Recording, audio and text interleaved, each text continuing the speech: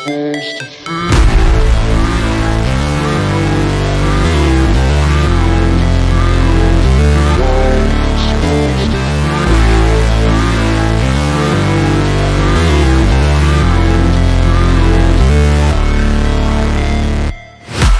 break, always fight, never quit, do it right, play the game, win it life, have no shame, there's no time, feel the pain, live the grind, I could change, in my mind, pick a lane, commit and climb, the only way to win it life, I never miss, that's fact, taking big swings, hand me the bat, put me in the ring, you'll go out in a bag, cause I sing what I mean and I bring it to the mad light, ain't got time to kill, I got time to feel, I took a red pill, I know life's short so I wanna live real, but how's it supposed to feel?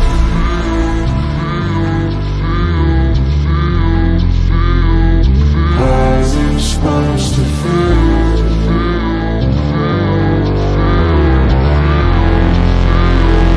How's it supposed to feel?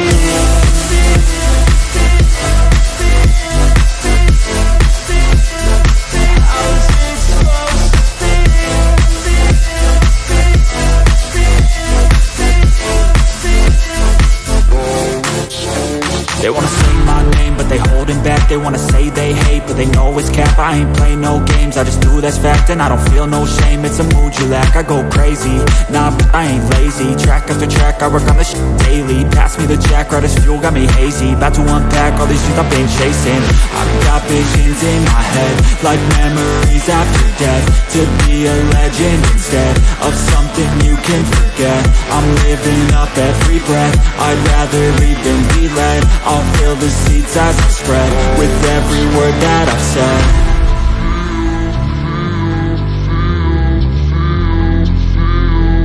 How's it supposed to feel?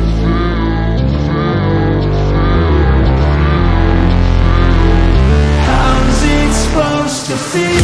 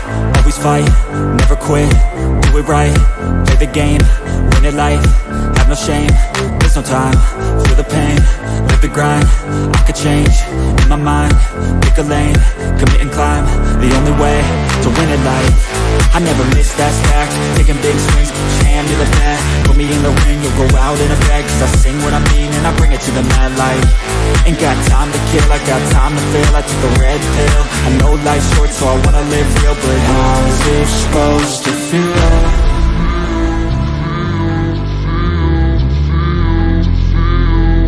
How's it supposed to feel?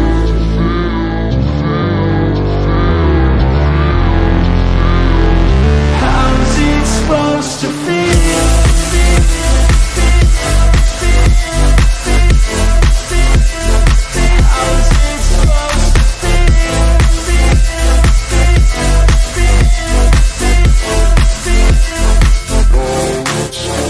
They wanna say my name, but they holding back. They wanna say they hate, but they know it's cap. I ain't play no games, I just do that's fact. And I don't feel no shame, it's a mood you lack. I go crazy, nah, I ain't lazy. Track after track, I work on this shit daily. Pass me the jack, right as fuel, got me hazy. About to unpack all these things I've been chasing.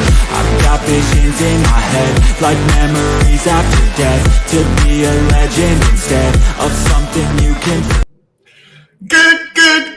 Good morning, everyone, and welcome to the grand final first dress rehearsal live stream. I am here with Gabe. Sean is still sitting over there. He's having a little bit of breakfast right now. So he's going to come on in a second. Melanie might make a small appearance here or there, but she'll be working a lot as well. Yeah, this is exciting because we finally get to see the real grand final show, the flow of the show, the running order that we all got like very, very late at night. We were all sat there like we were staying awake and it was like, when is it coming out? When is it coming out? And then it kept trolling us and then we were like, come on. Yeah, I'm still not over the fact that they had that running order for half an hour and they didn't tell us. Yeah. It's like they want us to suffer. In fact, they do want us to suffer. Yeah. God, it was a suffering. Anyways, welcome everyone. And yeah, what did you guys think of the qualifiers yesterday? Like, were there any surprises for you guys? Did you think all of these 10 were what you expected them to qualify? What did you think, Gabe? To be honest, I'm kind of still terrorized by what happened yesterday. Really? As soon as Belgium came out first, I was like, oh God. Like, I could, you know, when you can see there's a bloodbath coming. Yeah. And so Belgium came out and I was confused. Finland came out and I was confused. And I realized, I was like, oh no, San Marino, you know, Cyprus, all these started, you know, I think ultimately the one that nobody predicted was Belgium. How about you? Yeah, I had the same thing. Belgium was just not on my radar anymore. Like initially with just a studio version, it was one of my qualifiers. But when I saw the staging, I had my doubts. Like I thought it wasn't going to be enough. But you know, fair play. Like he's an amazing vocalist, and it's still a really cool song. So in the end, it is all about the song, which is they deservedly went through. But it was a bit unexpected, and yeah, I'm just the most sad about San Marino, man. Like that was such an awesome performance, and we're not seeing it in the grand final. It's a bit unfortunate, but it is what it is. I think Justice for Brooke. Justice for Brooke as well. Yeah, I think Ireland. I'm very sad about Ireland. I'm very sad about San Marino. You know, I think there's some which I think I'll get over it. Yeah. Like Israel. I know I am. You know he is on his way to the airport. Yeah. See you later. Enjoy your flight home. Bye. You know, Georgia is one of the ones that I really like a lot, and you know, I probably knew that it wasn't going to go through, unfortunately. But yeah, when Belgium was the first one announced, I was like, someone is going to miss out, and like, fair play to the like running order, I guess, of the reveal. Like, it could have been either Serbia or San Marino. Like, I was really thinking, oh, maybe it didn't translate to the entirety of Europe, the Serbian message, but it did, and you know, deservedly so, I think. I think I was a little more resigned to San Marino's fate. By the end, I was like, I couldn't see. I would have been really, really stunned if we had lost Serbia. I didn't see any way for that not to go through. Yeah. So when it got to that last one, I was I know, but like I was a bit worried myself. Yeah, I get it. But it would have been such a massive upset. Yeah, Sean is here as well now. Hi, He just everyone. finished his breakfast. Hello. I'm alive again. Yes. Ready to go. Well, not ready to go, but we're going to go with it anyway. I don't think anyone's mentally prepared yet. Oh, I'm fully ready. I'm fully ready. And then, like we said, in like 3 in the morning, nearly, a little earlier, I think. It was like 2:30, 2:20, something like that. Yeah, something like that. We got the running order, which was very late. Keep in mind, for example, in Azerbaijan, it was 4 in the morning. So if you're in Azerbaijan waiting for the running order, 4 in the morning, getting it, that's insane. I think there was a fan from Azerbaijan that tweeted words to that effect and went a little bit sort of semi-viral under the Eurovision thing. It's not fair on the people even in the UK and Ireland. Like, it's still 1:20 in the morning there. On a Thursday night, you know, people need to. I know it takes some time. To put it together, but I don't see what the point of making people wait half an hour for it at that stage of the morning really does. Just release it, you know. I think it's sort of very much like had I think by that point it was like, please just get on with it. It's been hours, we're all exhausted. Everyone's waiting around. Yeah, we didn't need a guessing game at 2 a.m. You know what I mean? Like, just let us you know, stew over it. And talking about that running order, let me get it on the screen for you guys right now. This is what the official running order of the grand final will be like. It starts up with the Czech Republic, then we go to Romania, Portugal, Finland, Switzerland, then France. We go to Norway, Armenia, Italy, Spain, Netherlands, Ukraine, Germany, Lithuania. Then we have Azerbaijan, Belgium, and Greece, Iceland, Moldova, and Sweden. And the final 5 are Australia, United Kingdom, Poland, Serbia, and Estonia. Now, guys, which of these countries has like a very favorable running order spot? Like, which one or like 2 stick out to you? So I think the big winners, despite the fact it's around ballads, I think 22 is great for the UK. I think you can't really lose once you're in the second half. Even if you're surrounded by, even if you've got similar songs, like styles of songs around you. So I think really happy for the UK. I think the other big winner is Moldova, but this was Sean's point first, so I'm not going to steal it and I'm going to pick someone else and let Sean talk about it. The other big winner, I think, Ukraine. You know, obviously first half, but really late in the first half, which will offset a lot of the potential damage that could have been done by being, you know, if they end up 3rd or 4th. Yeah. Unfortunately, you stole my other answer as well. Oh. I'm gonna go with it. I mean, Ukraine. I think one of the biggest losers in that, unfortunately, is the Netherlands. I hate to say, Roy, because you know, between Spain and Ukraine, that could potentially harm the chances. But I hope not. Ukraine's got a great draw there. I think sort of as good a draw as they could have got in that half, really. But you sort of placed second to last in the first half, ahead of Germany. It's sort of the last upbeat song for a while as well. And like I was going to say, the other one, Moldova, my God. Like they've almost handed a top 3 on the televote to Moldova on a platter with that draw. Because you've got, I mean, Lithuania and Belgium are a little bit more upbeat than the rest. But there's, you know, 5 or 6 sort of mid to low tempo songs in a row. And then Moldova is going to be like, hey ho, let's go. Let's pick this tempo and rock and roll. And then even then leading into Sweden, Australia, UK, Poland. I mean, what were they thinking putting those 4 together? I'm sorry, like that doesn't help any of those 4 countries to really pop off. So I will actually give 2 totally different answers than you guys. I think Azerbaijan has got an amazing draw because you have all of those ballads here with Sweden, Australia, United Kingdom, Poland all cluttered together, and the one they singled out from that is Azerbaijan and kind of Greece as well. And like they're kind of surrounded by Lithuania, Germany, Belgium. I think Azerbaijan can really stand out in this bunch. Greece a little bit less because Moldova is coming very closely after. But both of those have a really good running order spot. And I'll also say Serbia as 24th is a really, really good draw for them. I think that is another one that's really winning out for me. I'm very gutted for the Czech Republic being drawn first because I can't believe they did that. I'm so angry at the EBU for this.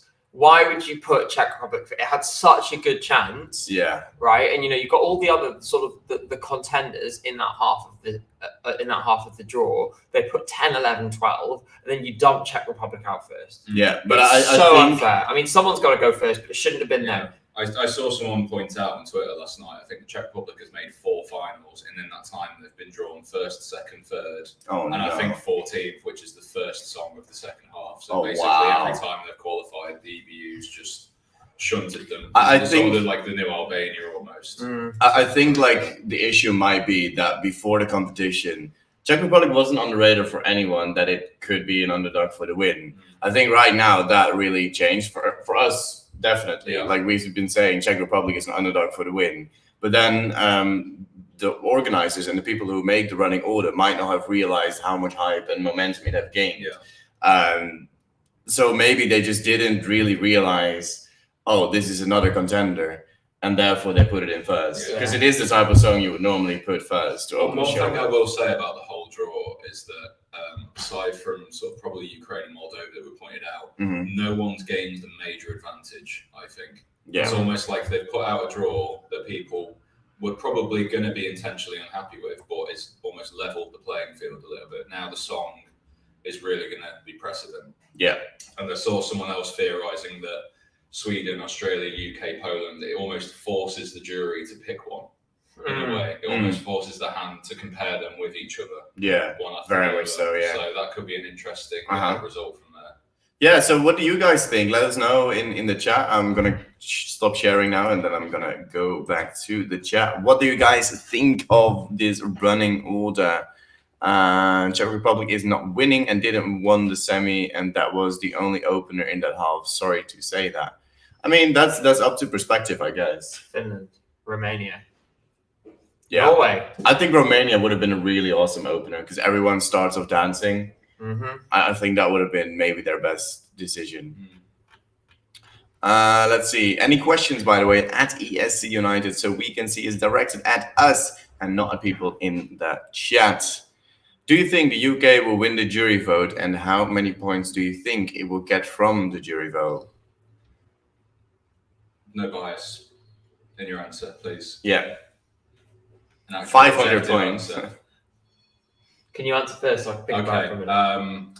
I see a potential for 200 plus, possibly 250 plus for the jury for the UK. I do think it's going to be top 3 with the jury, the way that things are going at the moment. Whether the draw is going to harm it, we don't know. I'm more concerned about the televote. I don't think the televote is going to give us much north of 100.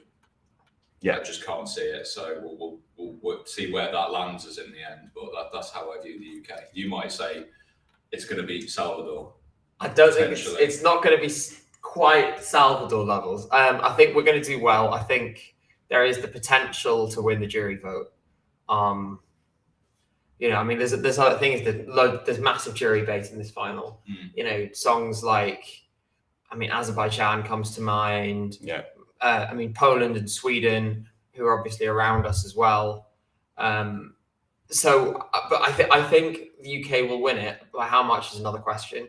I don't think it's going to be quite that bad with the televote. I do think we have quite an accessible song, and you know, to get a very large amount of points, to get 200 points from the televote, if we're picking up a lot of 6s and 7s, 5s, 6s and 7s. Can't believe I'm talking like this about the UK, I just by don't the way. see it. That's the thing. Like, you know, then maybe it'll sort of make up some of the shortfall. I can't see us getting many 12s in the televote though. No. Alexander Aide, yes.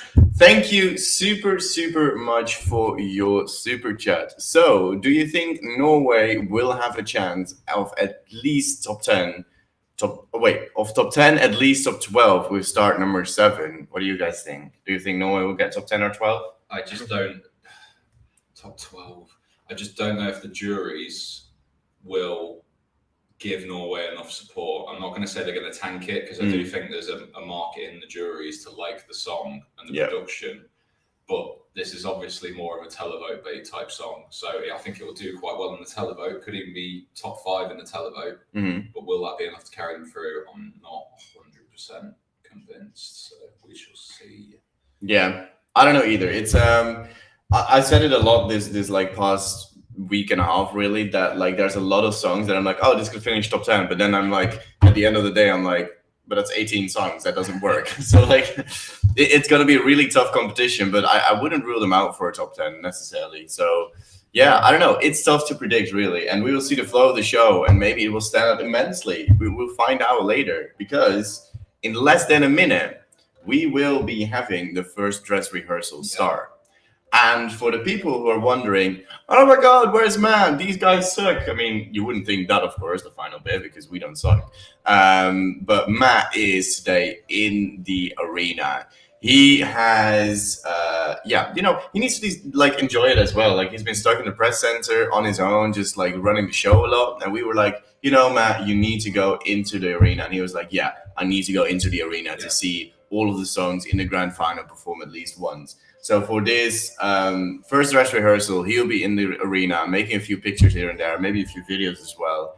But he will not be joining us on the stream, I think. We're giving him his opportunity to, go and enjoy himself. You can't come all the way to Turin and not go into the arena. Yeah, It goes from all the way from the US, like West Coast. Yeah, West Coast, all the way to Turin, and to not see the performances in the arena, and that's a bit mad. He's so not been to one show yet, has he? No, he hasn't. Not seen anything. He hasn't been anything. So he deserves this. So you have to stick it with us. But Connor might join a bit later. We all know that he is also from the United States, so that it is still very early for him in the morning. And at this moment, I do not know necessarily when he will come, but he will come, he said. So that's cool. You lower the volume just then. That is, yeah. No, it's back on now. That's fine. There's nothing, so just to point out sort of what's happening. We've got it on the rehearsal stream on the laptop, so we will have the volume up so you can hear the flow of the show. Obviously, by now, every single performance is out on YouTube on the Eurovision channel, so you know the camera angles, you know everything like that. We don't really need to go through that with you. Yeah. But we'll give you the flow of the show. We'll let you know, opening acting to acts because they're new. Basically, just talk you through how things are going with this dress rehearsal. At the minute, we've just got a shot of the arena. There's a few journalists in there at the back. I can see them. I'm sure Matt's one of them. Yeah. But generally empty because it's not a ticketed show. So nope. This is just the first run through to make sure everything goes well. And don't forget, we will also get the scoreboard and the fake results. We will get a fake jury. Right. I forgot about that for a minute. moment. We'll get fake spokespeople, possibly, some real.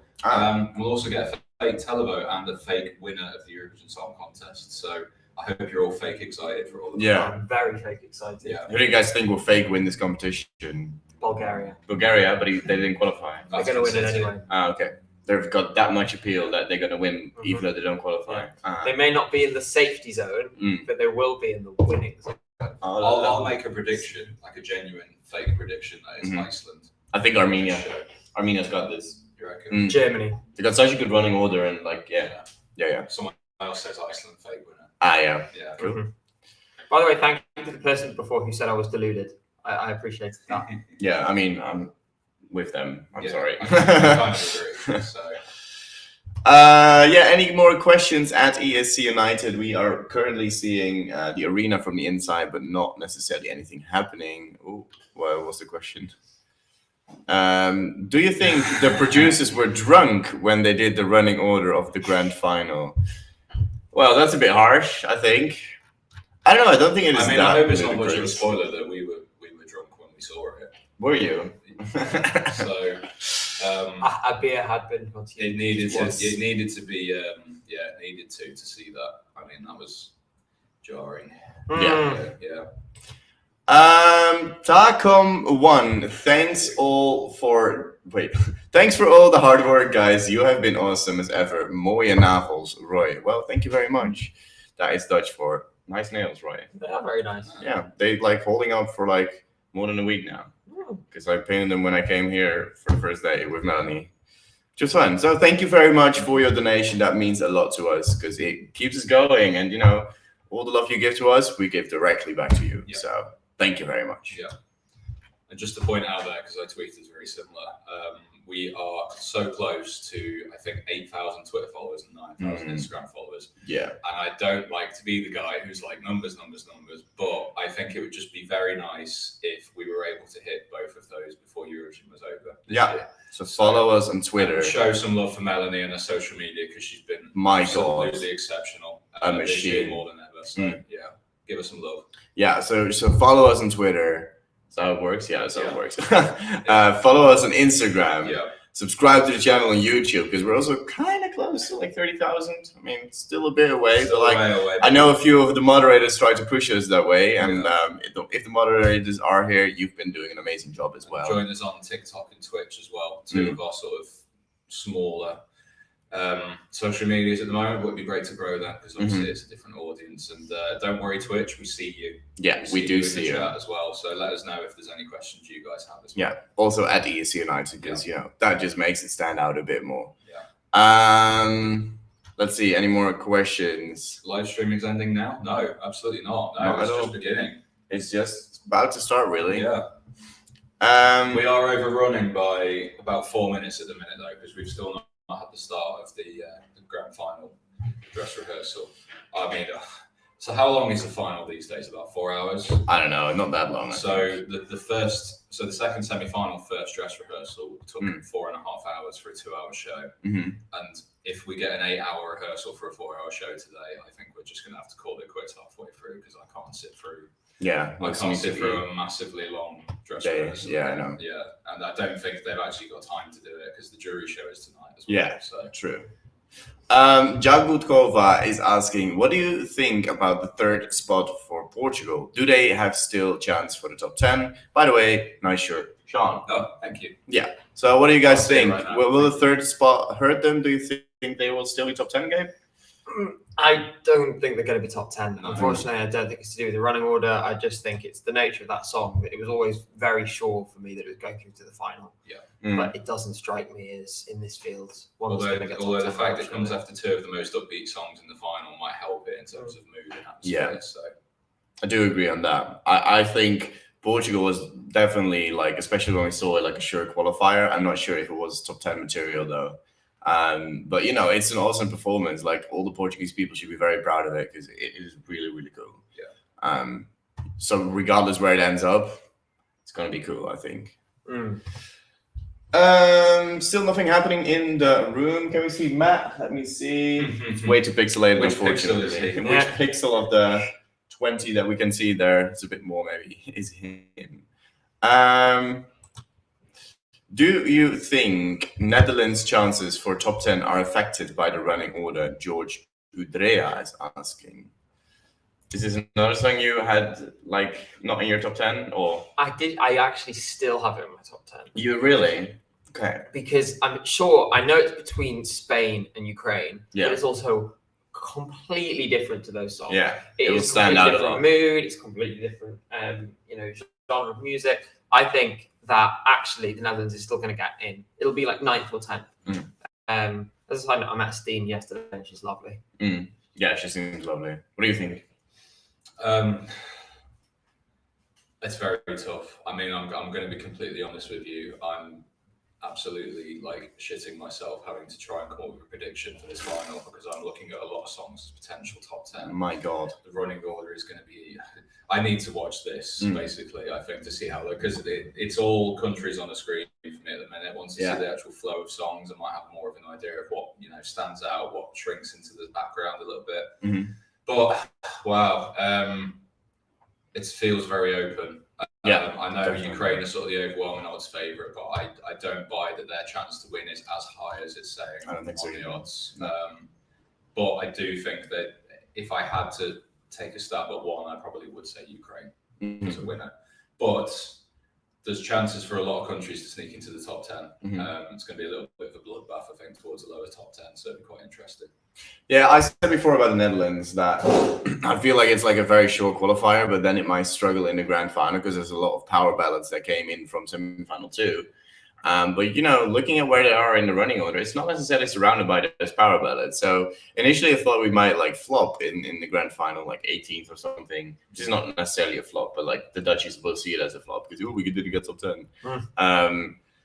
But now I'm like, actually, maybe we can do a bit better than I initially thought. So yeah, we'll see how we will do, I guess. Don't lose all hope just yet. Let me see for another question.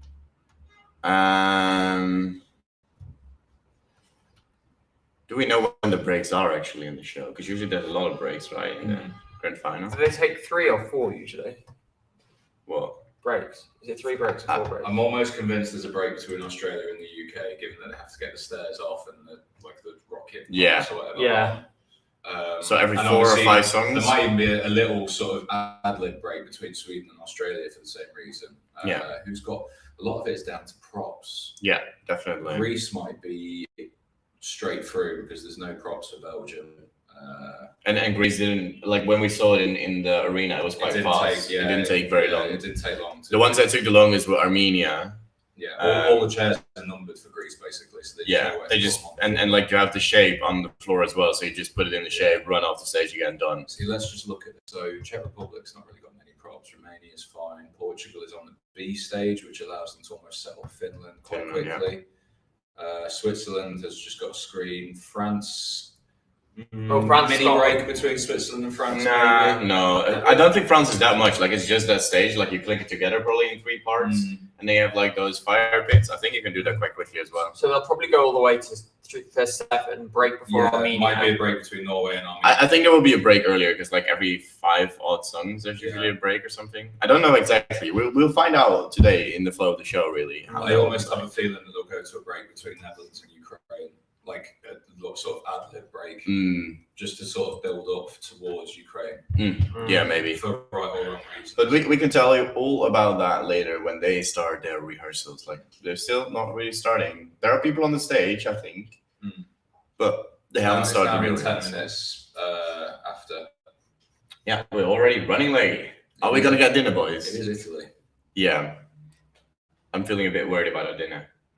We were gonna have a dinner with Matt and the gang. So yeah. Please, Italy, don't go over too long. You'll just have to come here. Italy's going to take away our food. We'll grab pizza from around the corner again. Oh, that's really nice. I need to get a Bismarck. I haven't had a Bismarck yet. Yeah. I had one Bismarck.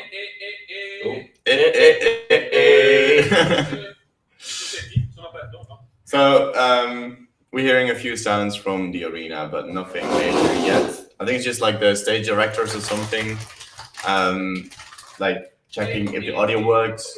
Good afternoon, everyone. Good afternoon, everyone. Ciao, ciao. Ciao, ciao. Sorry, love it. She will be here later for the interval act rehearsals. Okay. So no Lara singing for this rehearsal. She's fine, so you don't worry. She just needs to rest, they said. So if it's okay. Did she have a few drinks as well then yesterday? Maybe. After that result, I needed a few beds. Same. There were a lot of. We went to an Irish pub. There were a lot of and there are actually a lot of Irish fans in Turin. Yeah. I did feel very bad for them. I think they really took to Brooke, and I think we all really took to Brooke as well. Yeah, but like the thing is, like they partied enough, so like they requested "That's Rich" like about 10 times while we were there, so it was very fun. Like they were just dancing and jumping up and down, and I was like going with my drink, like, I need to go through. Sorry. There's one way Irish people know how to get over heartbreak. Yeah, and that's alcohol. Yeah. The thing is, I have to say though, Irish people also. They view the filled pint as something absolutely sacred. When I was carrying pints past Irish people, they would be like, do not spill it. Passing of the waves. I think, Irish people go to extreme lengths to not spill your pint, which I very much appreciated. Yeah. It's a really nice pub, actually, and it wasn't that overcrowded. Like, we were there on Tuesday as well, and then it was, like, very kind of empty in a way. Yeah. But it was like very nice because we were just talking a lot. We thought it was our little like secret gem that we found in Turin, and then everyone found it last night. So it's a bit unfortunate, but it was still fun. That's a story for another day, anyway. So, true. I saw Louise. Guinness runs through our blood, guys. Yeah, that's very true. Oh, that's Louise. Yeah. Louise is in Italy currently, right now, at the airport. So she's watching from the airport our live stream. That's dedication. Is she coming? Is she coming or going? What? No, she's coming to Turin right now. Okay, I was gonna say she just texted me like, "Oh, I landed in Milan." So it was deep. You said Italy. I was like, "Where in Italy? Is she here?" Is she like, "No, is this a badly timed holiday?" So hopefully we'll see you at some point. Any of you really like if we see you, then say hi. Yeah, please, like. Say hello. We're not scary people. Yeah. Well, except Roy's very scary. I'm very scary. Yeah. Very scary. I'd say we've really felt the love in Turin. Yeah. I mean, the last Eurovision I came to for obvious reasons was Tel Aviv. Yeah. So it's nice to be back in the city and sort of feeling the vibes around the place. And, you guys that have been out there watching, it's really humbling and, actually means a lot to us when you guys come up to us and say, just simple, like, I like your stream, keep it up or anything like that. Yeah. It's a lot. So thank you for all the support. Thank you very much. It means a lot to us. So. It's really fun to feel that. Oh, that was perfect timing because we got to do. What a great introduction. Today. Yes. Otherwise known as the national anthem. The national anthem. Is it loud enough for you guys? Can you please let us know in the chat? Yeah. Oh. What I've really noticed is they are really using a lot of old songs in the show. Like throughout all the shows, they've used a lot of old songs. So I believe this is called the Rocking 1000, which is like an ensemble of musicians who I was reading up about apparently came together to convince the Foo Fighters to come and perform in, I think, Cesena in Italy. I could be wrong. And they did, didn't they? Yeah, and I believe they responded and came and performed. And since then, they've been like a sort of touring ensemble, ever changing, but Interesting. Yeah, and here they are in one of the main squares in Turin. I don't know the name of right now. I don't know either. Singing Give Peace a Chance. Oh. It's a very, like, trying to be overly feel-good show. Like, so far all the shows have kind of felt that way with the interval songs for me. Which is not necessarily my cup of tea, but... I mean, the world's been going through a lot of trauma. I get it. Over the last few years. But it's nearly, like, a bit too much in your face. Love, peace, peace, you could say. Yeah. But, like, that was a different kind of song, I guess. What I'm saying is this is like the... See, this kind of thing is what that was parodying, I think, in some ways. I mean, I don't mind it hugely, but it's a little bit on the nose. Yeah.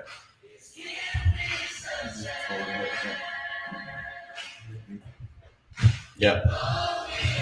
Yeah, tell us guys how the sound is, because we need to know. Yeah. Okay, I'm not sure if this is meant to be the camera shot because it's just zoomed in on Mika and Alessandro just standing on stage. I love Mika's suit. I hope that's his real stage suit, but probably not. I think probably in the actual show they'll be like clapping along and being like, oh, yeah, and they've got the audience, they've got shots of the audience, and I'm going to presume they're going to tell all of us to sing along. And like probably have like the phone light thingy on the screen. Yeah. So like if you've never been to a Eurovision show, during some of the songs, in some parts, there will be like a screen instead of showing the performance. It will say, put your phone light on or something like that. So that people actually put their phone lights on. So now we have a few dancers. And 6 drummers on stage. They're shirtless, so it is love, love, peace, peace. Or are they shirtless? Maybe not actually. No, they're not. It was just orange. Very orange. Why is that one got a mask on while she's singing? Because I think this is probably meant to be Laura Pausini and this is standing. Yeah. The backing track. So I would imagine that Laura Pausini will probably sing to open the show. Yeah. We've got a lot of dancers dressed in orange. Orange.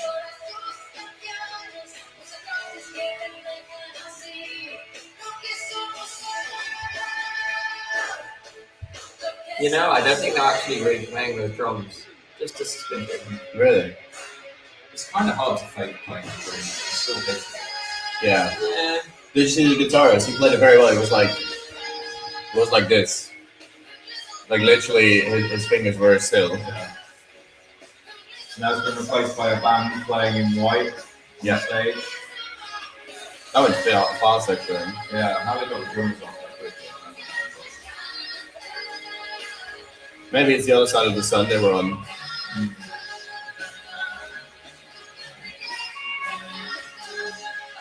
But yeah, guys, just a reminder, Laura Pausini is not in this rehearsal. No.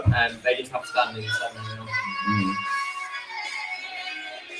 There's the rest, apparently. Alright, so in the chat today already, I've already seen that Ukraine will do well and badly in the jury vote because of politics, and well in the televote because of politics. Yeah. It's like, not all of those things can be true, firstly. And then, secondly, it's a good song. It's going to do well. I was about to say, like, just politics will not win you Eurovision. If Croatia, for example, this year had the situation going on, it still would not have done well. Like, you need a good song. That is the first and foremost thing you need. So, do you worry that if we win, the locals will just moan about the concert posting instead of Europe hates us? I think people will do what they did about the Olympics, which is they'll spend the whole year worrying about it and being like, oh, it's going to be terrible. Yeah. I think they raised a very valid point, whoever it was. Sorry, the name's gone. There'll be a few things. It will be, I saw someone tweet saying, oh, desperate EU gives UK landslide victories and get us back in. Why are we wasting taxpayers' money on this bullshit? The organisation's going to be a shambles, trying to bring it down from the whole thing. There's going to be some kind of narrative, but unfortunately, shitting on Eurovision is a very popular thing to do in the UK. Yeah. And ultimately, nothing that anyone says will be anywhere near as unhinged as calling the jury, as comparing jury votes to fascism, which somebody just did in chat. Wow. Wait, what? Look, right there. Wow. Jury voting, the small group enforcing their ways into the masses equals fascism. Firstly, that's terrible, terrible analysis. Secondly, please let's not go over the top here. Yeah, let's try and have a little bit more grace about things. This is a long intro, like they're still performing. It's now all in red and there's some dancing going on. And they've got some boxes, some big hats, like LED mirror things. Yeah, that's the drawbridges on the stage. Oh, is it? Yeah. Oh, I didn't realise how far forward it was. Yeah, it's on the big stage now. It's people with like motocross goggles on and like red gloves. It's like a box song. The stand-in is really getting into this, I have to say. Yeah. In a way, it's kind of weird she doesn't take off her face mask because she is performing. I guess if she's a member of just production staff or something. Yeah, she probably has to stay like that. So then that's the end of the intro, I believe. And she thanks the crowd. Cool. Is that Matt? No, it's not. Grazie, Matt. No, that's a woman.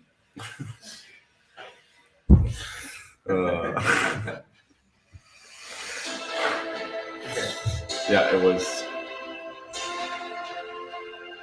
Oh, that camera angle didn't look quite right there. No. They fixed it by the end of the shot, though. Is this going to be the flag parade now? I would assume so. Sounds like it, 'cause it's normally like some heavy German techno or something like that for the flag parade. Yeah. Live from Turin, Yeah. Italy. This is the grand final of the Eurovision Song Contest 2022. Please clap your hands and stomp your feet for our finalists. I wish they didn't encourage people to stomp their feet because the grandstands actually shake a bit when you stamp your feet. It's quite unnerving. So basically, the flag kind of bursts on the back wall, the LED wall. Although obviously, as we all know by now, there's a little something in the way that sort of stops it from being shown easily. But it's a nice sort of graphics as well. Yeah. Camera work's not great because we're not zooming in on the contestants. Not that much. They're going quite fast, actually. Yeah. So they show the name of the country in like sort of virtual reality or stage as well.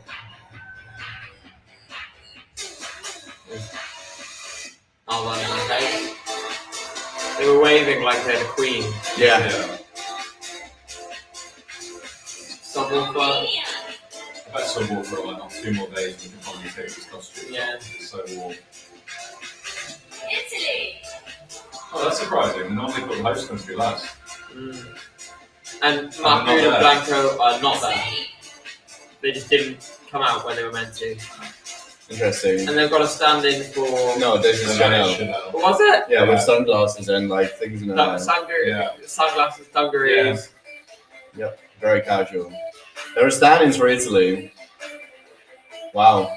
No, there's no one for Italy. It's like... No, but they had 2 people walk in the end with an Italian flag. That's not the best look, I would say. Especially given they've already had missed rehearsals. Yeah. So there's a break in the sort of flag parade after Spain. And then the Netherlands. I mean, like, if they were like judging a bikini contest or something, then I'd understand it. But yeah. So Vago is saying they did put the host country last only once, and that was only in Ukraine. Ah. So there you go. The more you know. They did it in Portugal as well, I'm sure. But wasn't that last in the running order? No. It was last in the result. Stand-in for Lithuania as well. Yeah, standing for Lithuania. Makiese there for Azerbaijan. Yeah. I still can't believe he's 22. What? That's crazy. Nadir's 22. Yeah. He's younger than all of us. And he has that voice. Mad. So none of the contestants here were in like the stage costume. Czech Republic and Romania were. Yeah, because they're the first few. Yeah.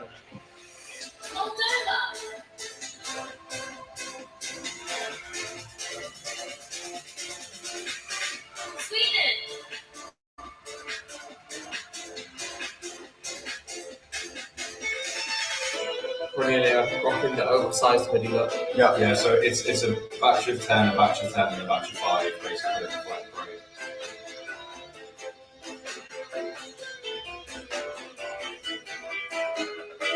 And you've got some dancers with like LED tubes on stage. Yeah. Although it's not like the tubes change colour or anything, so I'm not really sure what the point of them is. What do they change colour? We're about to find out. Australia. Yes, they do, but they're so small, it's difficult to tell. United Kingdom. The way he walked out, he was like a bit late. There's Sam, my Sam. It's my boy.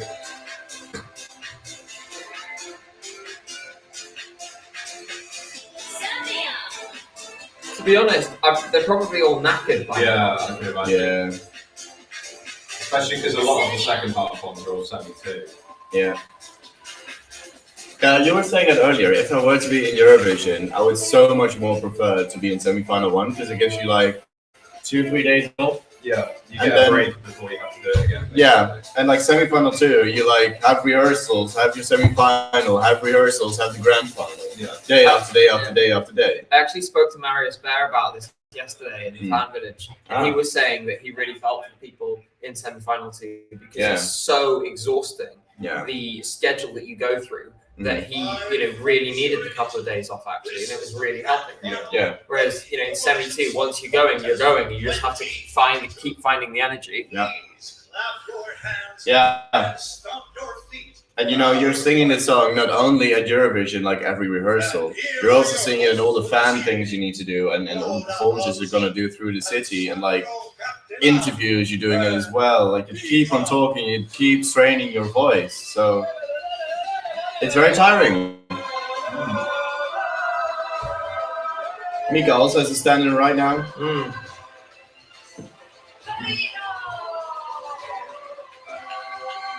That one took off her mask for a moment. There's a different stand-in. We're on Laura Pausini stand-in number 2. We are here almost. Let's hear. Some Marius just tweeted. He must have like a team because he literally just walked on stage and must have got his phone out and tweeted. Yeah.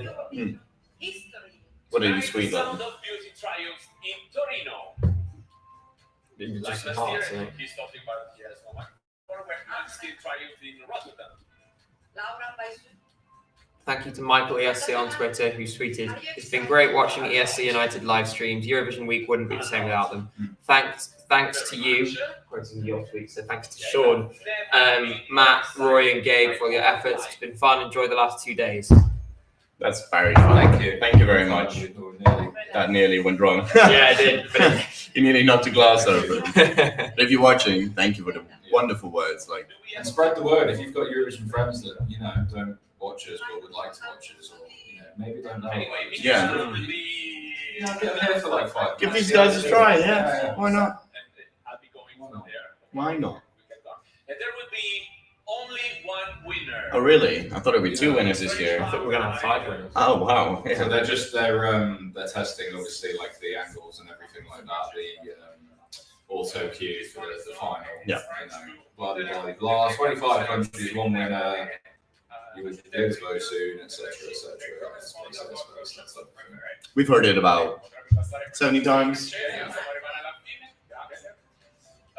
tonight 25 countries are competing for the grand final, and you have the power to decide who will be the winner of Eurovision. Question from Twitch: will you guys vote for your favourites in the final? I don't have an Italian SIM card. No. I tried to vote in semi 2 because I was told that if you have a British phone and you call the British number with the UK dialing code at the start of it, it would work.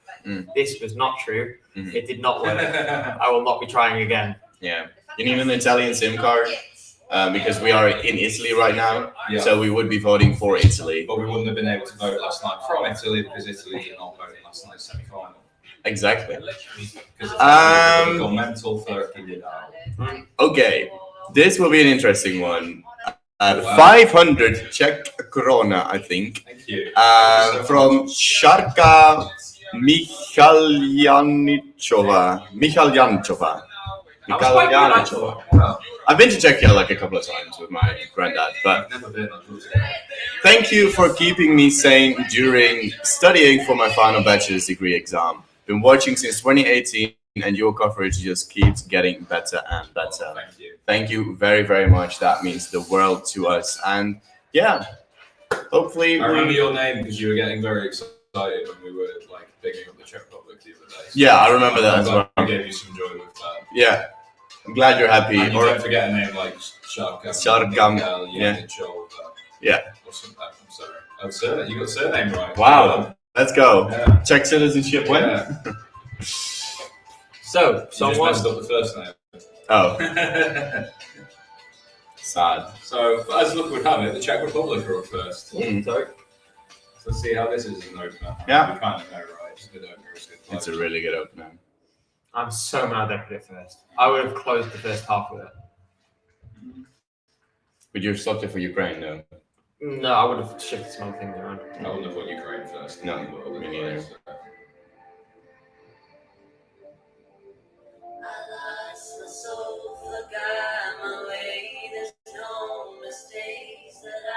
It must be so hard for the artists, like from the second semi-final to get the adrenaline out of the system. Yeah. Can't make that again. She still has her hair very casually. Bear in mind, everyone, because this is obviously not, this rehearsal is not voted on or rated in any way. It may be that artists save their voices, don't go for big notes. Yep. Things like that. It is mostly for production crew to feel the flow of the show, get all the props on, get all the props off, all the interval acts to really flow together. Yeah. So this isn't necessarily for the artists.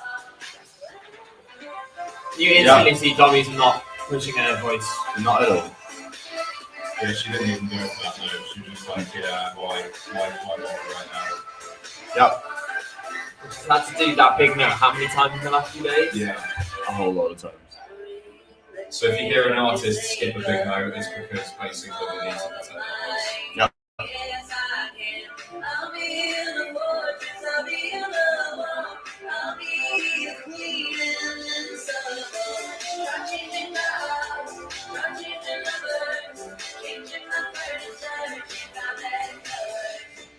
It's actually nice to see because I think the artists in this rehearsal are slightly more relaxed. Yeah. Like, for example, Dominica is like smiling a lot, sort of interacting with the other guys in the band, clearly like just enjoying herself, which is nice to see. Yep.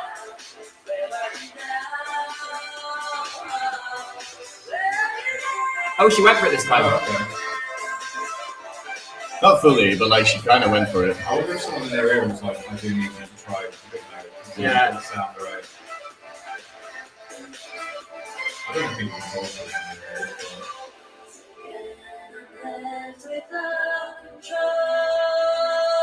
I saw some Australians saying they can't wait to go back to their normal sleep schedule for Eurovision. Oh god, I can't imagine. Same with the Americans. Yeah. Yeah. So if you've seen like Alto Later. So she did go for the big notes in the end. Just the first one she didn't. She didn't really go for it. She like very much held back. Yeah. She sung the notes, but it wasn't, like... Yeah. And for example, if you've seen our interviews on our channel that were done by Connor, he's amazing, by the way. So if you haven't checked him out, watch them. A lot of the interviews are done at 4 a.m. his time. So like he needs to wake up very early in the morning to be able to do all of those interviews. Yeah. Hi, Matt. I'm Matt from the arena. We love you. Make sure you enjoy. Wave at the camera when it's pointing at you so we can see you. Yeah. That'd be cool. So now we're going to another upbeat song in Romania. Mm-hmm. Yamama, yamama. Lemaine. Lemaine, Yeah. bebe. Oliver BBB. Oliver BB. Oliver BBB. Anyways, let's go back to the postcard. What did you guys think of the postcards, by the way? I've seen a lot of people being very disappointed with it. What did you guys think of them? You've seen them all now. So tell us in the chat, what did you think of the postcards? I think the execution could have been a little better, but I like the idea. Yeah, I have the same idea for me. I've grown fond of our little drone friend, Skippy. Leo. Skippy.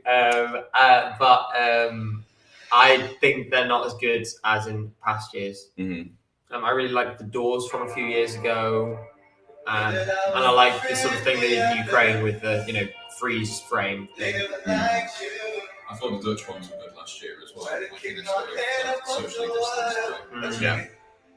And also Copenhagen, where the artists had to make the flags out. Yeah, that was also really great. That was the best thing the UK did that year. Yeah. Do you remember, like, in the 80s or 90s or something, when they started doing postcards? It's like one year where they had like really creepy postcards. I love those. Which year was that? I don't remember the year on top of my head. So if people know what I'm talking about, tell us.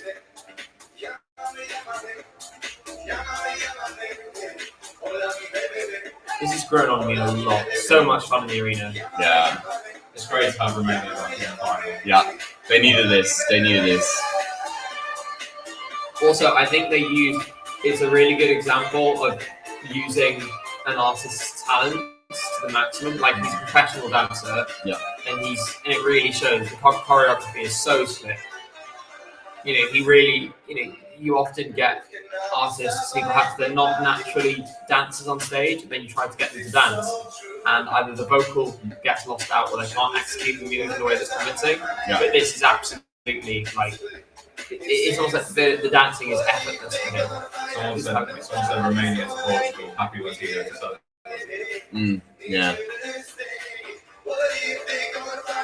We'll try and answer questions where we can, but obviously we also want to let you guys hear a little bit of the show and live. Yep. And Aussie Rose, you're doing an awesome job. Thank you very much. I'm so bad at making these hearts with my hands. Every time I sort of go like, just make a potato like this. Yeah, a potato. Yeah, that's a beautiful heart. You can also do it like with this, but I can't do it. Oh, what's that? Like this. Oh, but like my fingers are a bit crooked because I'm a handball player, so like your fingers like smash quite a lot. So that one looks like good. Look at my pinky, it's like very crooked. Ooh, that points in at least 3 different directions. So yeah, it's very crooked. Handball for you.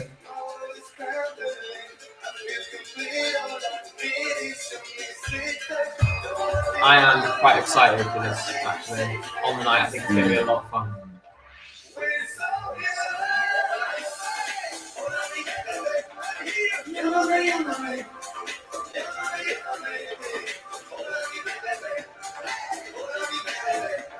It's really grown on me.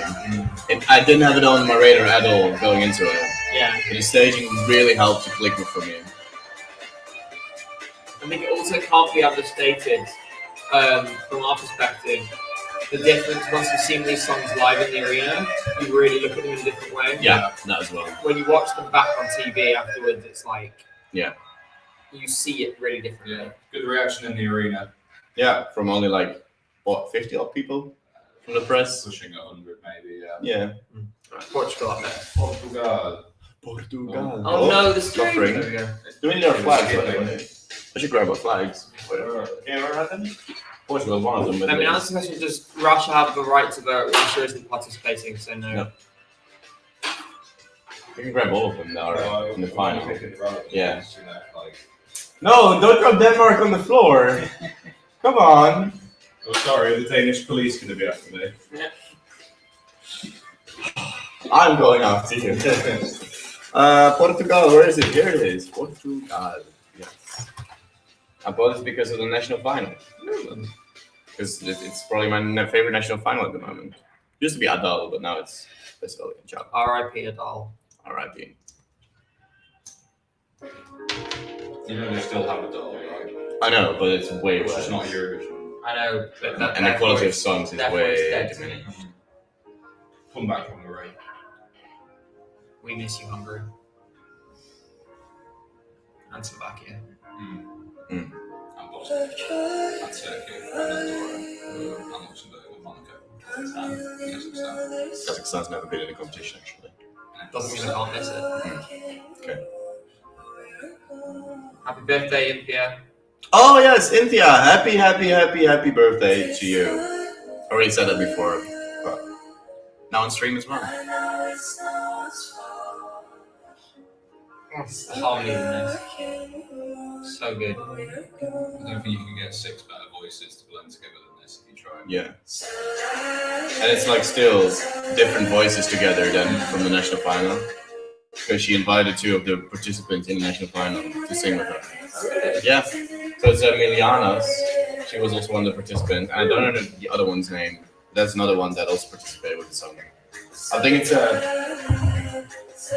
was it Diana Costa with the ginger ale song? Did you watch Festival da Canção? I did, but I'll admit it's kind of blurred into the memory a little bit.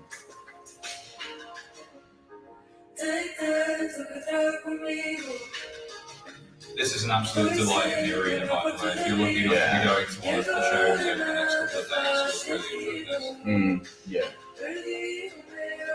I think it's really good that Portugal, I think after a long time of trying, in the last sort of 5-6 years, they have finally found the way to present Portuguese music to the world in a very authentic way. They found their mojo a little bit. Yes.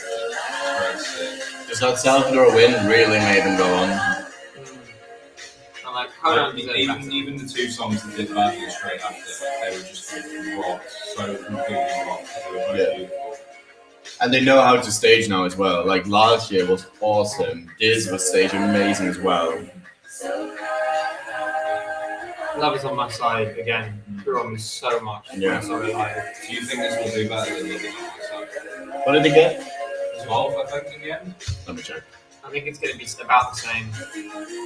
It's like Euro country on this side. Wait, where am I?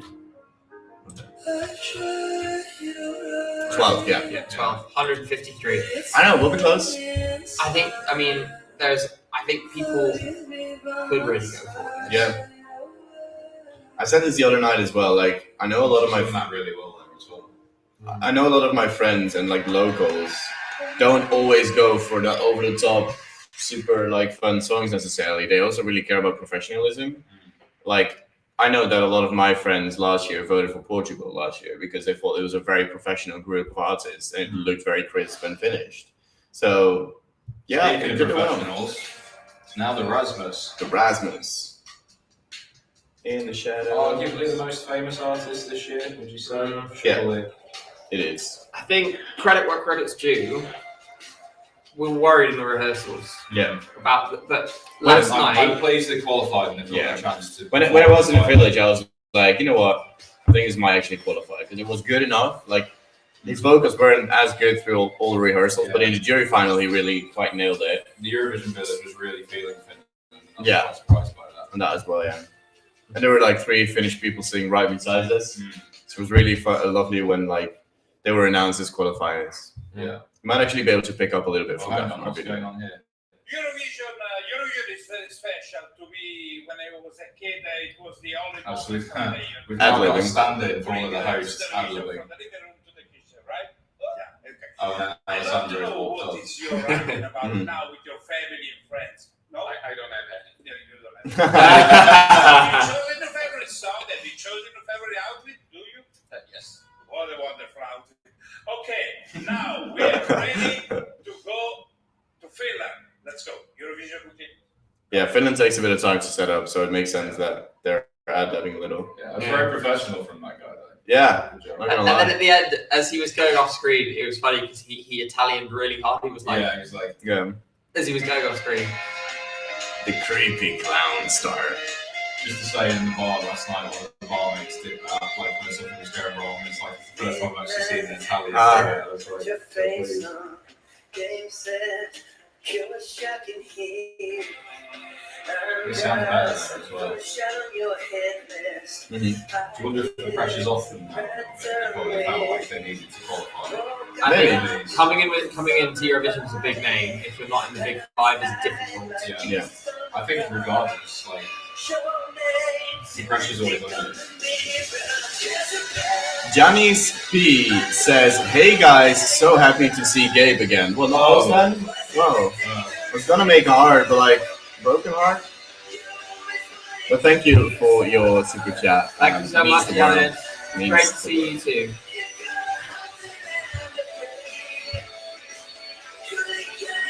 Yeah, I was also so you've got all this pressure on because there's something that is expected of you. That's why I think Achille Lauro,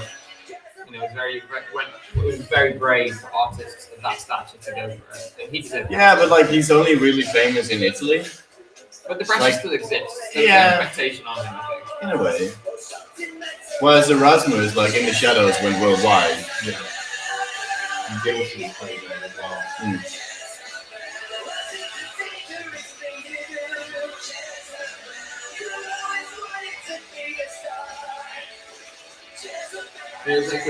Everyone I know who lives in Finland after the national final, they were basically like, yeah, all of our parents voted for Erasmus. Yeah.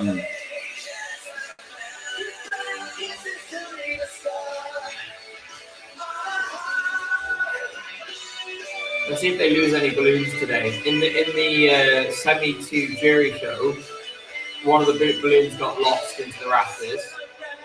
It got loose and flew up into the skies. But in the live show last night, they didn't lose any. No.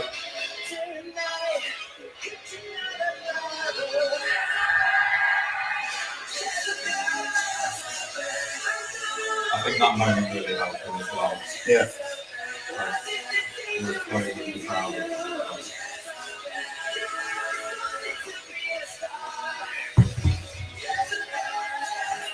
I'm still not sure about the lead singers like Raincoats.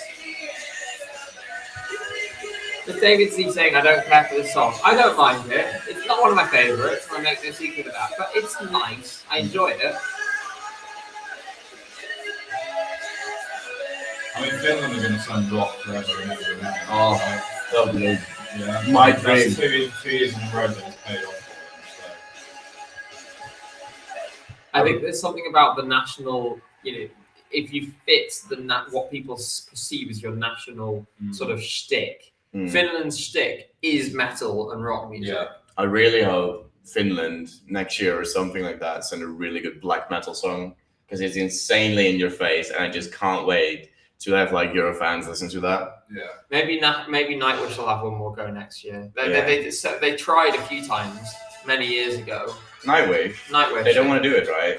No, they tried in like 2000. Oh, really? Yeah. They did try once. Like just as they were. I don't think Nightwish should go though. I don't think it's a European type of band. I guess so, but I would love to see Nightwish here. I was such a massive Nightwish fan when I was a kid. Yeah, I mean Melanie's not here right now, but she'll back me up that every single morning when I wake up, I take a shower, listen to metal music while I take a shower. So I would absolutely love a sick ass metal music song. I think Norway's got could go for metal as well. Oh yeah. That'd be nice. Not sure if that national final is supportive enough of it though. Yeah, I think Finland is the format that is most conducive to it. I mean, if Give That Wolf a Banana can win it, then surely there's a chance for a good metal song. Sure. Ryan is saying we already had Atari. Well, Atari is not even a rock song. It isn't metal either. It's a techno song that has grunting in it. It's like industrial. Yeah. Roy is right. Listen to Roy. In Switzerland. I know my stuff. So Marius sang in the village yesterday, and he's brilliant, I have to say. Really, he was playing the guitar. It was really intimate. Yeah. He's got an incredible voice. And he's a really nice guy as well. He stuck around, just talking to fans. Stood and watched Rosalind with us. He was just very chilled, having a beer. We know he's an artist here. Yeah.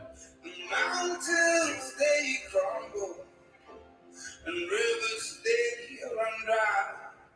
Actually, quite a lot of people saying that they really like this. Like some locals. It's interesting. He was talking about the song, and I asked him about the writing process, and he said that he did write this for Eurovision. I think he the offer came first, and then he wrote the song after. And he wanted to go for something really stripped back, which is something very exposed, because his usual style is a little bit more sort of energetic. So he wanted to do something a bit different. And he was clearly, obviously he's delighted that it paid off. See, I don't know any of his other music. I didn't realise that this wasn't his style. it's definitely more still sort of laid back than his other stuff. I'm glad that he's changed his vocal a little bit to how it is now. Fall down from the sky.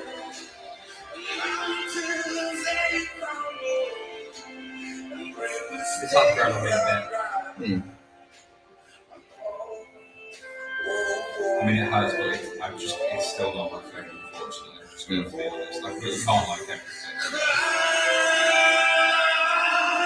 And I can always separate the song from the artist. So. Yeah. It's never gonna be my favourite. But I don't mind it. Does he think this is the jury show? Why is he yelling? He's just giving it like his best performance. I guess. Yeah. Remember, he's a semi-winner, so he's had 2 days off. So maybe happy to be back on stage. So maybe he just wants to try to see how well he can sing it. Yeah, that was nice. So do we go to a break now? Let's see. They're showing the crowd. Some guy on a laptop. More of the crowd. Stalling. This is a long Still stall. There we go. France. There we go. So there's no break planned. No. I think they just show the crowd for a while, but then that could fall flat because how long are they going to be, clapping for Switzerland? Yeah. Not for a minute long, surely. France's postcard, if you've not seen it, or well, you won't have seen it, some rice fields, Cantor's rice fields somewhere in Italy. Oh, really? So you see Alvan and Ahez. Yeah. I thought it would be the Philippines or something. Yeah. I didn't know they have rice fields here, so. And they're being projected onto like the sort of farmhouses, I guess. First, the big five. Yeah. It's incredible to think. In most years, we'd look at France and be like, wow, this is going to be the best Big Five entry by a mile.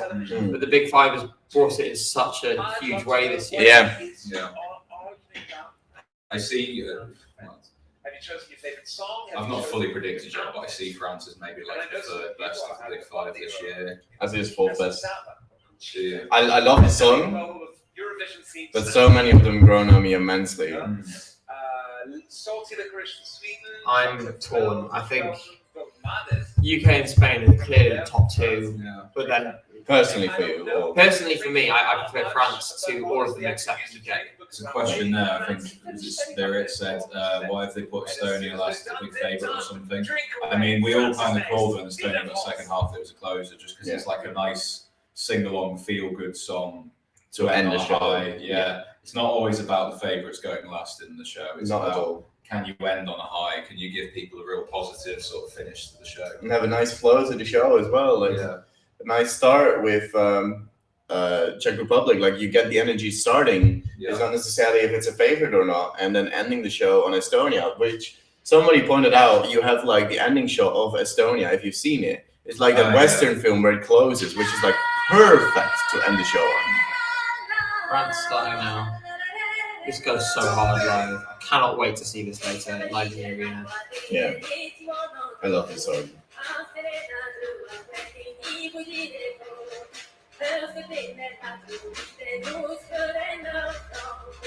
I love the intensity of it. I love that experimental moves. Like all the details in there are so. I mean, this feels like a good draw for France already. That's a straight for them.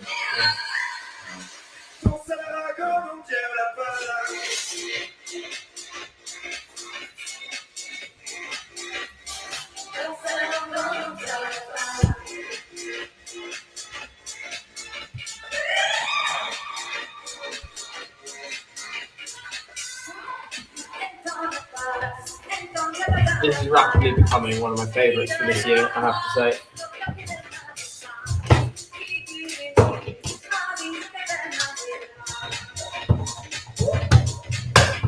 Just also stunning visually as well.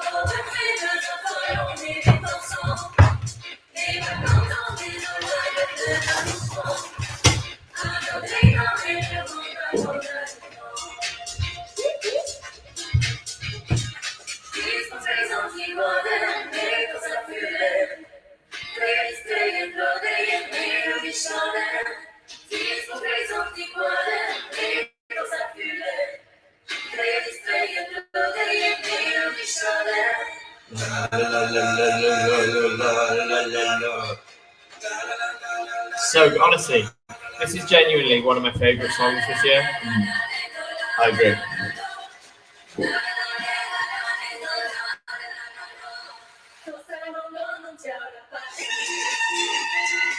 I think the contest is much better for given the alternatives. It's richer for songs like this. Yeah. At the time, I was disappointed that Saudade didn't win the national final. But looking back, I much prefer this. Saudade was such a High School Musical kind of song for me. Like, this is so much better.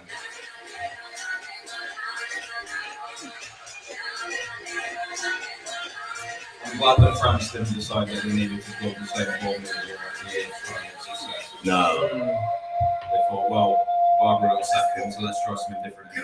Yeah. Mm-hmm. And that wink at the end, that's going to have like some effect on the telephone, I think. Just that wink alone. I think the lesson that I hope France has learned is that when you do something really authentic and really unfiltered, it works. Like, I think everyone agreed that Barbara last year was such a good representation of that kind of music. Yeah. I mean, that's really what last year showed us. Like, if countries do their thing, or like if artists do their thing and it feels authentic to the artist, then people will vote for it and will go for it. Like, that is so important. That's why a lot of those singers or artists that get given a song from a random songwriter that's not necessarily written by them or for them, they usually struggle a bit more. Then you look at things like Die Together this year. I mean, Spaceman, Fullen, doing different, obviously in a different way. But they all fit the artists very well. So speaking of authentic, we've got the Space Wolves from Norway now. So Give That Wolf a Banana is on the stage. Yeah. Alvan's wing is 250 telephone points. Not sure you have a name, so I will call you Keith.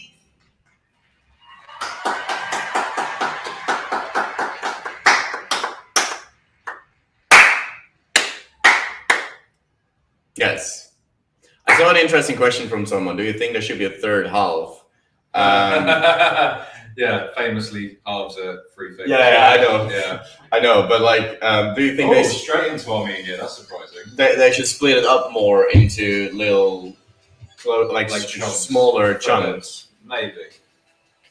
Like, ideally, I have to give them a little bit of freedom to, work with. Though. Like thirds might just segment it a little bit too much. Really? In my ideal world, it's like a complete draw. Like, you just literally grab your number.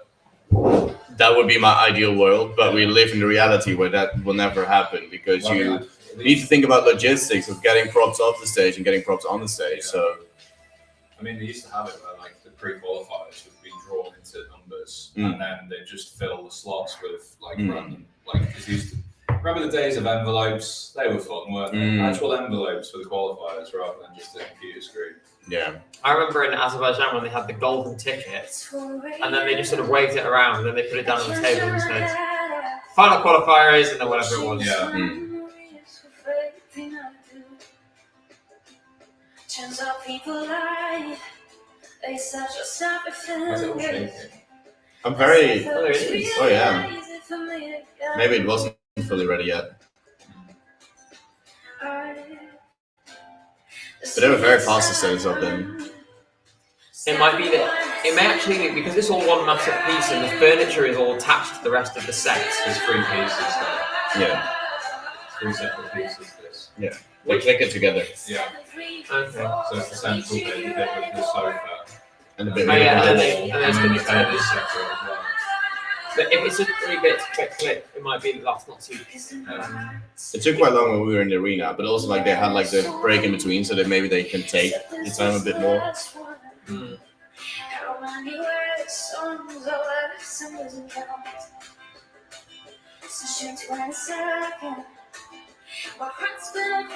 It is really cleverly staged though. Yeah. It wasn't what I expected at all either.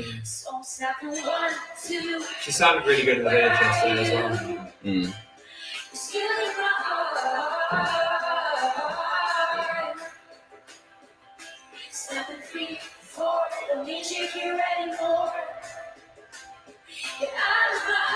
I spoke to her about the Velcro thing, and I said to her, "Oh, I shat myself a little bit when the Velcro didn't go the first time." And she was like, "Yeah, me too." Yeah.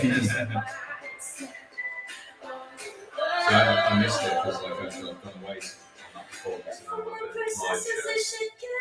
I missed it as well, but I don't know why.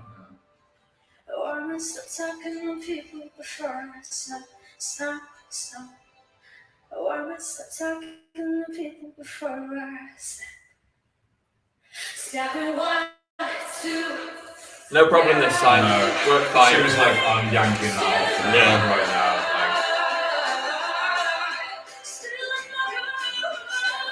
Such a good vocalist as well. It's really consistent, actually. Every performance is just on money. Yeah. This one was a tad bit annoying for us to watch in the audience because we were literally sat on the side, like we couldn't see anything. Yeah. Until it turned around a little bit, but then again we couldn't see the circle either because we were sat on the sides. So if you bought your ticket for Armenia and you're sat on the sides, watch the TV, unfortunately. Yeah. So. Thank you. Someone was saying about the UK. Do you think a break before the UK would help or hinder them? I think it depends if it's like an advert break because people might not return in time. You know, if it's a little ad-lib one where like they just get Australia off and UK on, then it might be fine. I think they will do that. Yeah. So we've got a break now from Armenia. So that is what song? Do I still have this open? Yes, I do. Well done. So after song 8, they have the first break. So I guess after song 16 as well then? 1, 2, 3, 4, 5, 6, 7, 8, 9. Yeah, that would make sense. So then the show is like divided in 8, 8, 9. Or 8, 9, 8. That could also be an option. But we will find about that later. To get here tonight, we have to do million things. Well, that's what I just said. Yeah, well, I'm gonna grab something to drink real quick. Okay, here's Hello. the best moments from this week's semi-finals. There was laughter, there was... So we'll answer some questions, I guess, while we're waiting for Italy. So there's break between Armenia and Italy. Let's have a little scroll through. Yeah. So there's a video that's just like a retrospective of the semi-final shows. Yeah. Please do put in some questions if you have them.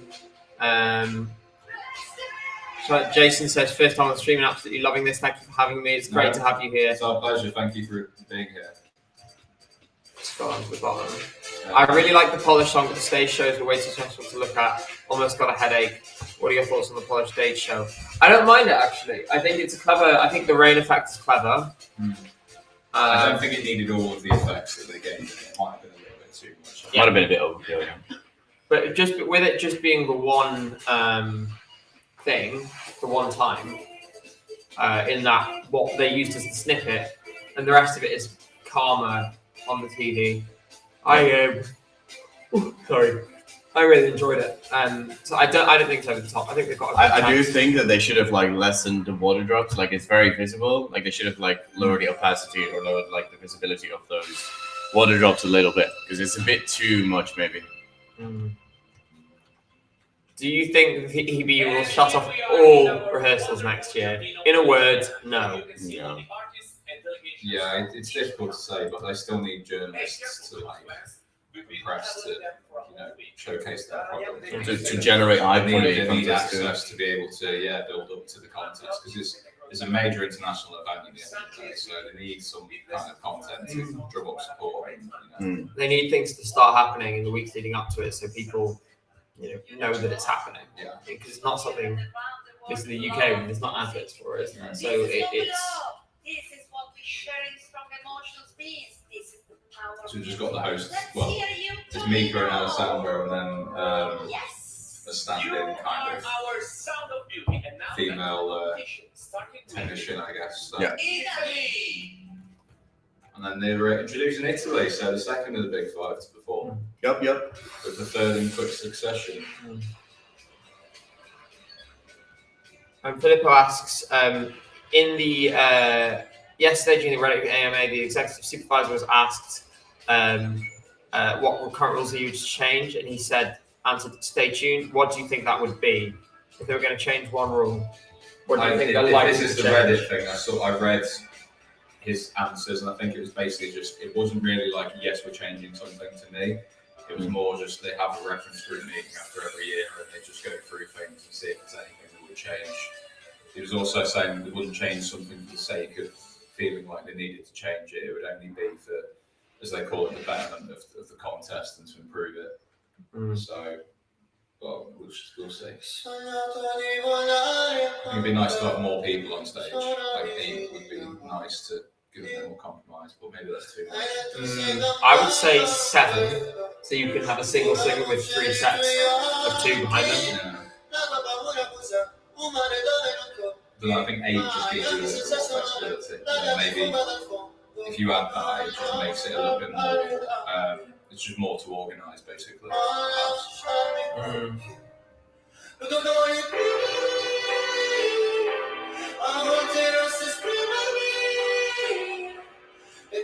swap colours, Blanco's wearing black and Maro's wearing white. Yeah. That's probably not the staging outfits that they will wear. Or maybe it is, I don't know. Maro's wearing like colourful shorts and then like a top over shirt. Like a robe kind of thing. Yeah.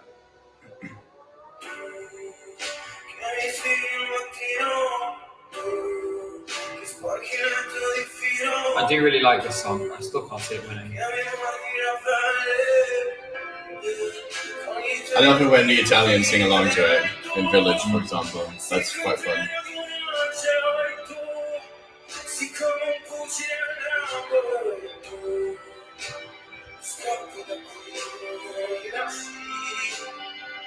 I thought you were drinking wine for a second. Oh no, I'm drinking apple juice. I don't feel like their voices blend perfectly when they're doing the same note. This sounds better than the previous rehearsals, I'd say. So it's a pretty good run for it. I think Blanco definitely sounds a lot better. But keep in mind, like, this is not necessarily there for the vocals.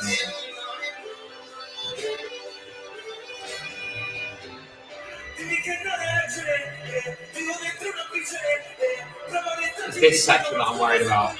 Why? I think this is the best section of the song. I don't know. Every now and then it just feels like.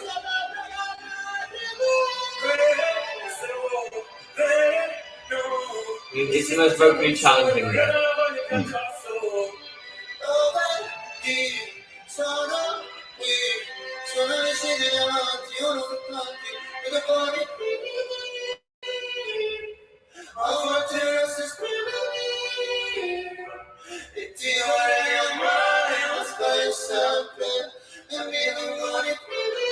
Does it work in the draw after? I mean, I know there's been a bit of a break, but does it feel impactful, would you say?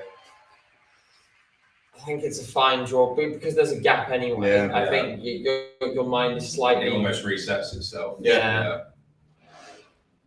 Okay. Spain. España. Spain alert. I'm sorry, can we talk about the fact that they went Italy, Spain, Netherlands, Ukraine?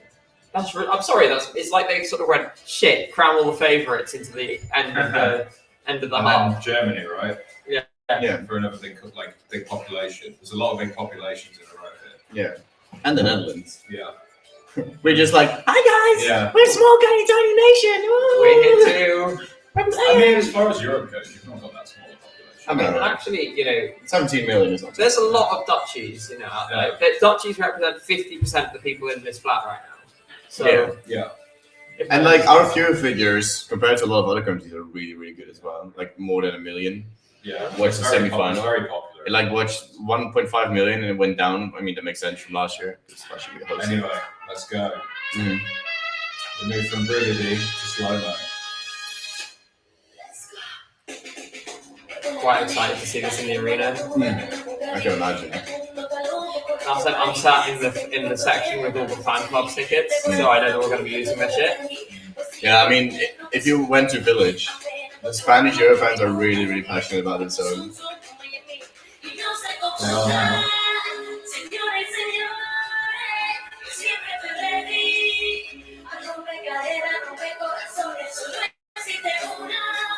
How many of them voted for international final judges? It was only about 4%. Which is extraordinary because I remember when I first saw a video of this international final, I was like, well, that's going to win. What, this Yeah. performance? Yeah.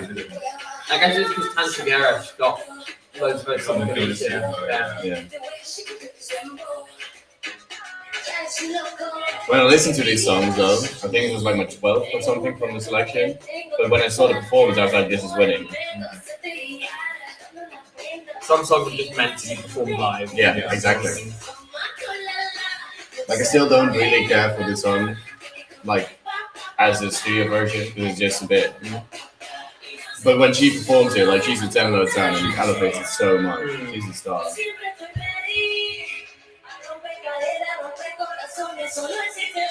Guys, keep the spamming at a minimum, please.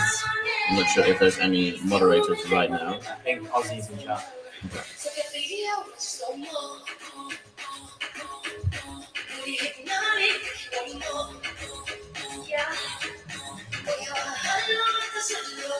It's good for Spanish Euro fans. You can feel excited to hear that. Yeah, definitely.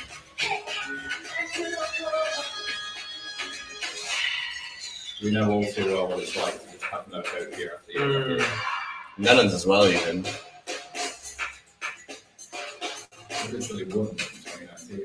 I know, but like before that, we were non-qualifying. The Shalali era. God, the toppers. Oh, Shine! so many headaches we sent. I'm sorry that you all had to go through that.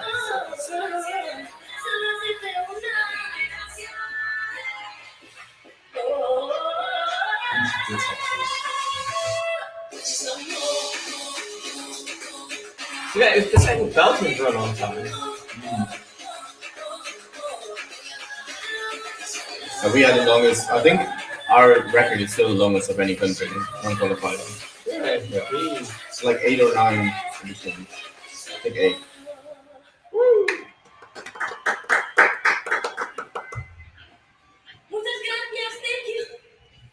Yeah, someone's saying in the chat their performance is really good, but the song is a bit mid. It's exactly how I feel. I think the song itself is like a 4 for me, but she's like a 10. So like, How does it feel coming after Italy? What do you think? it works. I think it would be impactful wherever they put it.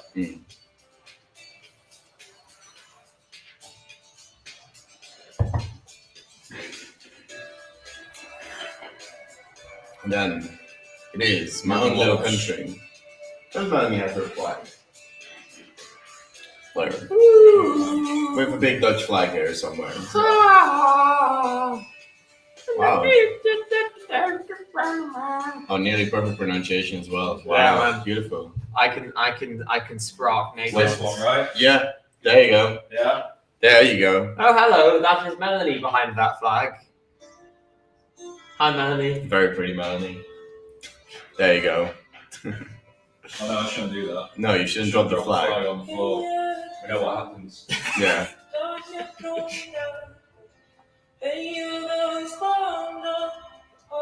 So I don't know from you guys in chat, what do you think of the Netherlands performance? Because I always find it very difficult to judge our own performances, if it's good or not. So let me know, what do you think of it? Sure, you traitor. We're going to put them in the Tower of London when we get home. Reminds me, I've got my big British flag here with me today as well. So do I. Yeah. Oh no.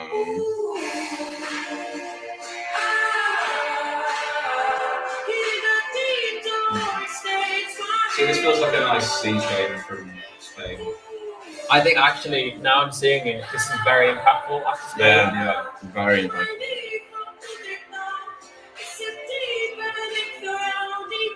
This is the thing, you can see countries on a list. Yeah. Until you hear the songs back to back, you can't really work out what's impactful.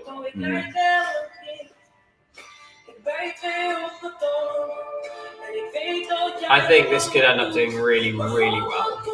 Like, it's one of those ones that has just such high potential. And I think people, I think some people were suggesting that singing in Dutch would turn people off. I think that couldn't be further from the truth. That's what the Dutchies say all the time. Yeah. Like everyone's saying, "Oh, we're singing in Dutch, we're gonna flop." So we kind of can't flop this year because then they will be proven right. Well, you haven't flopped. Qualified. Dutchies, if we don't come top 10, it's a flop. Genuinely. I mean, it does feel like the Dutch are a powerhouse, doesn't it? Like last year was a complete robbery. That was a disgrace. No, that was a terrible song. The message was amazing, but it was so badly written. It was so much better. Grow is amazing, but that's the thing. Yeah. In the Netherlands, we choose the song, not the singer. So like Ro was chosen in the song, and then we felt bad for him not being able to go on the Eurovision stage. And we said to him, "Yo, make a song." And then it was like very much, "Oh, this is everything I learned in uni for music. I'll put it all in a song." There you have it. The message was wonderful. The song is just bad. I'm sorry.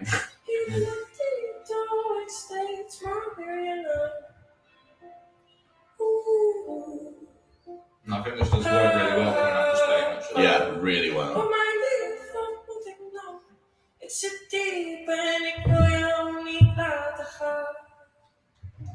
Thank you. Sounds like a nice reaction in the arena as well. Yeah, that's a really good order for Netherlands, I'd say. Hey? That's definitely wrong. They put up the United Kingdom postcard instead. It should be Ukraine. I'll tell you what, the file names will be right next to each other. Yeah, Somebody's put the wrong one in. Like UK and not UK rain. Yeah, UK rain. UK rain. Well, UK does have a lot of rain, so yeah, there's that. Sam Ryder sitting in the green room right now, like shit. What? Yeah, let's get to the stage. Yeah.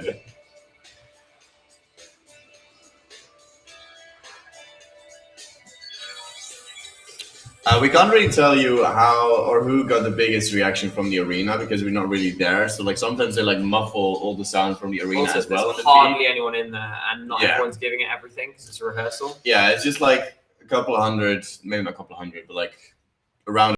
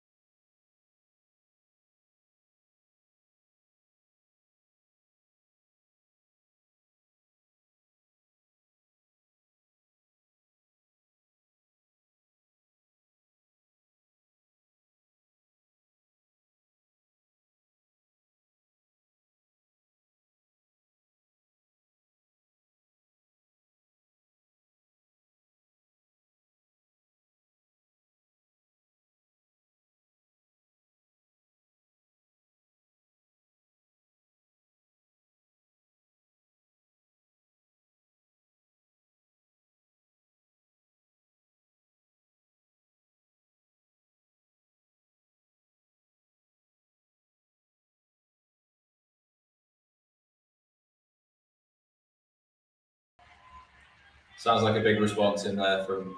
I thought I heard Matt screaming. Sounded like him.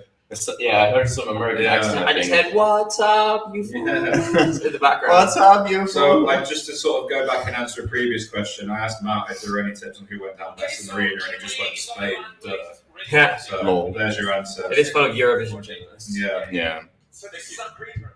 Yeah. So they go to like another little ad-lib break to set off Germany. The bloody carpets with Germany. Yeah. No matter where you would put Germany, it would take a long time to set up because it's like carpets. You need to put them down correctly, and then also on top of those carpets, you need to put all those instruments. Hey, we have a new kind of bot. Hey, let's go, new dating bot. Woo! Get out of here. The contestants are now so nervous, their faces are greener than the clouds. Pardon me, I'm just scrolling through social media. That was the end of my green room. Is there a press poll after this first dress rehearsal or after the jury show? I think they do put up a press poll. I think after the jury show, though. Is it? Yeah. I think last year I signed up for the mailing list because I was like the online press as well. So I get like an email every time when it says, "Oh, you can vote." When you say press poll, do you mean the press poll? the extra one, official? Because there's an official press poll. Yeah, that will be after this first rehearsal as well. Yeah. Yep. All right, I'll fuck off. Bye, thanks. He said, "I will F off now." Yeah, that was Mika, right? That was Mika, yeah. And we've got some crowd shots. Yeah. There's a bit of a lull in the break because they've got to get Germany sorted, but yeah. Oh, here we go. Postcard time. Yeah.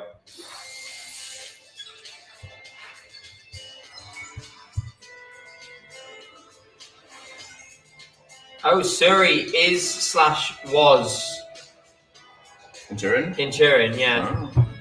There you go.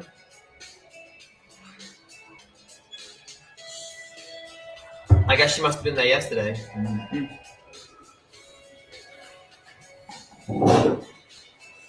Love Surrey. Honestly. Protect that She was a woman. great ambassador for us as well. Surrey walked to Samurai did run. Mm-hmm. A lot of people walked. Yeah. A hell of a lot of people walked in the UK. Look where we are. We should be This is not Germany settled. Yeah. Which is a good sign. I was going to say, this has gone without any temp fate really smoothly so far. It's been minimal. I shouldn't have said that. Why? I shouldn't have said that. If there's a big delay now, Sean's going to throw me out the window. Do worse than that.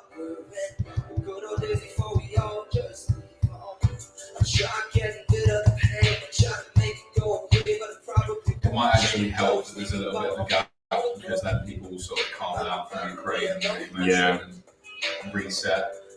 It might help Germany out a little bit as well. I think it will really help Ukraine if they spend more time in the arena with everyone cheering.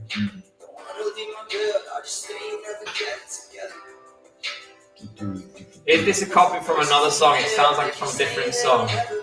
I have a theory, but if I sing it, these two will kill me, so I'm not going to. No, don't do it. Don't do it. Don't do it. It's what he did the other day when we were muted. Yeah. I'm gonna kill you if you do that. Yeah. This is actually a really good song. Yeah. Sorry.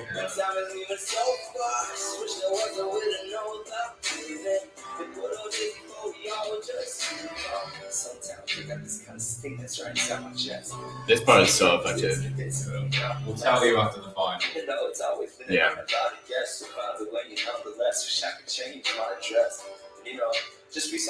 I don't think Germany will get lost. No, I don't. No. This will definitely get ton of vote points. Yeah, it's quite nice, actually. Yeah.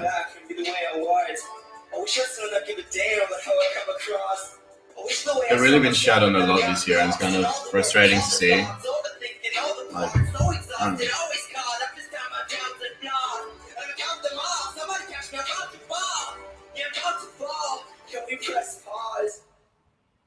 know. Or do we restart and be who we are?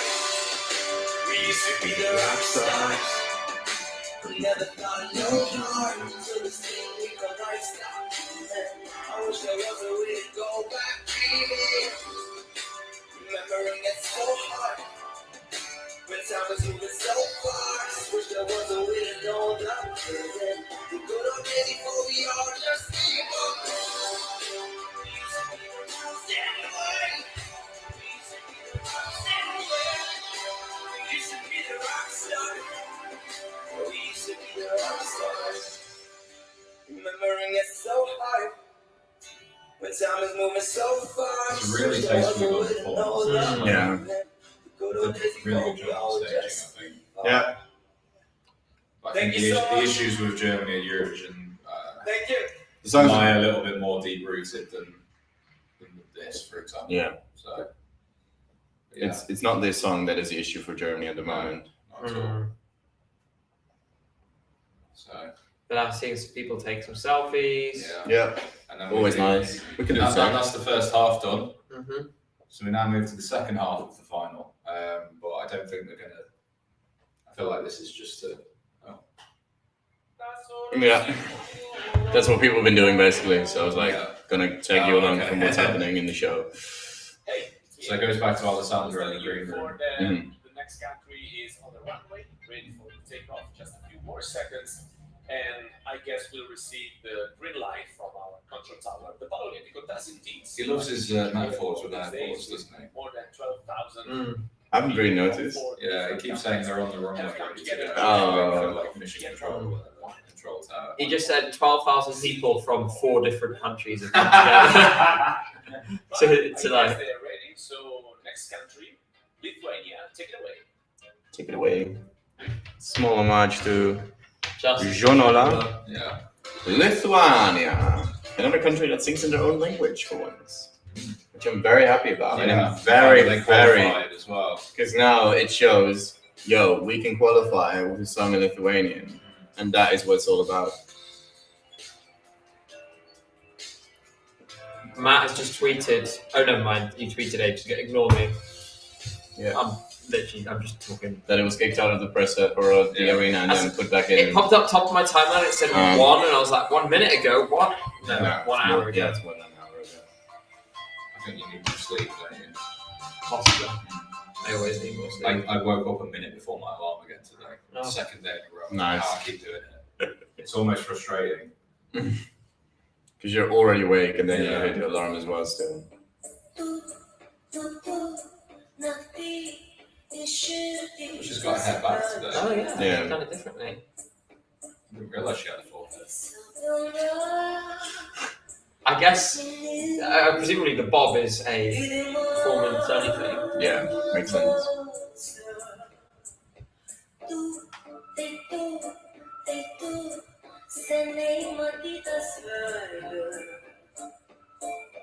I think she sells this like really effectively. Yeah. I think that's why she's I in the think people final. went for her. This is one of those songs that's really like, you can see the professionalism. And like, she oozes charisma as well.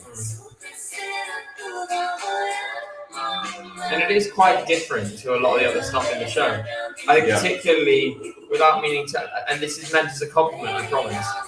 That's a bad start to say, isn't it? Yeah. I think older viewers will really appreciate this kind of music, and it's very much. Calling me old? Yes. Thank you. Thank you. You're always saying as if you can barely hear the TV. Apparently, this is your thing. It sounds like what you're saying. I'm being slandered here. Yeah. I'm being slandered. Yeah. It's only jokes, don't worry. I'm offended. I'm upset, Yeah. and I'm going to be writing to my union, the union of Eurovision See, we're now in the section of the final we were all really worried about in the draw, but this actually feels pretty good so far. Yeah. And we've still got Azerbaijan. 5 down-tempo songs in a row. Yeah, so 4. Azerbaijan, Belgium, Greece, Iceland, Yeah. and then Moldova. Quite excited for Moldova. Yeah, it's a little bit like Yeah. So Look at the draw. No.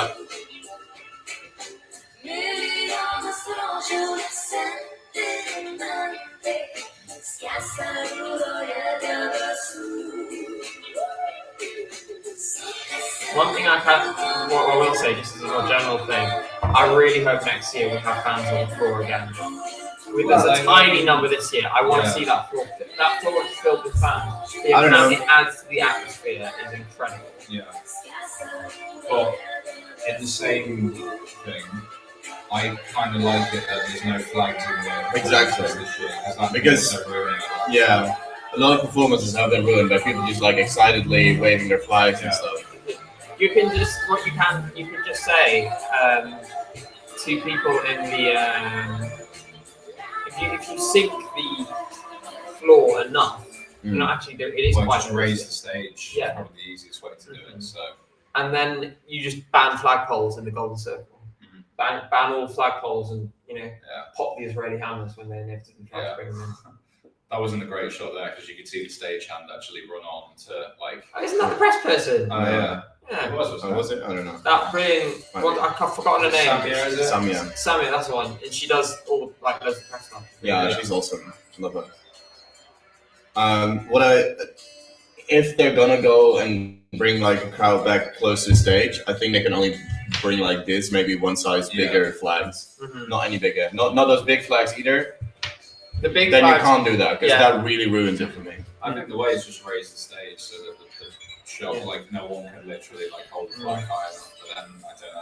Yeah. Or you're just really strict about it and you say repeatedly and make some announcements, or you just tell people don't bring flag. You can't bring X, Y, and Z into this section. Yeah. So now we're moving on to Azerbaijan.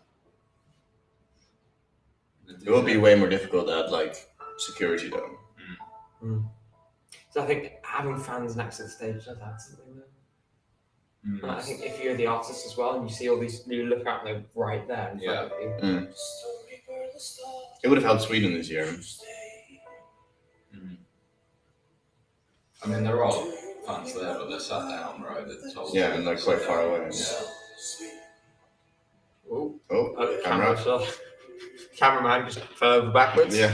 By the looks of it. Yeah, it looked like that, yeah. Did you notice, I don't know if it was during the live show, but like, where it focused on his eyes, there was one performance where it stayed on too long. It might have been Eurovision. No. There were yesterday in the semi-final actually quite a few things that weren't meant to happen. Yeah. Like the raindrops from Poland stayed on for too long as well. Oh, really? Yeah. Like that shot there, that stayed on screen for a while. Yeah. It like stayed over like the other footage as well.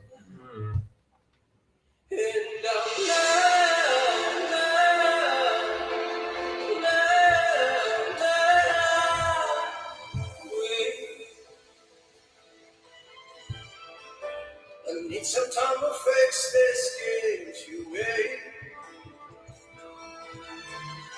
I knew this was going through. Saw a lot of people saying this wasn't. Yeah, I know. Whenever we saw it for the first time, it was going through. His vocals are so insanely good. It's either him or Australia that won the jury in the semi-final, I think.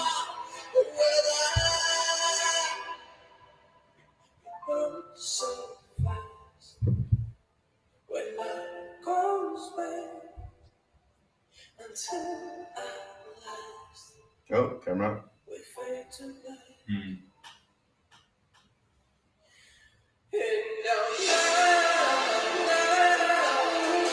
It's really weird because Azerbaijan from like the beginning didn't really have any or many camera issues.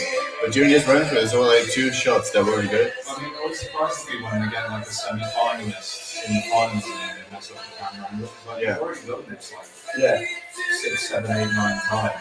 Yeah. Like surely it should be like continuing like that. Yeah. You'd hope.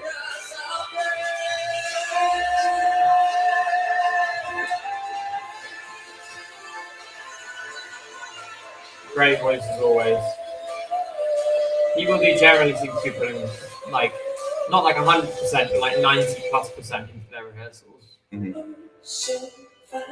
Still can't believe he's 22. 22 with a voice like that. Yeah.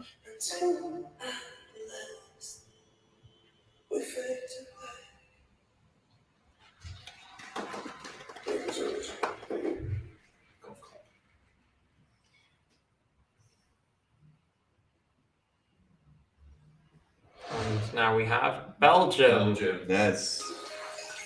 I think the least expected song in this final has to be said. I think after how his jury show went, and he was clearly really frustrated in rehearsals. I think he felt like he wasn't giving his best.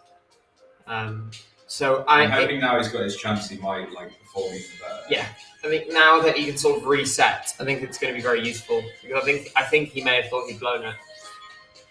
He threw a microphone down onto the floor in frustration. I think. Oh really? Yeah, something like that. Yeah, he had it wasn't working for him. How do you call that? His voice skipped. Oh, it cracked. Yeah, voice crack. That's exactly what I meant. I couldn't come up with the word. At the high note, which is the centerpiece, I guess, of the song in a way. Sometimes I feel down. I love how the broadcaster, when they qualify, Yeah. the commentary, the Flemish one, right? Yeah, the Flemish broadcaster literally went, "What the fuck?" on the stream. Yeah. We have a guest on our stream, and are you ready to put your thumbs up real quick? Yes, it is the one and only, the wonderful Connor. Hello, good morning or afternoon, whatever. We can barely hear him. I can probably turn it up a bit. Can you hear me now? Yes, that's better. Ah, very good. Good morning. Oh, you've had a lie-in. It's 7:40 where you are now. Yeah, it is 7:40 where I am now. Yeah. That's sleeping in for you these days, isn't it? Yeah.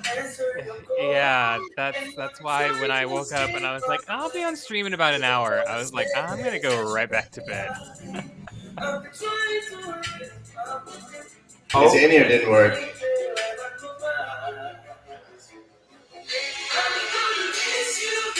Yeah, so something wrong. It looked like he was either taking it out, putting it back in. Yeah. Still having issues. Yeah, his in-ear's dodgy. Yeah, I don't think this run of the finals actually as bad as we feared. Because Lithuania and Belgium aren't exactly fully bad as No.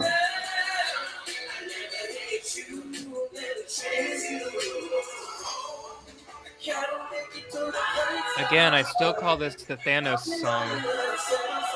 Everyone's disintegrating on stage.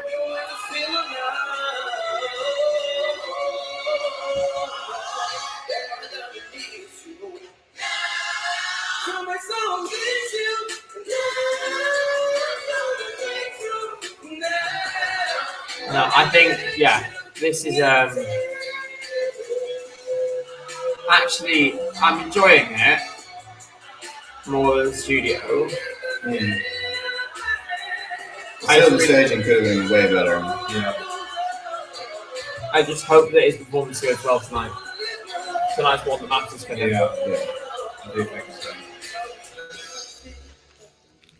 And in this, he looks quite short, but he's actually not that short.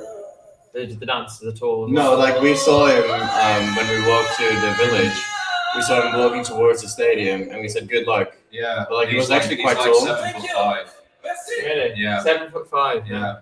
There you are. Dances are 7'7". There we are. Yeah. 7'7".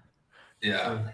Connor, we might hear you during these bits, but because we've got the volume on 100, it might be a little bit difficult in the songs. Yeah. So if you want to say something to us, do it in these moments. Yeah. Okay.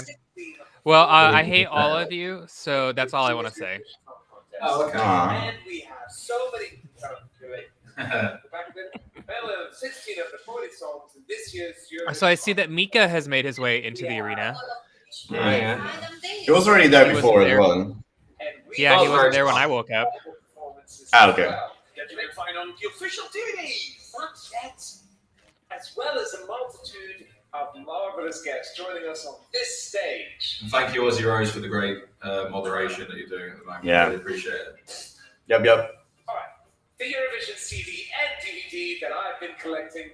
DVD. I love how Mika keeps going, and this is a great DVD that we have. I've been collecting them for 66 years. Yeah, I do love 1956. Yeah. Anyway, they're mine now, so deal with it. Anyway, they're mine now. I love how in the rehearsals, just the actually the like when they're talking to each other, it's all much more relaxed. Yeah. I do actually like Mika's actually got a little bit of chaotic energy. Quite nice. I really love both of the male hosts. They're really cool. Yeah. Do you know what? I like all three of them. I think they're a really good hosting trio. I'm not very big on Laura. You know, she isn't really a good host, I think. She's just, I don't know. Something's not working for me with her. I think for me, the only thing that I don't like is I just like Mika as a host is a little too rehearsed. Like when he did the speech about diversity, like it was like very like I'm filming a documentary versus like I'm hosting Eurovision, and it just felt. I mean that speech in general felt weird, but just the way in which he solo kind of, I guess, reads that. I was like, this is kind of a little odd, but all three of them together, I think they're fine. I think when you separate them out, it gets a little finicky. Acousticals on Twitch saying that Laura seems a little bit too try hard with the other guys. I don't see it that way, but I can understand why people feel that. I've seen 16 artists with a whole range of different songs, different styles, and very. I mean, she's like immensely popular in Italy, right? So she could be doing like an atrocious job, and still have people like on her side like really happy she's there. So. And they visited the green room, which they seem to, but then it's a case of it gives them a little natural break to get songs on and off stage. Yeah. So that was song 16 we just saw, right? So that was another. Yeah. So it's 8, 8, 9 is going to be the split for this show. Yeah. After that we have Greece. Yeah. Quite surprising that because Greece doesn't take that long to set up. No, but I think it's just like an official break, right? Yeah. Okay. Yeah. I know. Yeah, well, and there's a fair bit of chairs to set up, so. Yeah, but we were in the arena and it was very quick. Like literally all of those stage producers, they have 2 chairs with them. On the floor, it like has the shape of what the chair needs to be in. They put it down, go off stage, it's done. Yeah, it's very fast. Well, yeah, if everything goes right, then yeah, it would be fast. I know, because they've been doing a lot of improving in the other rehearsals. Because Australia's took like an extra 2 minutes, and Mika was like, all right, well, here I am, and here's some facts. And I was like, oh God, it's happening. Also yesterday, Australia, the microphone stand didn't go up all the way. I know. Like it gets pulled up by like a pulley system, and it didn't like go all the way through. He did really well through that, I think. It was atrocious. I was like sitting there and I was like, is it supposed to be on purpose? No, it's not. No. Amanda. Fill your water.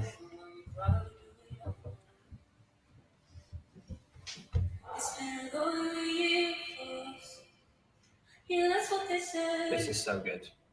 It's really good for Greece that they're after the break, I think. Yeah. Well, it breaks up the flow of kind of mid-tempo, slower songs for them.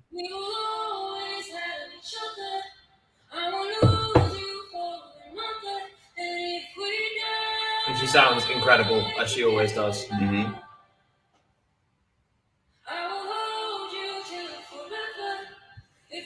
Actually, listening to this in stereo, it sounds even better than it did on my TV. Because you can actually hear the harmonies. Like this felt very bassy at Eurovision Village as well, because they've got it like wrapped up basically. Yeah. And in the arena as well, it sounds very bassy. Really adds to it. Production on this song is exceptional.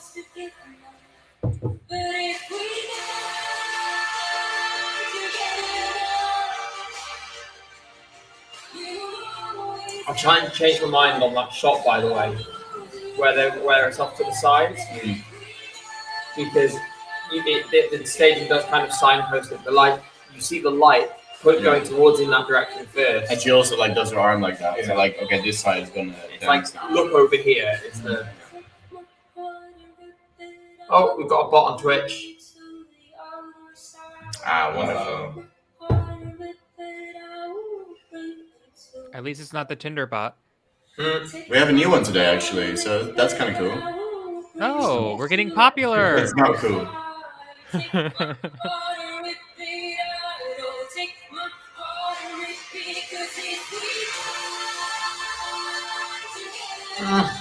So good. Oh, that's very bright. Way too much though. Yeah. That light does it's done at every show. It's too late. No, that was like working. Yeah, way worse. Oh. Say it. That's a nice shot. That's a nice shot. Nice shot. Is that the Wii Sports meme? Mm-hmm. Nice shot. Yeah. Foul throw. Dude, this is going to be such a long stretch for me. Like, so many good songs back to back for me, for my personal preference. And you called Iceland going through. I sure did. I'm trying not to think about my semi-2 prediction, by the way. It just got completely monstered. I think it got 6. Oh, wow. It was bad. I had Georgia through, San Marino through, and Cyprus through. Yeah. So nobody listened to me or my opinions from now on, ever again. Of course, that would imply that anyone was listening in the first place. What did you say? That's a good joke. Yeah. Yeah, that was funny. Tell another one. No pressure. Wow. Yeah. Now. How did the penguin build his house? He glued it. He glued it together. Anyway, Iceland. Yeah. And they're all wearing sunglasses. Probably because it's so early. Yeah, probably.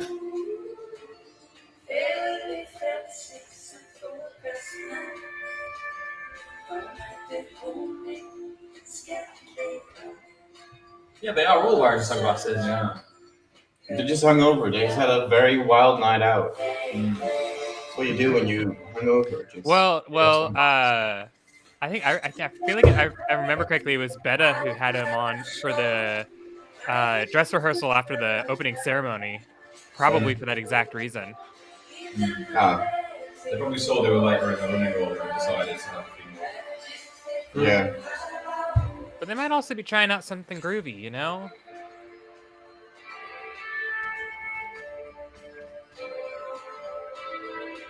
I mean, it is nice to have a song like this in the final. It just shows that authenticity is really winning through in Eurovision at the minute. Yeah.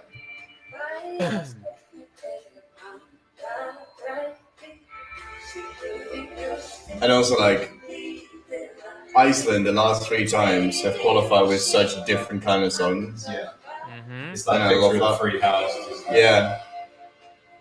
The black house, the pink and purple house, and then like the beige house.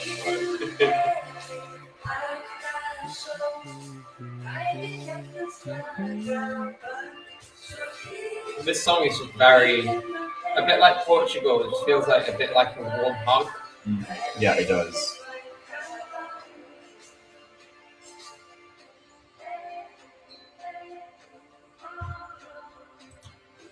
I like this like triple split screen as well.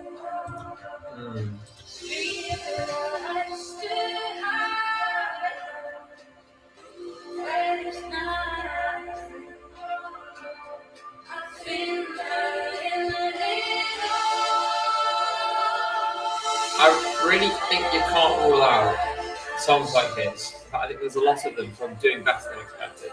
Yeah. I mean, I'm pretty sure it's not going to be the winner. No. To be clear. And the jury could have really gone for this in a big way. Imagine if Iceland won. That would. After Hatter and Daddy Frere, and everyone thinking it would be one of those two, and then yeah. Yeah, listen, I love Iceland, but they didn't win the semifinal. Let's not go crazy. Moldova. I think is it people are thinking Greece might not have done as well considering their running order spot. I'm not too sure if the people who do the running order actually know the results. No, they don't. I think they can infer, like the rest of us, kind of who's done well, but I don't think they specifically know point by point where people finished. And I don't think Greece has a bad running order spot either. No. Like, it literally is after a break. Yeah. In 17th, like that's a really, really good spot to be in. Anywhere from, my opinion, is essentially anywhere from like 15, 16, 17 onwards, you're fine. Yeah. So that section of the running order wasn't actually as bad as I first feared. But I do just wish they'd broken it up a little bit with another like party song. The thing is, though, there's not many party songs in the second half. Something more upbeat at least. Anyway, hey ho, let's go. Let's go.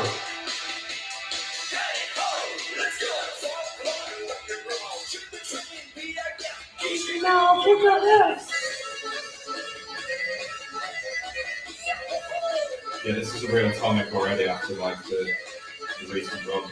Yeah, after Iceland. Yeah. Yeah, two countries showcasing their culture in like completely different ways.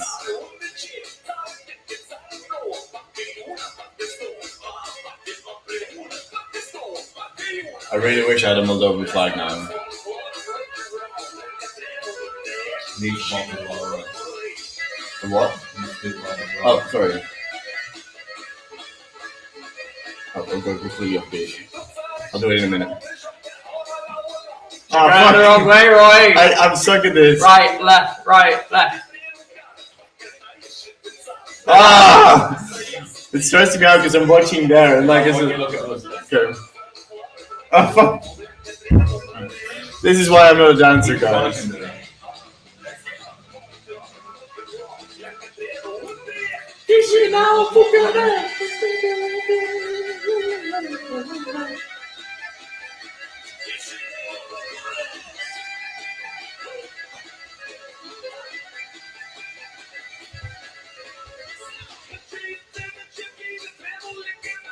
I am too slow. Oh, that's too slow. Right, left, right, left, left, right, left. I was so good. Left, right, left. There we go. Let's go.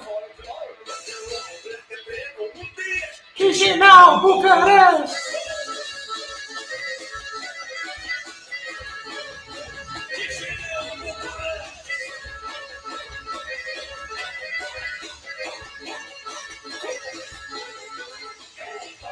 Let's go folklore and rock and roll like a thing on English. Chisinau, Bucharest. Hey, oh, let's go folklore and rock and roll like a thing on English. Chisinau, Bucharest. See if they actually make it out to the bridge this time.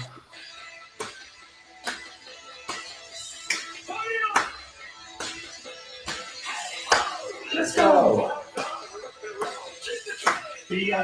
Chisinau, Bucharest. Let's go. Chisinau, Bucharest. Let's go. Folklore and rock and roll. Chisinau to Bucharest. That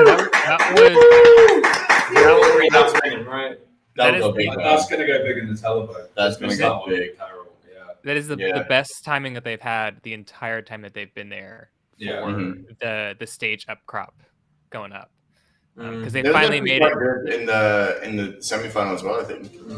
Yeah, but they were still coming up a little bit at the end of the performance. Like those, they finally made it where like at the end of the song, the bridges are fully up.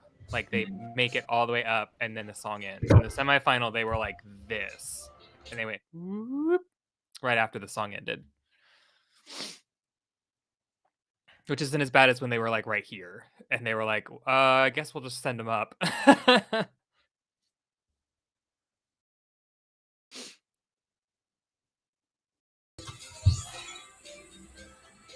Anyway, on to Sweden now. No break, straight on. Yep. Seems. See how the lighting is. So we now go into the jury batch. Yeah. I'm going to affectionately call it now. Huh? Issues had again. a problem. Why does that happen so much? She's had another problem. Why is it always that moment? Hey, at least she's laughing. She's laughing at the cameraman. That's... What exactly is it? Did she go too early? Or? I don't know. I think it's the microphone again, potentially. I don't know. It sounded like she went a bit too early, yeah. Now Alessandra is having to ad-lib. I love it. I'm here to save the situation. And he was standing like a Superman. I love that. And I love how the Laura stand-in is just like standing awkwardly behind him, like. Yeah. Hey. Oh yeah. Hey, I'm like here. Yeah.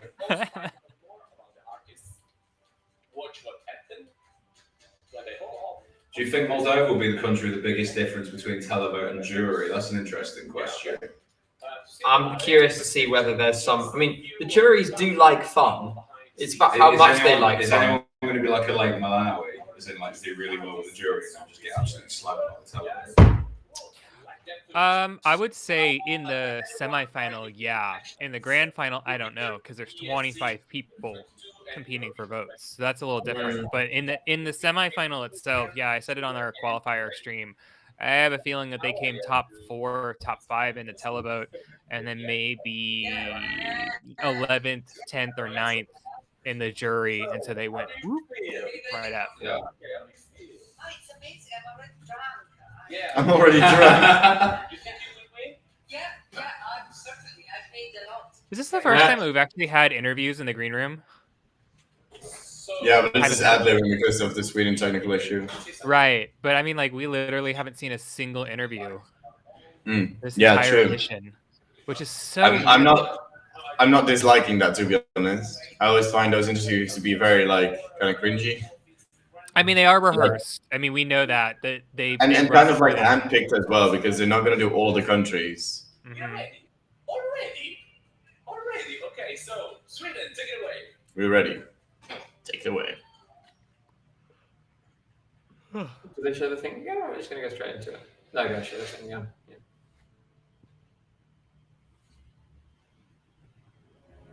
No need to apologize. Cause there's nothing We're underway this time. Yeah, we're underway. Oh, this is not I want. It's all the good things come to an end. So baby, bye. Wish you the best. Also, Connor, if you see this being performed in the stadium, you'll understand why this has so many issues. It doesn't shock me. Because you have one cameraman and 2 stage hosts on the other side of the circle when they're spinning it around. Yeah. With the angle. Yeah. Well, and in the jury rehearsal, you see the stagehand behind the screen. No, it's just this time, right? This time, yeah, no, it's working for now. Yep. So this is a Wendy's. You say that you never felt this way for anyone. And I swear it scares you to death. Her singing's fine. I mean, if there's been one thing all along for this performance which hasn't been a problem, it's been the vocal. She's fine. Like, Yep. Yeah, you can see the Stage man. Well, you couldn't see him in the semi-final. I mean, you could, but very badly. Like, the locals would not have picked up on it. To be honest, the locals probably would pick up on a lot of things. Actually, friends of mine texted, all these close-ups are a mess in Sweden. Yeah, and I didn't tell them at all that Sweden had issues the entire time either. Have you trained your locals? No, I haven't. To pick up on things? No. They literally just watch the show for their fun. And they hate on a lot of songs. But they also, like, point out good stuff. So you texted Boris, huh? No, I didn't. I did not.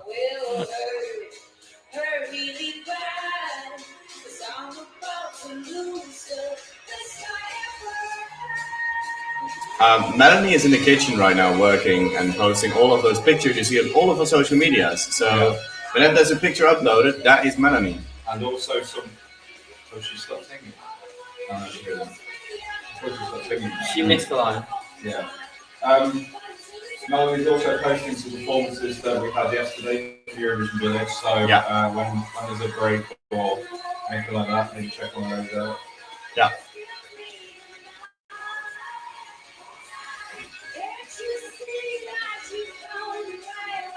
Oh, that's a good shout as well. Someone said that friends of theirs thought it was a green screen that wasn't turned on yet. The circle behind them. Oh. Well, the circle didn't turn all the way there. It was like, got shots of people texting in the crowd. Oh. Yeah. Bad. But here's my thing. I mean, and having seen it last night on the live feed, which everything went well in the live feed last night. I stand by what I said. I still just don't get winner vibes from Sweden. I get winner. I get great song, top 5 for sure. It's just it unfortunately has gone from one of my potential winners to. There he is in the arena. Look at the happy man. Anyway, it's gone from my winner song to unfortunately losing out. So, I'm sorry, Sweden. I'm sorry.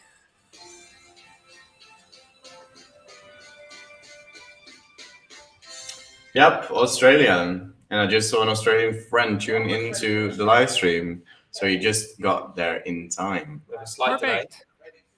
Yeah.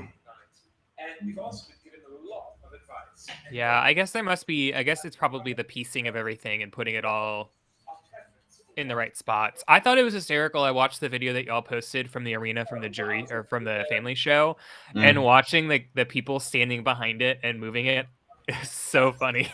Yeah. Because it was Oscar who said. Oscar said. Are they Harry Potter stairs? Do they move? And I said yes. And then Oscar was like, well, are you gonna give me anything else? And I was like, no. so Oscar was like, wow. Sorry, a little bit of potential news here. There's some Icelandic media reporting that if Australia or Ukraine win, Iceland could potentially be the host next year. That is very left field, but okay. I mean, I would Australia have an agreement with Iceland to potentially host. It could just be like a load of what's the word? Bullshit. Well, you know. I mean, Reykjavik would be a great city to host Eurovision. Insanely expensive though. It's very expensive, but everybody would be like packed into a really small area, so it would be like everything would be walking distance. I love that. What's the word? I would assume there would be like. I would assume there would be a bidding process for the countries then, though. Yeah. I think it's going to be a matter of whoever wants to apply applies, and then the EBU picks. Because I'm sure that like Germany would apply. I'm sure that UK would apply. Yeah. France would definitely apply. Poland would apply. Really, everyone would probably apply, honestly. Yeah. With the exception of Ukraine, obviously.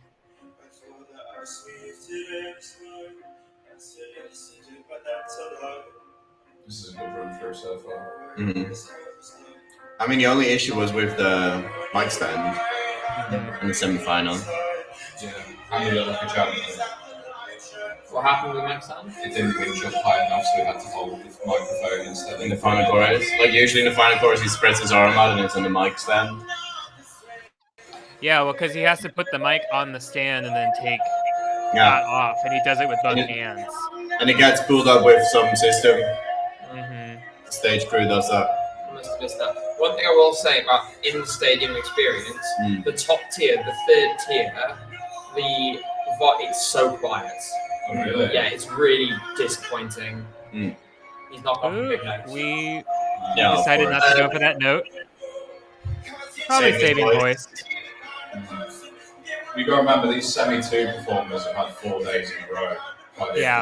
Like heavy rehearsals. So. Yep. Yeah, he basically he's doing everything but the top notes. But this is a vocally demanding song, so I cannot fault him. Hey, the mic stand works now. I mean, it never malfunctioned until the semi-final run through. Yeah, which is so weird, and I was like, why is there still a mic stand there? Yeah.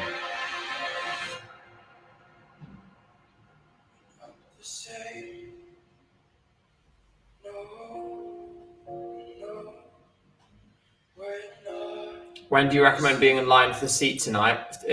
In line for a seat for the show tonight, because it's all allocated seating. You don't actually need to get there that early. Things move pretty fast. So what we've been doing, I have arrived as late as 8:15 and been fine. I probably wouldn't cut it that close. I would get there sort of 10 to 8 o'clock. I was there for the family show and we arrived at like half. And it was still, and I was still like more than fine. This one will be busier though. Yeah, that's true. Also, we've got a break, like a coming up tonight break. Oh, before UK. I need my flag. Where's my flag? I'm so excited to see Gigiola. You have no idea how much I love Gigiola. Oh no! I'm gonna block it with all the flags I have here. I'm gonna block it with all the flags I have here. Okay, but here's the thing about this running order, though. Okay, so clearly this is going to be an issue tomorrow because this is the third improv break that we've had in a row. I don't think this is improv. I think this is planned in. Because we go to coming up tonight. Yeah. Even if it is planned, like, why would you purposely put these three massive staging songs together? I mean, Greece aside, we know that it's a little bit faster, but like, this is what makes no sense about this running order, is putting these big props after big props after big props. So this one is right. No, because you've got the thing here. There we go. That's correct, yeah. Brits, being Brits. Imagine having to look at how to put your flag on. Well, yeah, because it's deeply offensive if you put the UK flag the wrong way around. I know. Yeah, I would be very offended if someone did that. Very, very offended indeed. God save the Queen! You don't have to like the UK in this stream, but it helps. Every dollar you donate can save a UK citizen. I don't know from what, but we'll save them from something. This is a long break now. Yep. Are you gonna bring that to the village when we go there? Yeah. I don't know. I don't like drawing attention to myself in public. So same. You not bringing attention to yourself? In public. Yes. In public? I'm in the safety of an Airbnb here. No we're looking at a screen right now. It's sometimes really weird that like so many people are just watching us. Like imagine all those people like literally being sat in an audience, and then we having to like it doesn't feel that way. So imagine them all just sitting outside your window right now. Just being like, I look, a few of them are. Yeah. Who's that guy with an axe outside the window? Oh, it's Matt! Nice. It's actually just David. He's just upset that he can't be there, so he's Yeah. I mean, we're not normally like flag shaggers, but we are right now. I am in like full It's flag. Samia! It's Samia and Sam, actually. So it's basically the content team there. Is she definitely Dutch? Samia? Yeah. Yeah. Well, her English like sounds like a native. Like but she's Dutch. But she's Dutch. She works for. She worked with Avotros last year. Mm-hmm. She was handpicked by Avotros last year. How did you say that, by the way? Avotros? Avotros. That's funny. What is it? Afrotros. Afrotros. Yeah, I was going to say, I used to say Afrotros. Sorry, I put the emphasis on the wrong letter. I mean, it used to be two different broadcasts. It was Afro and Tros, and then they merged together, so it's Afrotros. Wow. What a name. It's as simple as How that. long it took. I bet someone got paid a lot of money for that. Yeah. It's like, in the Netherlands, there was, I think, a bridge that was going to open or something. And I don't remember what city it was, but like a lot of people like submitted a lot of creative names, and one was actually like the bridge. It was like was that like when there was it a lifeboat in the UK or something, and they had a poll to decide what to call it, and Boaty McBoatface. Boaty McBoatface. Isn't it with? Is it in the UK or Scotland when you have like those salt machines that throw salt on the roads? Gritters, yeah. Gritters. Yeah. Don't they have like very intriguing names? Yeah. Alessandro is a sexy cowboy. Yes, for everyone. Yeah. Alessandro is a sexy long cowboy. Break, I have to say. Like, surely Is this going to be an advert break? It has to be, right? Maybe there's just issues with setting it up. Yeah, I but don't know. need to get quicker than this. Mm-hmm. È anche bellissimo farlo senza nessuno, veramente. Speaking of broadcasters, last night, Sean, I don't know if you saw this on Twitter, but there was, I think it was the BBC Three that had actually posted a picture of Cornelia's staging, but on the back circle, they actually put Shrek's face on it. Yeah. Yeah, I saw that. Yeah, BBC Three, right? Yeah. Yeah. It Remember, just the so people happens. that do the social media for the BBC are not like the producers of like the shows. They're just like people that get in to do it. So.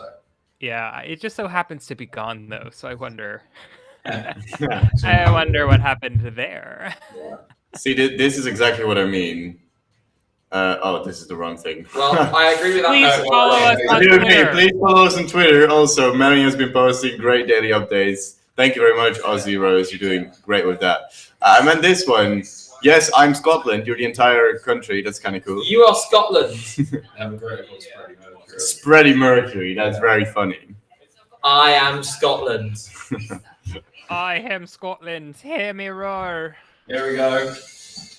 Let's have it. Come on. Woo! Yeah. Go, Sam. Go on. I'm so glad the Dutchies aren't this nationalistic.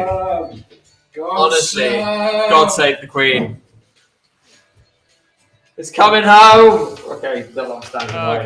Connor, would you mind doing this for your own a little bit? Yeah. Go ahead and exit. I'll host the stream. I never thought I'd ever find myself at Eurovision holding a British flag. In England, they've got one called David Plowie. David Plowie. Yeah. Right, let's have it. Why am I standing up? I guess I can again. Snowell Gallagher. So, Oh, the hashtag's just UK. What would it else be? GBR. Yeah. But it's Great Britain and then UK. Yeah.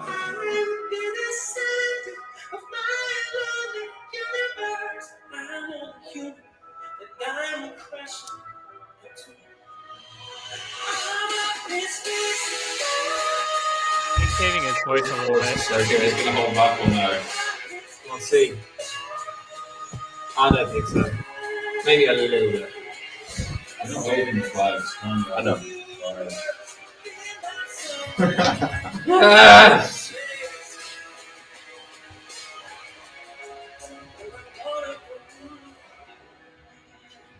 See, it's almost like, again, because there's such a long break, you must have a reset in the grades. Yeah.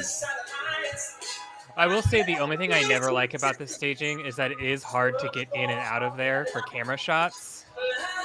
So they're kind of stuck to a lot of front of the stage pans. Just because those things are so freaking massive. I don't think he knows the definition of hold back. Yeah. And to be honest, I think it's better to just let him, you know.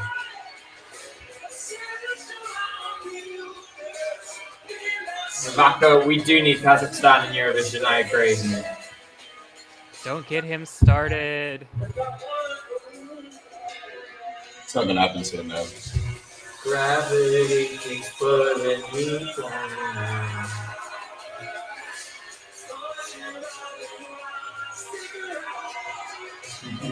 I can't see Roy, is he annoyed?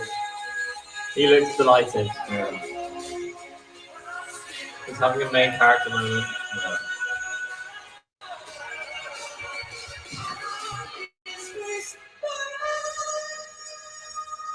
Yeah, you can't see the stage hands much anymore, which is good. Yeah, he's not being as vocally showy as normal, so he's definitely saving. So for those who are judging based off the stream, he's saving.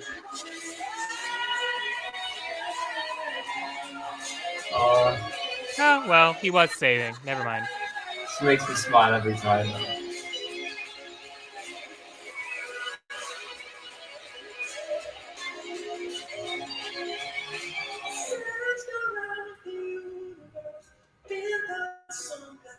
So good.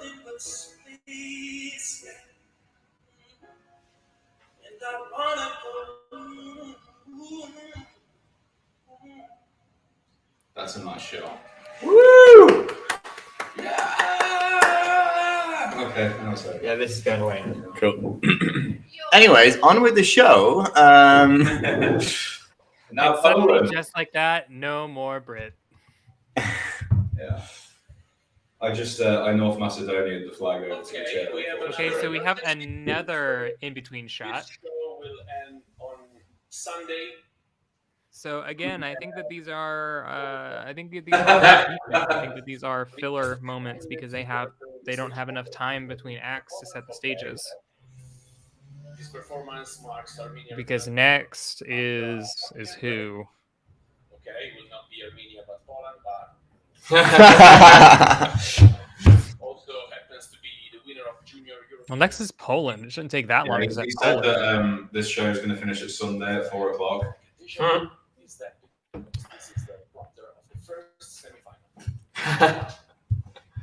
It's better than nothing. I think the issue here is that they've never had to strike and put up UK's staging within a minute and a half. So I think that's half this battle right now is that they have to put this filler break in because they have to figure out this logistics. But I hope that that's not what this looks like tonight because my God, this grand final is going to go on forever if there's 3-minute breaks in between every song. I do like these two. Yeah. Like me, it's just like if it lasts this long, it's gonna be Yeah, that's right, Chris. EBU say no props next year. Yeah. No props for anyone. We're doing it San Remo style. Yeah. I think it's more up to the organizers though. Like, you're very limited to how big the entrance to the stage is. And in Italy, they said, "Yo, we got a big entrance, so you can bring big props." Yeah. And the BBC saw that as a personal challenge. Yeah, they were like, "How big can we make this?" Can't hang anything from the ceiling.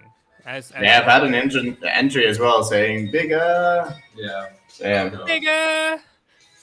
It's bigger. Bigger. No, they're just gonna put it in an open air stadium so they can just fly all the props in and then put the roof on. Anyway, Poland now. Back to a more traditional ballad. Traditional.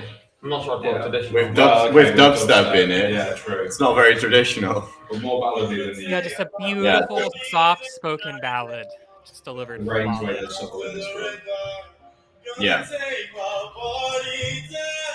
He's been wearing this jacket so much this week.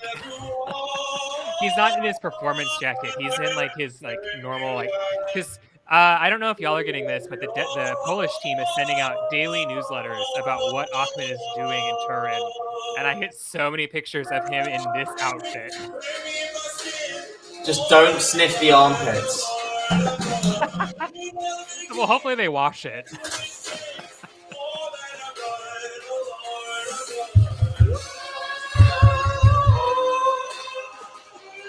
Love it.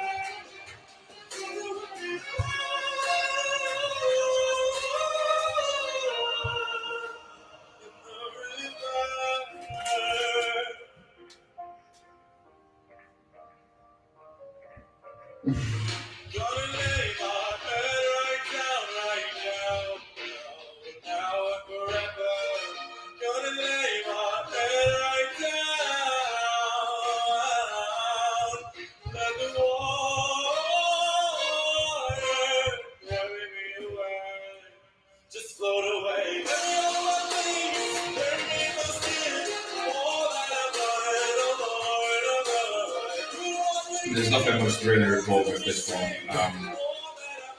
You've seen it. It was no pictures, no issues. Oh, just kidding. He has like 4 versions of a black jacket that he brought. This is a different jacket.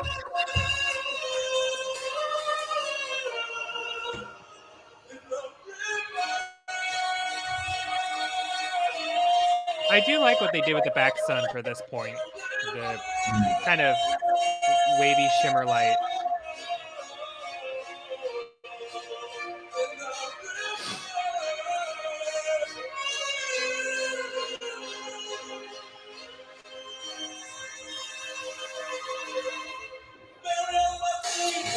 do a full ranking of his final. No. I'm slightly stressed out. Yeah. So we need to make a full ranking from 1 to 25 after the show for our predictions video. Just so you know, there will be a prediction poll coming for you guys. For you. Yes, for you. Where we'll be asking you to name the top 5. Yes. The top 5, not just the winner, not just the top 10, but the top 5. Anyways, let's dance. Thank you very much for your super chat.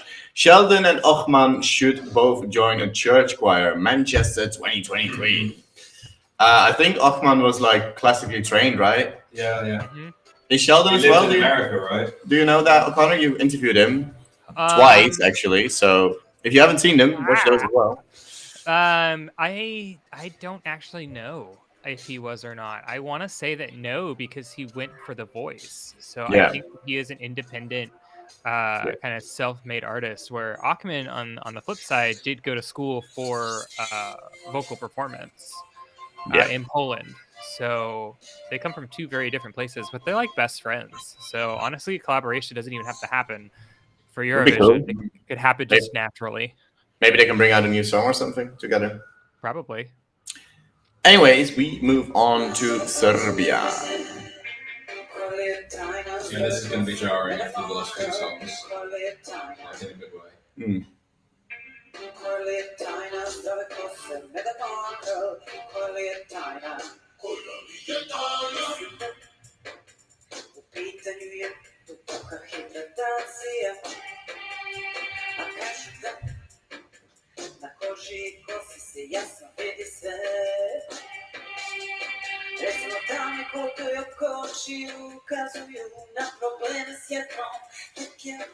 I'm glad this is free because I did quite worry that like Europe would win it.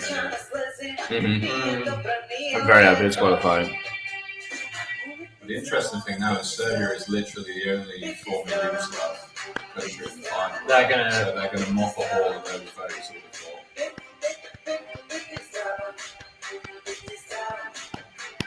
This goes down very well in the arena. People really appreciate it. Yeah. And the Eurovision Village yesterday was really popular as well. Yeah. People clapping along. Everyone. I mean, anytime you have iconic choreography that everyone can do, they're all gonna do. Clapping is like the easiest thing to do at Eurovision. Like think of like Saudade as well. Like just that's how now you get clapping in beat is not the easiest thing for the Eurovision community, No. Sean. As we saw, I think it was Serbia yesterday. Serbia, they just started like clapping randomly, and they were like speeding her up, and I was like, "What are you doing?" Yeah.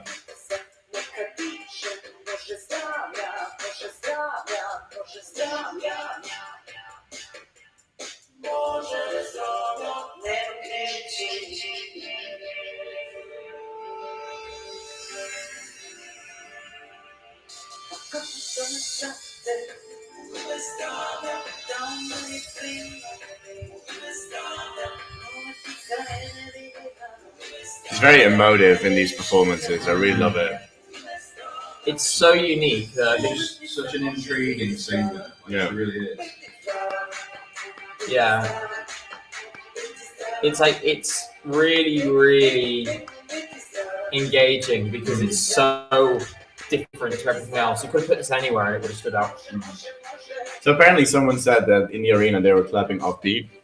Really? It It is. sounded fine to me. Yes. They were. Yeah, but we were also clapping along. So we were clapping off beat as well then. I don't know. Probably. But we probably couldn't hear it as well. But did you say they were, Connor? I heard it on the feed. Yeah. Yeah, they were very offbeat because I mean it was a matter of like they weren't clapping. Excuse me, they weren't clapping offbeat with her. They were clapping offbeat randomly in the middle part of the song, and they were just like, "We're just gonna keep clapping," and then it just was like, and I was like, "Oh God, it's like they're singing polka music," and I was my brain could not. Even though it's being forgotten, I've been married a long time ago. I'm very sorry. Ow. Where did that come from?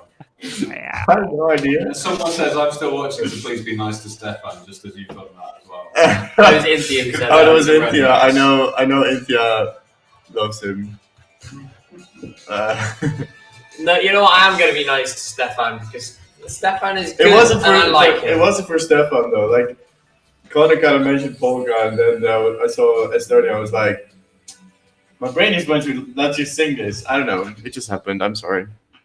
So you want to start already? Notebook out. I need to start. Can I borrow a piece of paper from you in a second? You could, but it's like Is it difficult to tear out? I don't know. Because all my piece of papers are basically like I have a puzzle booklet with me for in the plane.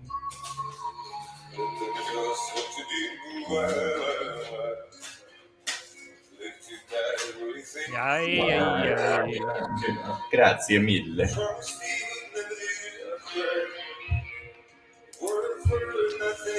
One Denmark. 2 Georgia.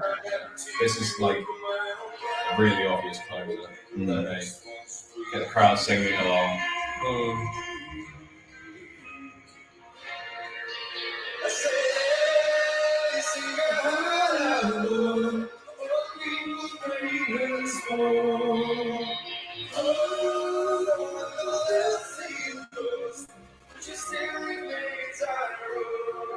Can I tell you, not Eurovision related, but when this song came out, it took me so long to figure out he was saying "I hope." I thought he was saying "hi ho." Song for so long. Like in the chorus of the I hope. I thought he was saying Really? hi ho. Well, because he only repeats it about 20,000 times, so he should have like picked up on it at some point. Well, but he doesn't say the P. He goes I hope. So I was like, oh, it's hi ho. I was like, that doesn't make any sense. Maybe someone else did. Danny said he's not saying hi ho.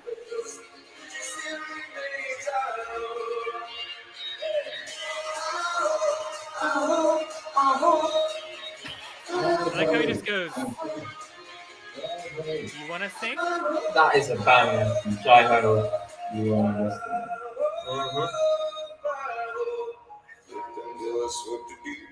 Kevin, it's a very American comment of IHOP, but I like it. Thank you. I mean, he does hop in the performance.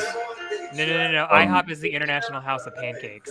Yes, in America. I think So if he's saying IHOP.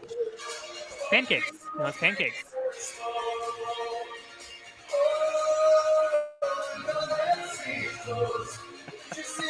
Sorry to everyone that I just ruined this song for with hi ho.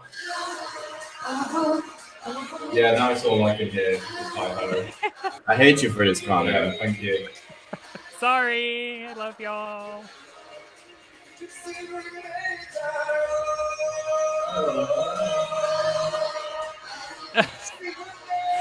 They just keep cutting to the in stage or the in arena team. Well, he knows they're not going to sing Eurovision in this one.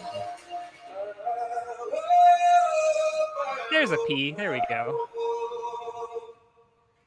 Yeah, that ending is very effective for the last song. Yeah, like it closes like the screen, so that's like really cool as an ending for the show. I'm a dip and go off camera. Yeah, you're gonna do your predictions right now. Yeah. And then after you're done, like we're gonna. Oh, you're doing it with a sorter? Yeah, I'm using the sorter to decide because I don't know how to rank them. So I'm just deliberately excluding all of the. Yeah, but you just pressed Georgia.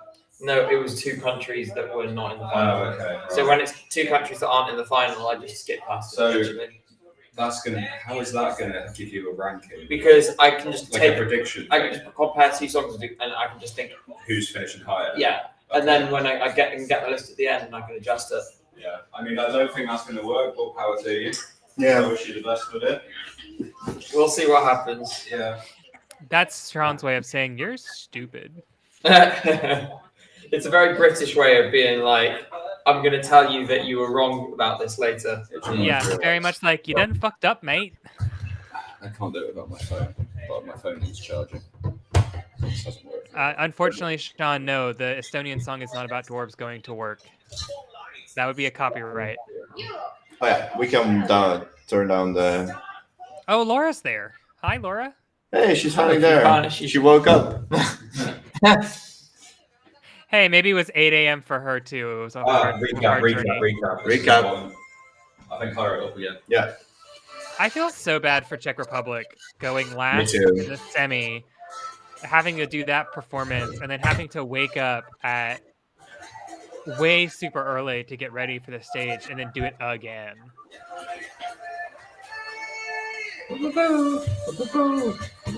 Czech Republic blends into Romania really well.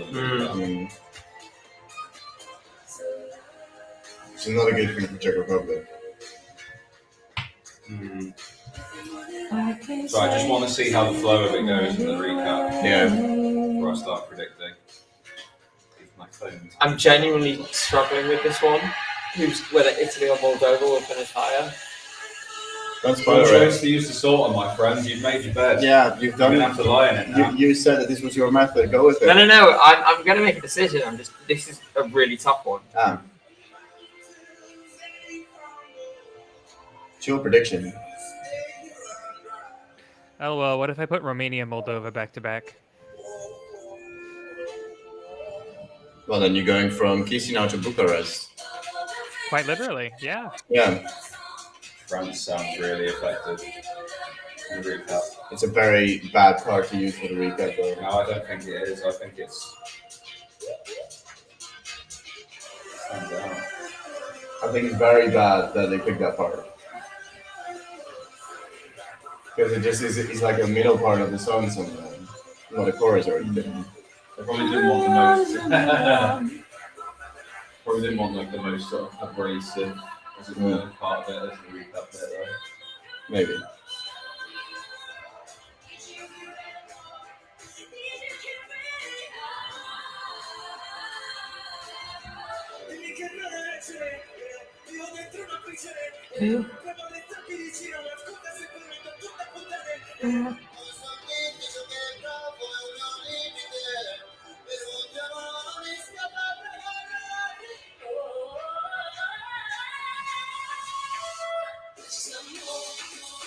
Yeah, good choice from Spain. Good recap part for Spain.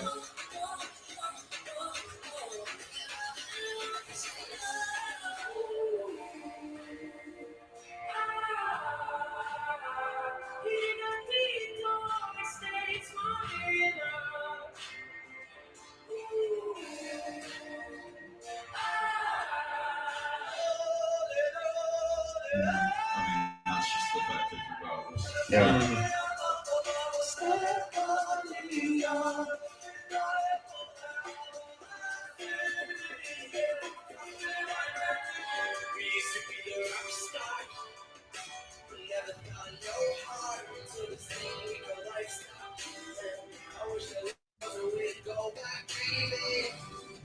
That's Belgium. That's Belgium. Not Germany. Oh, God. Nice. Monika, new hair. She's looking like Daenerys Targaryen right there.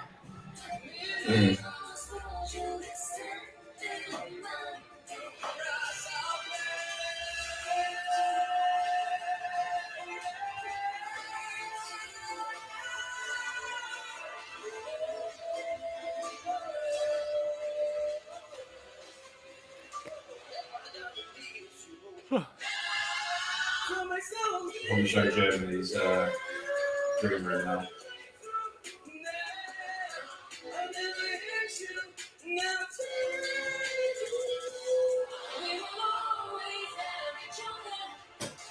I like how they ran out of people to put in here. So like, content team, come join us. Oh. Love that note. Best note. What did you say? Sorry, Connor. I said I love how they ran out of people to put in the green room. So they're like, content team, come, sit. Yeah.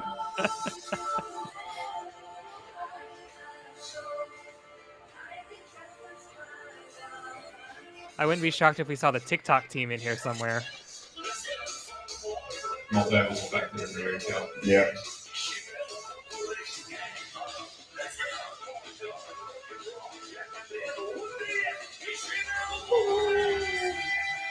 Oh, very effective recap.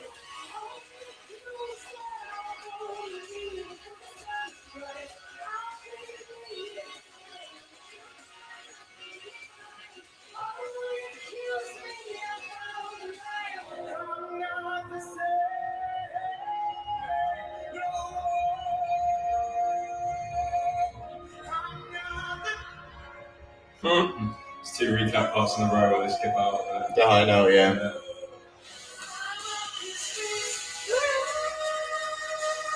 Oh no, it should use the guitar solo for the recap. Yeah, I agree. Oh well, it's not that deep, I guess. Well, I guess that is like the chorus. Mm.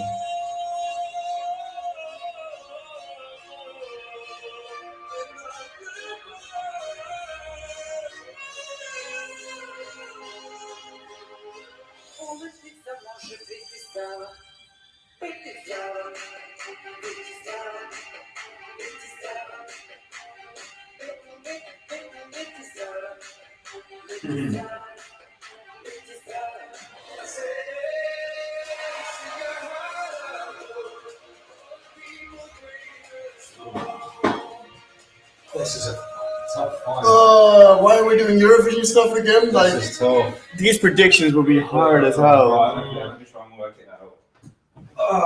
This is Eurovision 2022. I'm writing mine down now, and I keep going like, wow, I hate this.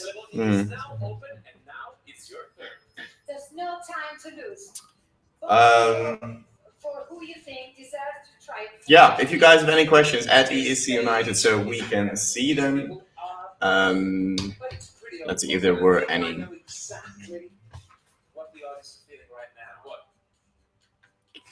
Patrick asks an interesting one that I asked Matt the other day because I wasn't sure either. Do juries have to watch both semifinals so they neared every song at least one or heard? If not, then the song in the semi they have been voted in have an advantage. And Matt said to me, because I asked him, and he was like, no, they don't have to watch both of the semifinals, only the one they vote in. And I agree with you that like gives it very much an advantage to the song they're already familiar with. So, yeah, I don't know. I'm not the biggest fan of it either, but yeah, that is the system, I guess, which is a bit weird to me, to be honest. I've got a list of 25 here. Oh, really? Can I just say, as an addition to that question, and I know it's not guaranteed, yeah, I would wager if you've been chosen on the jury for Eurovision and you watch one of the semi-finals, out of interest, I would imagine most would probably watch the other semi-final as well, just as like a viewer. I can get that, yeah. So I don't think they forced them to do it, but at the same time, I think a lot of them would do it just out of sort of courtesy and intrigue anyway. So. Yeah, maybe that's right. But then, like, it's not enforced or anything. No. So, like, a lot of juries might not do it either. But I can definitely imagine some people just watching them. All right, I've locked in my votes. Oh, wow, already? Yeah. Gee. I'm not going to spend too much time on it. Otherwise, I'm just going to keep going back and forth. Okay. Oh, wait. You move your hand like Are you done with your predictions as well? Really? You mind taking over for a bit? Then I can do mine as well. You mind? Right. No, sorry. Yes, I do. Yeah, So, I do mind. How dare you, Roy? Just another little reminder there. Do add ESC United in the chat so we see them. So Ali, I'll answer your question. How does the running order work? So assuming that you mean the behind the scenes, basically what happens is after the second semifinal, when they announce all 10 of those qualifiers, which knowing the EBU, they probably start working on a little earlier because the EBU knows who's qualifying, obviously. But they go through it and they try and figure out, okay, what is the best process based off of all of the halves. So you can kind of start working on like, okay, these are the songs I want to keep away from each other, but you can't do a lot of work because you don't know who the semi-2 songs, what they're going to draw for their halves. This time it was a little easier because there was one first half especially for the second half of draw, one first half in the bowl. So theirs was easy. They could start working on the second half pretty easily. But yeah, so they just go through and it's a producer pick. They go through and they figure out what's the best way for the storytelling and everything like that. And then, yeah, I think that they had the worst time with the running order this year because you don't have a lot of foils here. So the first half looks great. And then the back half, I think, is just unfortunate draws for a lot of people with big props and big stagings because it takes a little bit of time to get everyone to where they need to go. So I see your where'd it go? does the show flow well in terms of the order? Yes, I would say so. Yeah. I think there were some fumbles there in the kind of when I came in of what was it? Sweden to Australia to UK to Poland. There seemed to be some issues in there, probably with setup. But other than that, everything seemed to be flowing pretty well. I think it felt very smooth for me, from my point of view. I think some of the questionable choices they made. I'm not going to go as far to say as they've been vindicated, but they've been. Like, I understand the reasoning more now. Like when you get through that cluster of songs before Moldova, which are all lower tempo, it doesn't feel like it's dragging. Mm-hmm. You know, they rattle through them in fairly short order. I think the difficulty is definitely the big props and stuff towards the back end of the show, and we'll see that. I think there will be. I think it's very unlikely they get them all right on the night. So there will be at least one quick like, "Hello, this is Eurovision. I'm stalling." Did you know that Eurovision started in 1956? Who knew? Yeah. That was such a stupid moment. We have 10,000 people from 4 countries. Yeah. Someone also had asked, it was, where'd it go? Do you reckon that the winner is in the first half or the second half?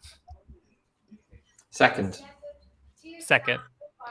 I still stand by my statements that I think Greece or Azerbaijan are the ones who are probably going to win this. Greece, I can understand, but Azerbaijan, that's a big call. I think it's a matter of how many does he pull Conchita or Laureen and take all the 12s from the jury, and everyone else ends up lower, like way lower, and the fan favorites of like Ukraine and Greece and UK, they're way further down. The televote aggregates them out and they miss out. That's kind of how I see Azerbaijan's pathway to victory, getting 32 12 points and just being way up there. And so far up there that a televote winner can't catch him in the voting. I don't think it's going to happen, but I see how it could happen if he's a jury favorite for the grand final. Yeah, the thing is, he's not going to win a televote. For a few countries, I think Azerbaijan is the one that's most reliant on the juries, though. The UK could have a slightly smaller lead in juries and still win. I think for Chanel, she needs televotes and lots of them. Mm-hmm. So I think she needs to. Chanel's pathway to victory is keep in touch with Ukraine in the televote and beat it firmly in the jury and hope no one else gets in the way. For UK, I think the path is build up a big lead in the juries and stay in touch on the televote. For Ukraine, I think it's just rack them up on the televote to the maximum possible extent. Yeah. Well, and I do truly think that the Ukraine and I would say Ukraine and Norway are probably, I'd say, the 2 biggest contenders right now for the televote winner in my book.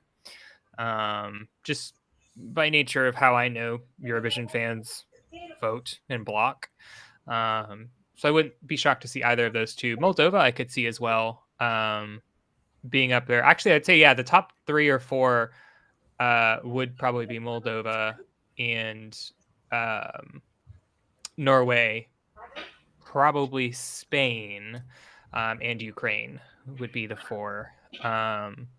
So I think it really just comes down to, I think Sean had said this on Twitter. I really think it comes down to the winner of Eurovision 22 is not going to be the jury winner or the televote winner. Blockade styles. Yeah, it's going to be, I think, someone who does well enough in one side, but is so far ahead on the other that they, again, all aggregate each other down or up or whatever. But that person who's in 3rd or 4th place when the juries come in stays in lock and cannot be caught up with. Because like Norway's not going to do super well with the juries. Let's be honest here. So if Norway wins the televote, it's going to be a Kaino situation where they go from whoop all the way over here, but they're not going to win because they're so far behind. So that actually could help someone. So let's say the Czech Republic ends up in third with the jury, hypothetical here, and they get a top 5 finish in the televote. Even if Norway wins the televote, Czech Republic's going to win if no one else comes top 5 in that televote. So that's a lot of hypotheticals. I would love for the Czech Republic to do that well. And it's certainly not impossible. Oh, hello. We have what would be the Måneskin rehearsal. Måneskin are not here. Yeah, they will be here tonight, though. They just probably aren't there, which is interesting because you'd think that they'd want to rehearse. But, I mean, maybe they're just so great that they don't need to rehearse. Oh, no, I'm sure they'll be back for either tonight or for the rehearsal tomorrow. Yeah. Yeah, they've just got people standing in place, so no vocals. They got one of the tech people just like with his headset still on, just like, The drum, yeah. Woo! Yeah. That's funny. But yeah, going back to the results, I mean, it's such an open year that it is really hard to predict. I think for me, Azerbaijan is the one that I want to win, like that I would like to see win. But Greece is the one who I basically at this point predict. Greece or Ukraine is probably going to be the winner. I would be delighted if Greece won. I'd be happy with Ukraine as well. I think Ukraine is more likely of those two. That said, I mean, I've been banging on about it all week. Nobody has silenced the crowd like Amanda Tenfjord did. Sorry, Amanda Georgiadi Tenfjord.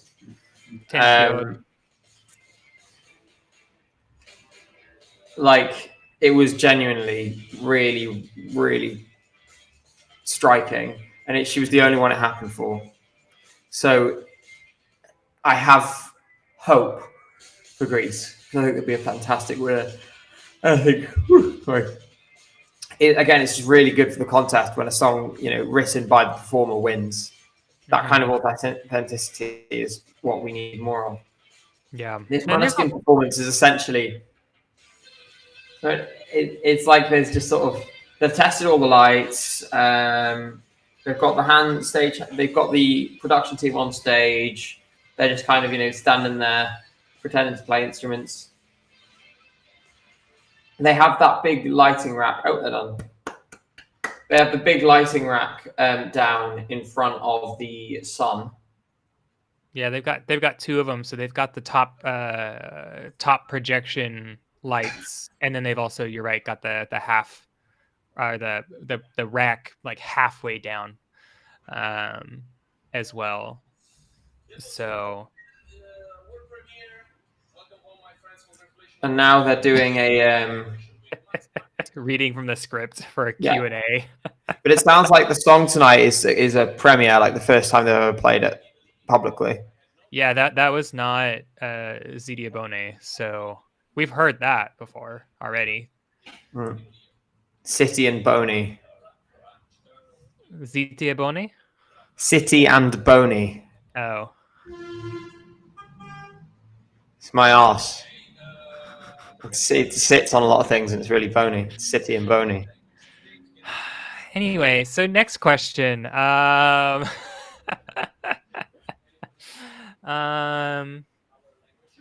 see if there's anything good in here. At ESC United, do we see any room for a nil point this year? No one's getting nil, I don't think, this year. I think obviously last year scarred us a bit, but we have to remember that it is actually really unlikely that anyone gets a nil point in both, unless you're from a country that rhymes with benighted dingdom. So yeah, I don't think we're going to have a nil point this year. I think the most, if there was one which is maybe going to get cut off at the bottom a bit and have less points, it might be Germany. Other than that, I think they'll be that they're the only one who I could even begin to think about, and I still think it's so unlikely. It rhymes with. I'm sorry, that was just so stupid. Or benighted dingdom. Oh wow. Anyway, no, yeah, I agree with you. I think the only way that it would happen is like if something crazy weird happened, like someone fell off stage or a microphone broke, like something obviously still out of the control of the performers, but something that really hindered their overall performance, or like Surrey's stage invasion from 2018, like something like that, where it's like, oh wow, this is, or even Jeremie's run on the dress rehearsal, the first dress rehearsal, where his in-ears weren't working and he was like just kind of going through the motions. Those would be some nil points, but I think that we've really hopefully ironed out most of those issues. So I think that this is enough. There's accessible enough music in here that I think people are going to vote for something. They're just not all going to be voting for the same something at the bottom. At the top, they are. I think the jury winner is probably going to rack up somewhere between 60 to 70% of the 12 points, the 12 points. You think they're going to really break in a massive way for someone? I think they're going to break away, but keep in mind, I mean, that's saying that they're going to get maybe 20 to 22 12 points.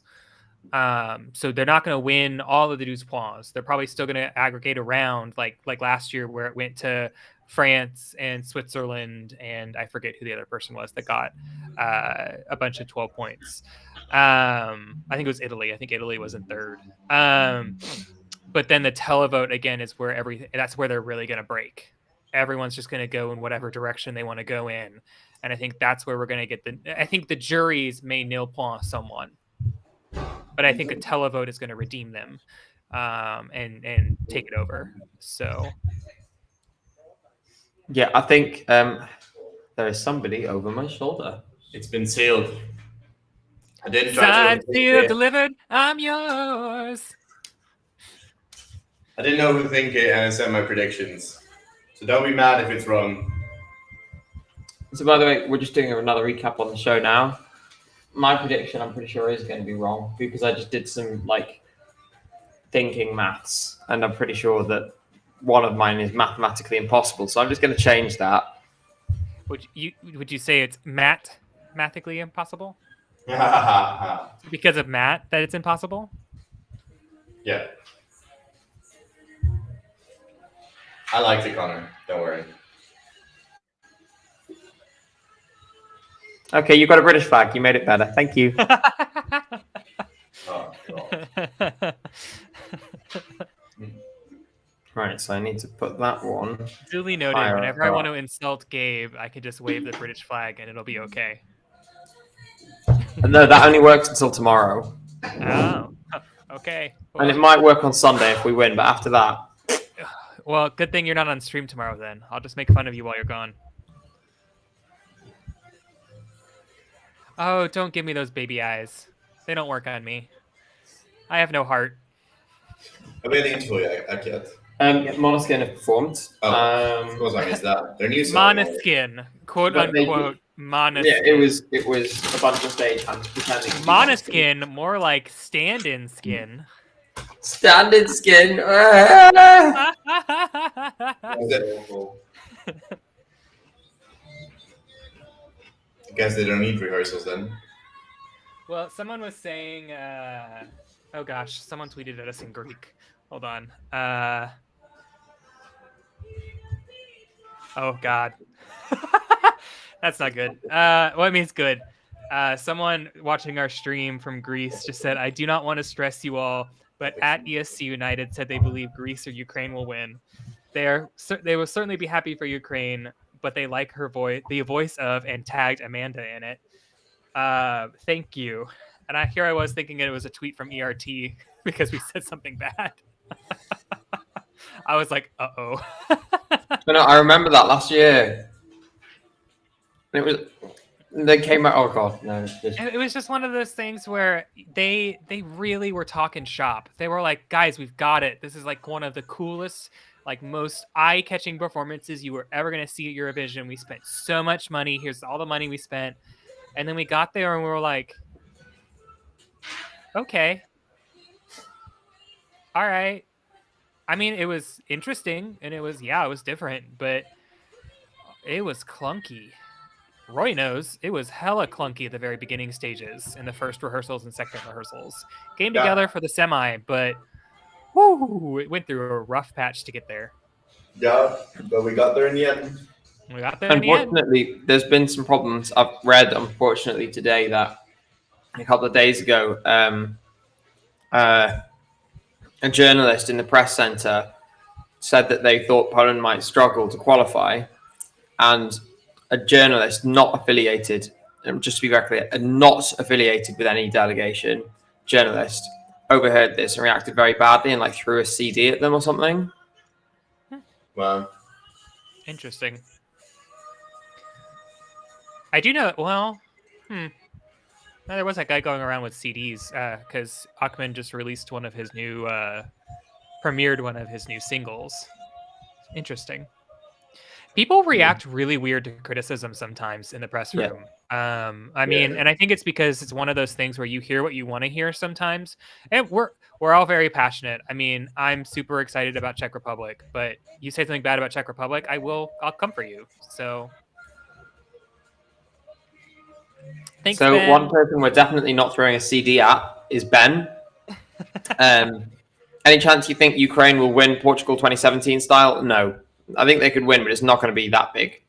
Yeah. It's going to be a tight affair, I think, this time around. I think if I had to make a prediction, I would say the top 5 are probably going to be a difference of less than 100 points. Yeah. Between, like, and not like, like there's 100 point sum between them all. I mean, like, it's between, like, first place is 762 and fifth place is 662. Somewhere in between there, and it's going to be kind of a Western battle. That's what I keep calling it, of who can pick up the most points and get ahead the fastest.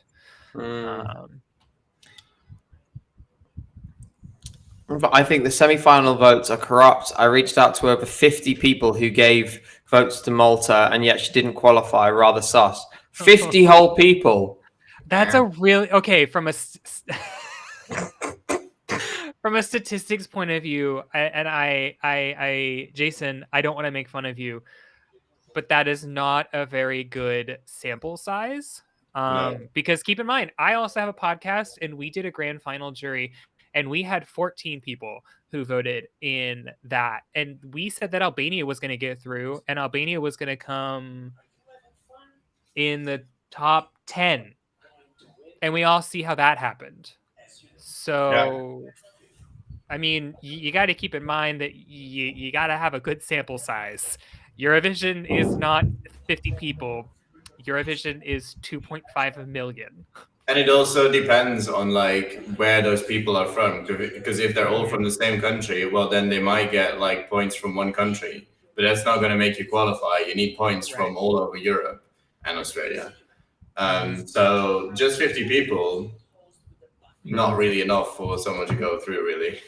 Yeah, well, and I think as well for Malta, I think the issue is that her running order and performance did not help her in the qualification chances. It just was not up to par with some of the other performances out there in the world. So I'm seeing a lot of crazy conspiracies in the chat now about saying, oh, X, Y, and Z, it was more expensive to vote for some countries than others.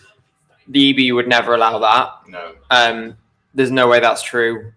There's also someone who said that Ukraine was going to get 1,000 points. That's actually not possible. Because we have how many countries participate? 41? 40. 40. So you can get 936 points if you got every possible 12. Yeah. So the hard ceiling of this one is 936. Yeah. And no, that wasn't meant to use the calculator. So I was going to say, I'm not that clever. That would have been very impressive. Yeah. Sean, the mathematician. Yeah. And what it is true is that in different countries, it is more expensive or cheaper to put out your votes. Like I know in certain countries, it costs like euro to vote. I think in the Netherlands it's like 50 cents or 20 cents or something like that. So like it really depends on what country you're in, how expensive it is. But in that country, the prices will be the same. Yeah. Well, and that's also a currency issue. So like, let's say, for example, you know, I don't know what the Australian currency exchange is for euros, but theoretically speaking, even if you set it all as the same, you'd have to be taking currency exchanges like for the pound to euros to Australian dollars all into account to try and put it all the same. We've got another one of the interval acts on now. Our winner. All euros again. 72? Gigiola? 1964. Yeah. The last year of Eurovision. Awesome that she's there.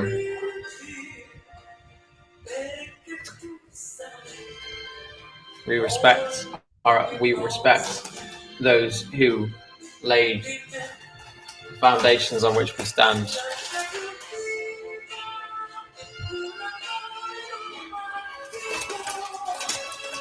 This is my favorite part about Eurovision is when they bring back, if it's a country that's already won, they bring back one of their first winners just to like reintroduce them to younger fans.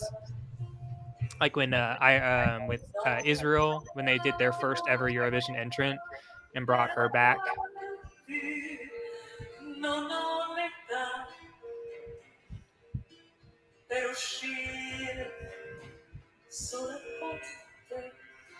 So that means that if Sweden does win, they have to bring ABBA back.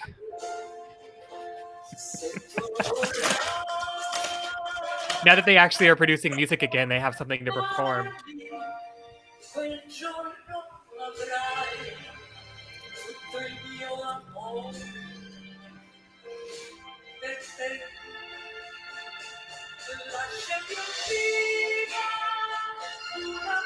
Send Gigiola to Eurovision again. Honestly, class is permanent. I know that she probably wouldn't do it. She would probably never go back through San Remo. But I would love it.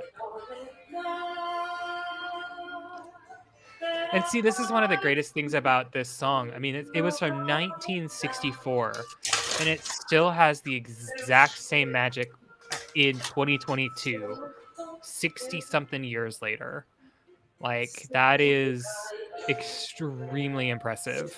Especially when you look at some of the songs that came through the 60s and won. They are not great. They didn't age well.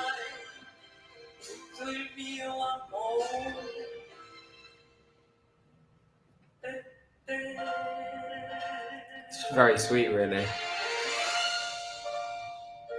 Oh, and the stage is turning as well.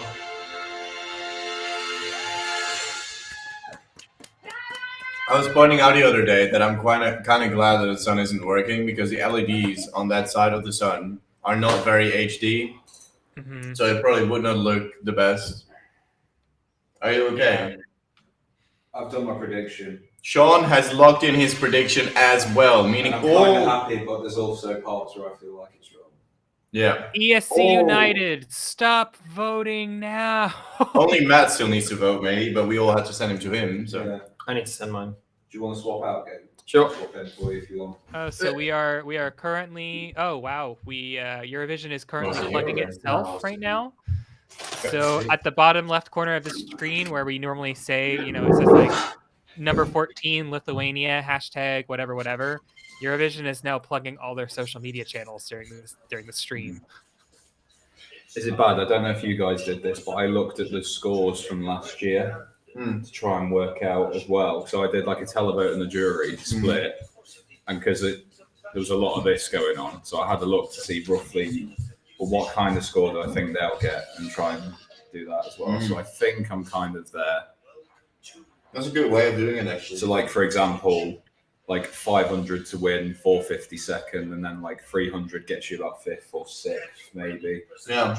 Working down. I did not do that. I just went with who I thought was going to win the jury, who was going to win the televote.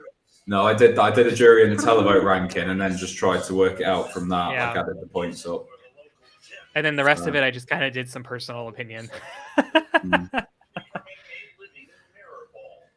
At least the bottom 5 for me was pretty easy. So I started there. What's that, sorry? I said I started with the bottom 5 because that was the easiest place for me to start. I went from bottom as well. Like I went from the bottom and then I stopped with the 10 I had left over. Yeah. Actually left 14 or something, and then I made a top 10. See, I feel like it feels realistic what I've put in. That's all. Same. That's all I'm going to say. It feels like if I saw that result on Saturday night, I'd kind of go, yeah, that makes sense. Yeah.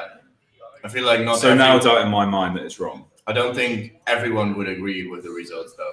No. Well, I would be like, this makes sense, but I know that not everyone would think. Unfortunately, opinions are like assholes, and everyone's got one. So, but not everyone can have to say like correct opinion. Yeah, mine's correct though. So, yeah.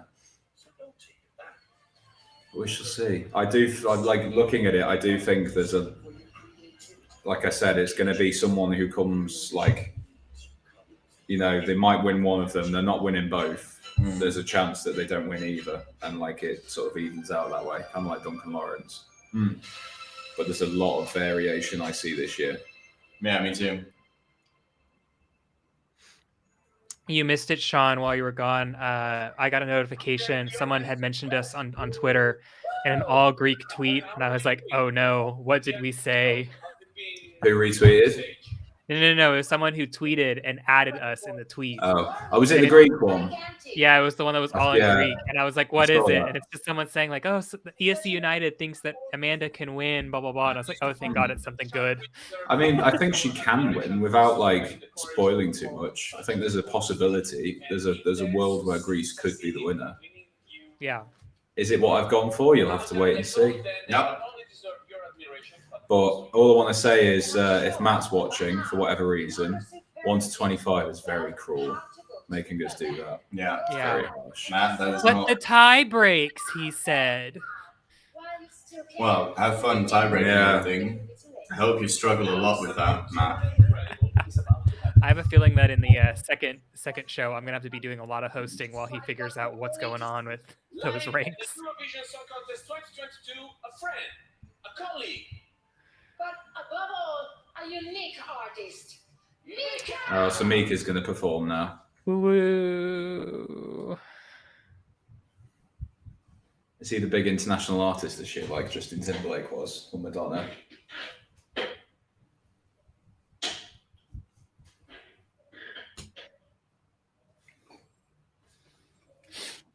So there's just a gap on stage.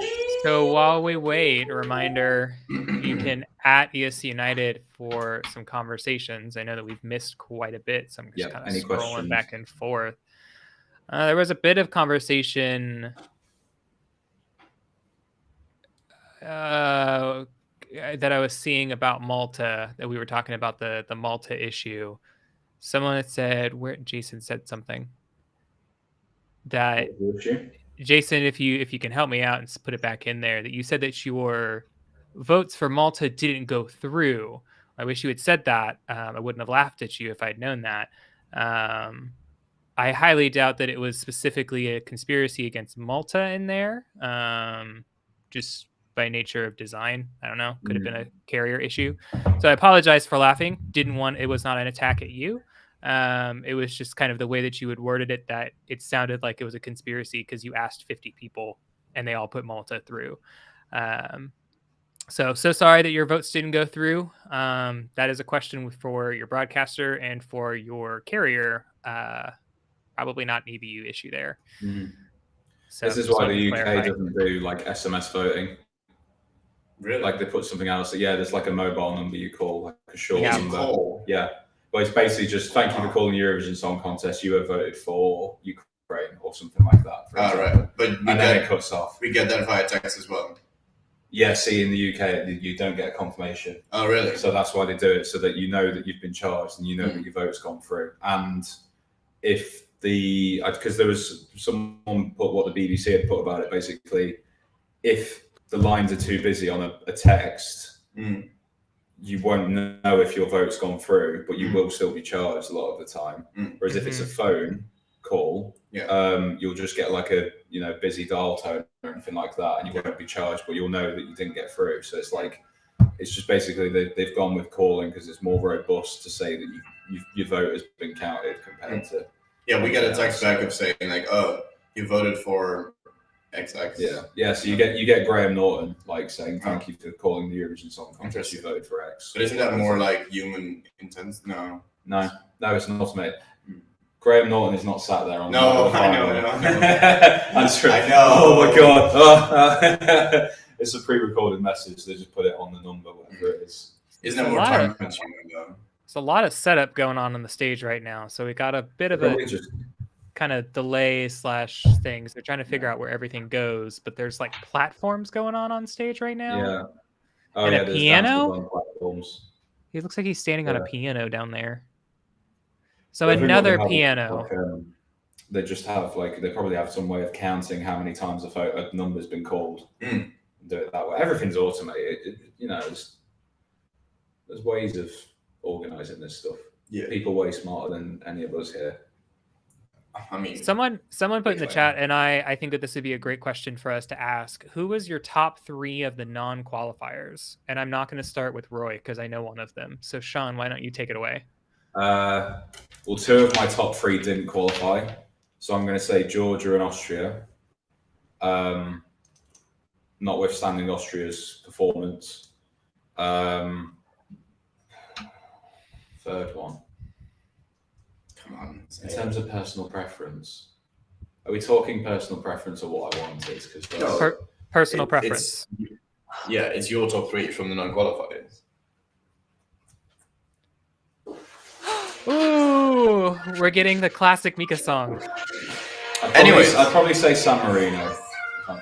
So for the people who have all been making that I could be the brown, blue, violet sky, that is not the song that we're getting, and I'm sorry to disappoint you. But we're getting the how great is it? For me, it would be Georgia 3rd, Denmark 2nd, San Marino 1st. I forget the title of the song, but it's Today, Gonna Love Today, Gonna Love Today. Everybody's gonna love today. It's that song. Anyway, for me, it would have to be Ireland. It would be Latvia and Georgia. Okay, can I really just say for once that I really, really dislike how they literally have not all, but nearly all old songs being performed. This song is 10 years old or something. And a lot of them are older kind of songs that are interval acts, which makes the show feel very old. Whereas in the Netherlands, it's like a Mika medley, you know what I mean? Yeah, true. But also, Mika but you could have also done a new song or something. In the Netherlands, everything was new. Mika hasn't really released any new music in the last while. I know, but they didn't need to do that. Jan Smith has a great discography as well, but he didn't do any of his shit. I think the issue here with me is that I don't. Yeah, that's cool. I don't think that we needed to have another Mika performance. I think that's where I would go. I would have wished that we would have had a different Italian artist brought in, because now we're getting a non-Italian artist who is taking up a solid 5 to 7 minutes of the grand final interval act, where we could have showcased Italian music instead. Yeah. Or given Monika a second song. I'm just saying. But Titanium went into a different kind of remix, basically. Right, but I'm more of a fan of, if you're going to give people time to perform and stop standing on pianos, because my God, it's the 3rd, 4th time we've seen it. Give your Eurovision winner some time to actually perform instead of just perform a 3-minute song and be done and get out. Yeah. I would rather see Måneskin perform for a 10-minute set because they're international right now, and I think people would actually want to watch that. I don't think people want to. No offense to Mika, I don't think people are tuning into the grand final intervals to watch Mika perform a medley of his songs from over a decade ago. Yeah, exactly. It just puts the contest back in time, basically. Like, as well with Salvador, for example, he sang the song that he won with, and then he did another song. Like, that's like the winning act doing that. I mean, I guess Måneskin is also like doing a song. But I don't know, all of the interval acts have been like very old songs. Like also that techno kind of act, it had like a, but that was like a celebration of Italo Disco, so that was always going to be a retrospective. Like that was the whole point of that interval act, was it was going from the. I know, but you had so many. Okay, maybe. I don't know, it's just really been sticking out to me that like a lot of the songs they sing are very old. Like also the peace song thingy that they did yesterday. Like they like literally not literally, but like nearly every interval act have like a very old song in it. And it just makes the overall experience feel way older than it should be. Because we should be going into the future where it is not really doing that for me.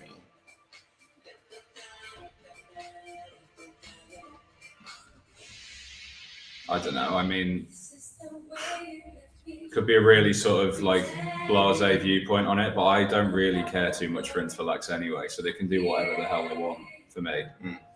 As long as it's not as like just overly like self-indulgent and horrific as Madonna was in 2019, and just as long as they don't take too much space in the show, I don't really mind what they are. So yeah.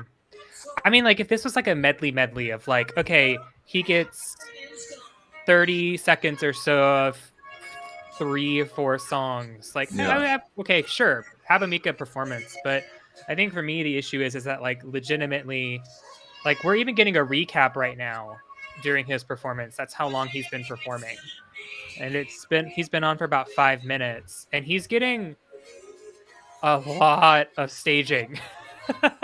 Yeah, it's a giant inflatable heart. Might have been one of his conditions was like, I'll host it, but I want this in the final as like a condition, and they just agreed to it. You know, there's a big heart.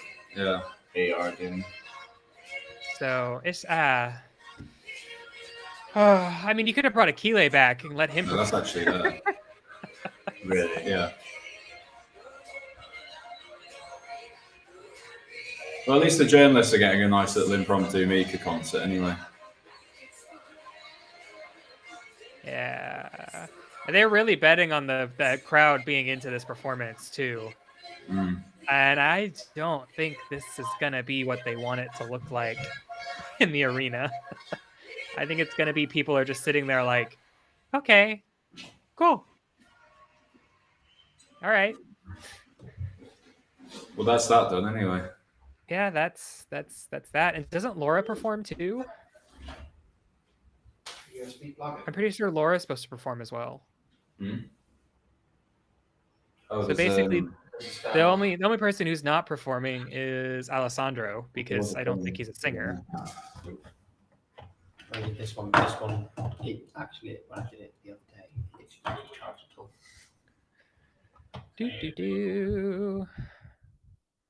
So we're getting some talk in Italian right now. I have no idea what they're saying. And Alessandro is back in the green room with the flags. Yeah. It's like, imagine if the Japanese flag was a heart instead of a circle. I was going to say that, yeah. That's basically what the flag is. Hopefully he doesn't throw it. Otherwise, yeah, might cause an issue. Yeah, Love Japan will be really angry. Seems like the only person not performing is the cleaner. Italians love Mika as well as the French people. I feel like culture needs to be learned. Well, I mean, Mika's been living in Italy for a while now, but I mean, it could be my ignorance. I don't know what he's actually done music-wise for a little while. Yeah, I just haven't followed his. I mean, I listened to him all the time in high school, which was like 10 plus years ago. So like, I have not been following him since then, but all of the songs that he performed are the songs that I listened to and had on CD when I was in high school. Yeah. So we're just getting another run of the recap again because the voting's. At least when we brought Madonna in, she sang new material. Even though it was bad, it was new material. Yeah. Madonna was like, I mean, like Justin Timberlake. That was a really good performance, and it was a new song. Yeah. And it was a premiere, and that song ended up being one of his biggest successes of all time. So obviously, it was good for him and good for Eurovision. Yeah. Madonna, too experimental. She went there to make a political point as well, which obviously, someone paid all that money to take her out to Israel and then bring politics into it as well, which didn't go down great. And she's just, I'm not being funny, she's a little bit past it as an artist. Don't hate me.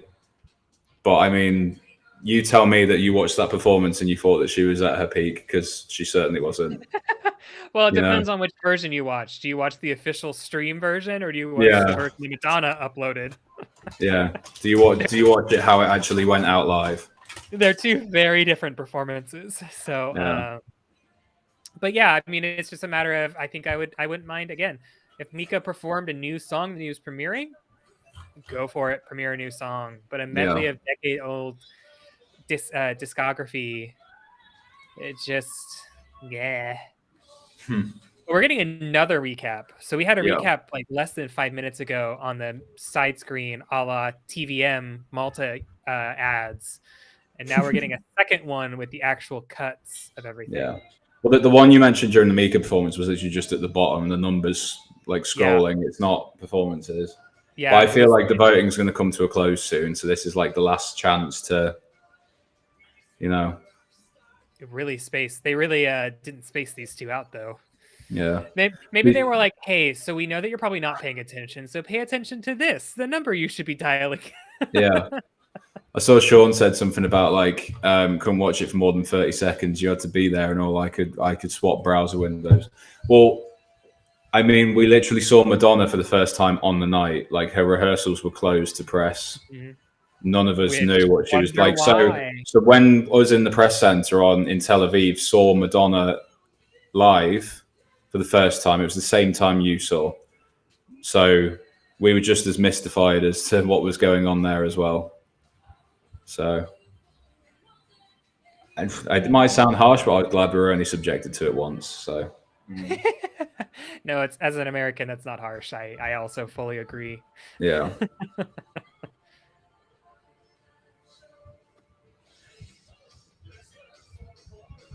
So if you've got any questions at the moment, because we've got a little bit of I say break, there's the recap running, but you've heard it before. At ESC United in the chat, same Twitch if you're out there still.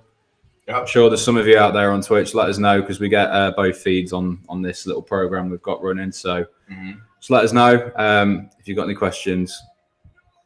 Someone asked, why am I fanning like Sinan? What a great compliment. But also right now it's about 26 degrees Celsius. And I do not have AC, so it's just stale air in my office right now, and I'm trying to make air. I mean, it gets warm here as well, but if we open the window, this is right on like a crossroads in Turin. Yeah. And I don't know if you've ever been to Italy, but the cars are not quiet, so you just hear all of that too much. They honk their horns very often as well. Yeah, basically, if you don't turn within the millisecond that the car behind you wants you to turn, they will just honk their horn at you until you do it, like aggressively. Yeah. So what are your thoughts? I saw one. What were your thoughts on the production this year overall? I'm kind of disappointed. It's what Hello World 163 said. I think organizationally, it's not been great. I think everyone knows that. I think they've actually come up with some really good shows on screen. Obviously, the stage issue is a major issue that they've had to work around, but I think in the end, they've managed to pull something together that works quite well. So that's my viewpoint on it. Italy and everything around it has not been as, the production has not been as organized as well as it has been in previous years. But I don't think the product suffered for it. I don't know. I feel like it's been a bit too bland for me. Like, all of the interval acts were like, don't really care for it. And the hosts really, I mean, they're fun in their little characters, but they aren't really necessarily out there to really get you into it. And I was like a Dutch TV critic who really criticized the show for being like going back to like 20 years ago nearly. And like, sure, the production is better, but I saw the sun the other side. Like, it doesn't look very HD either. No. The camera work and the lighting stuff, by the way, that is not something that you can criticize them for because that happens every year. That was so funny. They started the countdown while song 24 was still on the recap scroll. And she just goes, "Oh, never mind." No, yeah, I would agree. I mean, if you look at the logo and everything this year, it's almost like it's meant to be a throwback because it's very sort of, it's like very sort of, old-fashioned Italian styling, the font and everything like that. But is that what we want and need for Eurovision to move forward? We might not see it that way, but I think a lot of people probably expect Italy to be a bit more of like a sort of classy, mature kind of, rather than they're not going to camp it up basically as much as like some other host potentially would. There'd never be like a love, peace from Italy, for example. I mean, neither was there from the Netherlands, but it felt very modern, I think. I think for me, the thing is that I think all of these things they all exist well in a vacuum separately, like the interval acts, the production, the hosting, all of those things separately work together. I don't think that they figure out the cohesion between them all. Like, how do you seamlessly flow from one thing to another from a storytelling perspective rather than just, okay, and now we're going to go to the host, say something fun. Okay, now we're going to go back to the stage. Okay, now we're going to go to Mika for stalling, say something stupid. Like, that's not something that I've seen before in the past couple of years where it's like let's take Portugal, for example. Like, Filomena had to stall a few times, but she was able to be like, okay, and now I'm going to throw it right back to the stage. Like, and she was able to figure out that flow. And I haven't yet to see that from this performance or this production. It just seems kind of choppy in the script. But maybe that's just writing. Maybe they just didn't have a good writer this year. I don't know.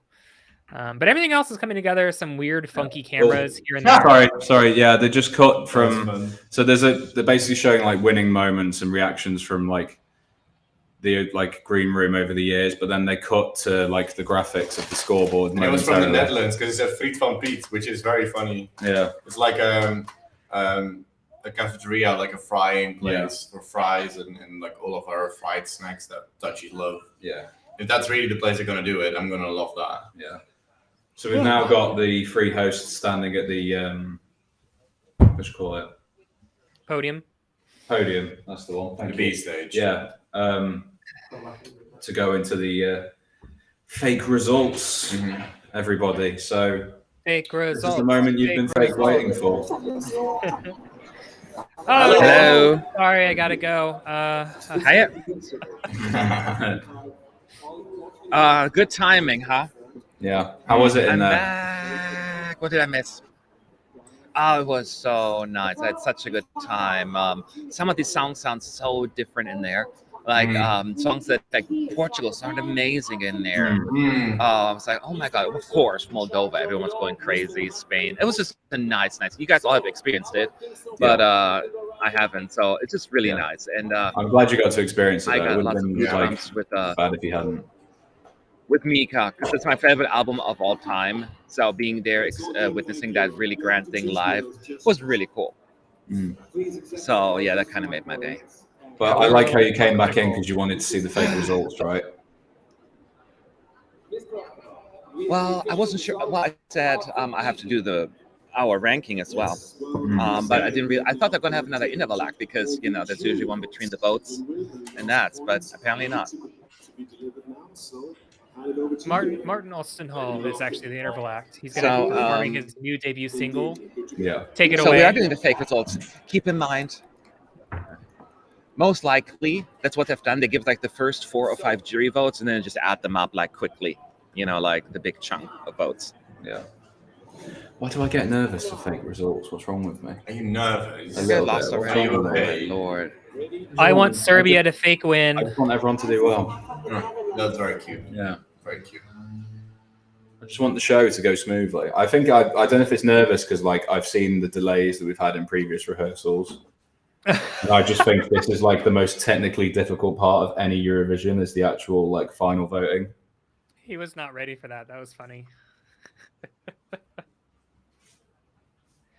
I will say, having watched the actual dress rehearsal for the grand final for the first time, my mind is 100% blown that for the longest time, I always thought that they were actually calling from their studios. And now I know that is such a lie, that they're actually just calling in from the arena. Yeah. So we've got Serbia 10, Estonia 8, Italy 7 from the Netherlands. Ukraine's got 5. I won't give you all the scores because, but waiting for the Netherlands is 12. Yeah. Can you hear me again? That's San Marino in the background, so I don't know what they're doing there. And that's Turin. Uh-oh, Gabe is cobraing. He's nervous. Oh, Cobra. Oh, now, so this is like... I'm not sure if you heard... Feet on Pete. There's an RAI person. I'm not sure if you heard me the last time what I was saying, that they're most likely just do the first 3 or 4 votes, and then they're just going to go to the 40th jury. Yeah, okay. Yeah. I'm so confused. I broke up for a second there. So the Netherlands are voting first as last year's host. It's just, I don't know if they know who they're showing. Okay. Oh, let's go. It's an RAI person that's on the screen. There was another person that was on the screen earlier. They must be having a lot of... RAI itself is like an old channel in Italy. Like, it's like the main public broadcaster, right? Alessandro looks just so done. He's just like... I love Alessandro. He's such a good host because he just makes it less awkward, even though awkward pauses. He's my spirit animal. Yeah, Alessandro's definitely the best this year. He's the best of the three. That's the thing, is that Alessandro just seems very at home during all of this. Laura just seems very uncomfortable, and Mika seems too rehearsed. So he's Alessandro is the only one who's like a TV presenter by trade, right? Yeah. I think so, yeah. You can tell. No, he is. Yeah. And all the men, of course, in the arena, in the press, were like kind of thirsting when he had his green screen suit on. That was quite, revealing. So it was like, come on, people, be professional. The press center, be professional?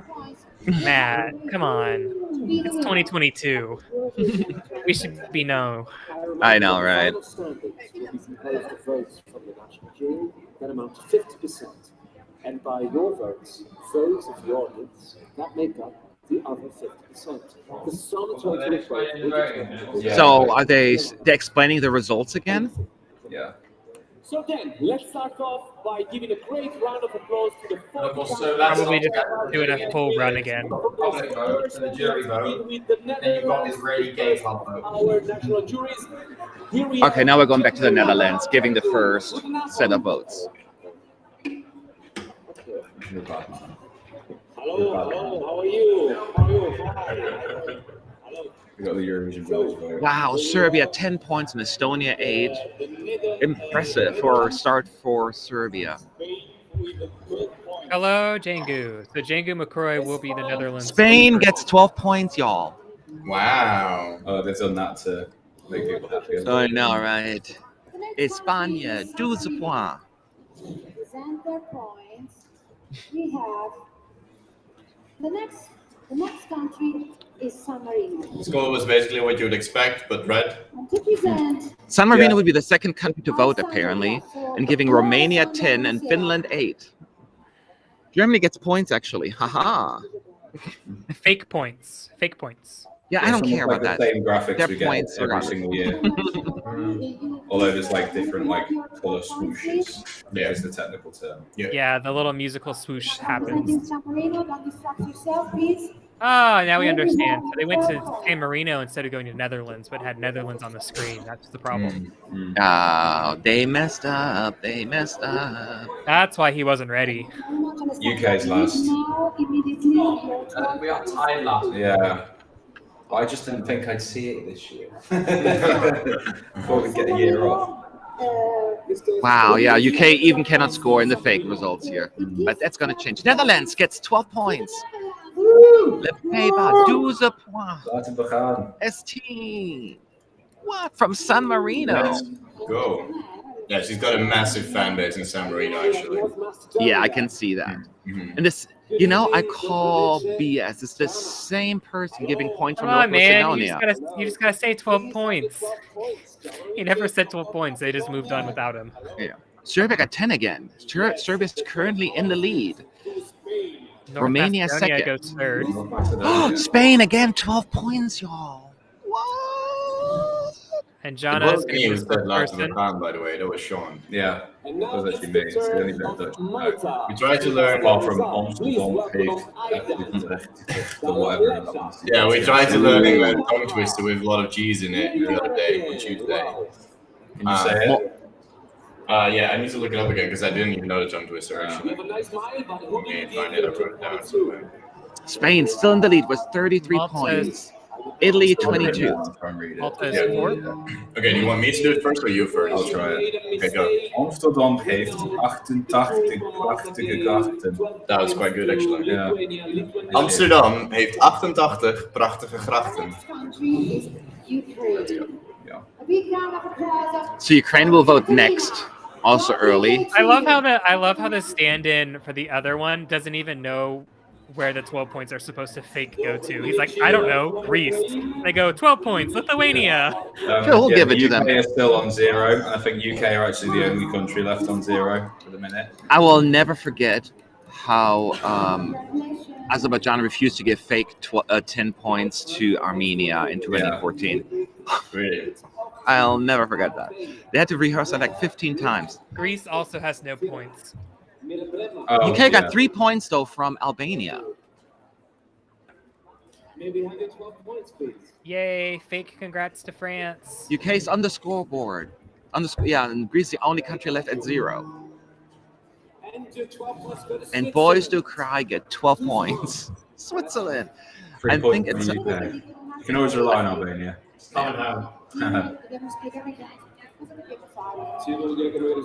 Greece 0 point WTF. I know, right? Those are the first points I've seen as received. It's a fake result. They're moving on to 12 points go to Belgium. 12 points to Switzerland.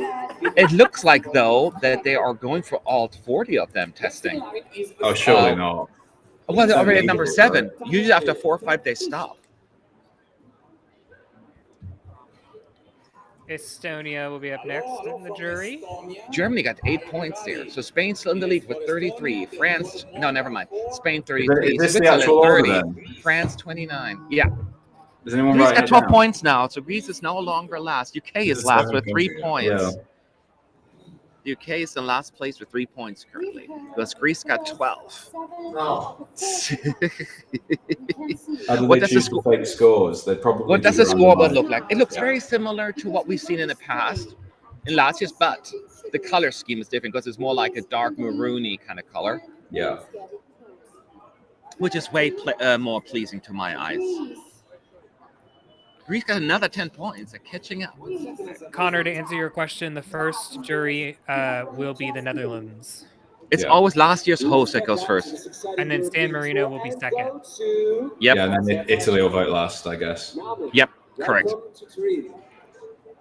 And the rest in between is randomized as well. Laura's face. He goes, I don't know, Azerbaijan. And Laura just goes, well, so Greece is at the top. So now we have the bottom 2, by the way. Last place UK, second to last Ukraine, which is like so realistic. Yeah. No, the UK's got 3 points. We've not got 0. No, you got 3, and I think Yeah, Ukraine they're has just gonna, 5. it's fine for the final. Ukraine's second last. Oh, no, they got 3 points of the Ukraine. So now the UK is, maybe UK will get 12 from Portugal. Portugal. France is now in the lead, by the way, with 37. Oh, yeah, that's only Germany, Rockstar, gets 12 points. Now Germany is in second place, y'all. All right. Let's go to Germany. From Turin. Yeah, they're going for all countries, all 40 fake countries. That was not the plan here. I didn't expect they're going to do that. Yeah. Germany's second. There's actually more people dying from falling from a chair than they're from a chair. I fake love these results. There you go. Yeah. I'm here for this chaos. And now Germany's voting. And Germany gave 10 points to France, and 8 to Spain, and 7 to Switzerland, and 2 to Netherlands. From Turin to Berg to Hamburg. That's what Laura just said. Hamburg. May we have your 12 points, Still please? 12 points. Go to Someone's asking, isn't the United Kingdom. Wait. United Kingdom got 12 points. No way. Yeah. No way. Yeah. Someone's From asking, Germany. You're welcome. Isn't the voting order chosen by the producers to make it more dramatic? Well, they don't know the votes. I don't think they do it that way anymore. No, they can't do it because they don't know. There used to be an algorithm. Yes. So how it used to be, and that's pre-2016, that they looked at the jury votes and made it based on that a little bit more dramatic. Then But a now lot you of don't do it need that to. much because now they have 2 sets of votes, it's not as important. Yeah. So there's probably maybe some thinking, but it's not as the way it used to be. So I feel like we're pausing. Yep, Mika's walking away. I think that was the 10th country, so they might skip to the end now. He just said, "Thank goodness." Alessandro looks so done with this shit by now. Like Mika is hella done right now, and Laura's just talking. She's just trying to push through.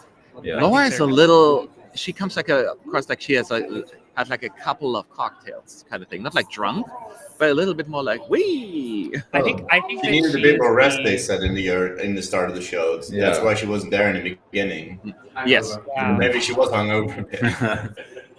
I think the thing is that Mika and Alessandro are a little bit more relaxed and chill, and I think Laura is like that super energetic presenter, and it might just be a matter of like, why don't we personality just clash? Yeah. Because you can definitely see this is like the 3 stages of intoxication right here. Like he's fine, Laura's like half cut, and then Mika's like needs to go home. Like very soon. It reminds me of the photo of you and Gabe from last night. Yeah. Of you on your phone and Gabe just like.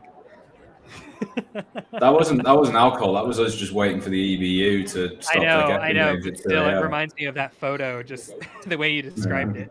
Real quick, by the way, everyone, we will have the fake voting tonight as well, and actually the presenters will rehearse properly tonight as well. That's usually the spokesperson, so that's going to be interesting. Again, they're giving fake results, of course. That's a massive yawn. Okay, so there's a delay. Alessandro just left. Okay, baby. Yeah, you had to pee. I don't know. Laura goes, "Hi." Nick got like 1,000-yard stare, like he's seen some shit. He's like going back to the war. Yeah. Like he's getting Vietnam flashbacks or something like that. Now his eyes are closed. I think he has just gone to sleep standing up. So, guys, besides the song, what have been your favorite part of the show so far? I think mine was the Maneskin stand-in, meaning like, I mean, I didn't really see. I saw Mika, but I didn't see the rest of the interval acts because I was trying to do my prediction. I think the flow of the show is better than I thought it would be. Like the 13 to 18 run is not as bad as I thought it was going to be. We made it. I will say the best part of the interval acts was obviously Gigiola. So I can now confirm that they're going to stop at 10 this time around. So they just said we got the 40 results.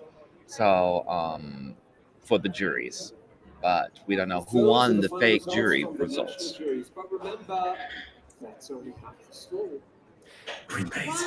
Did we make it? Because we're down a host, Laura.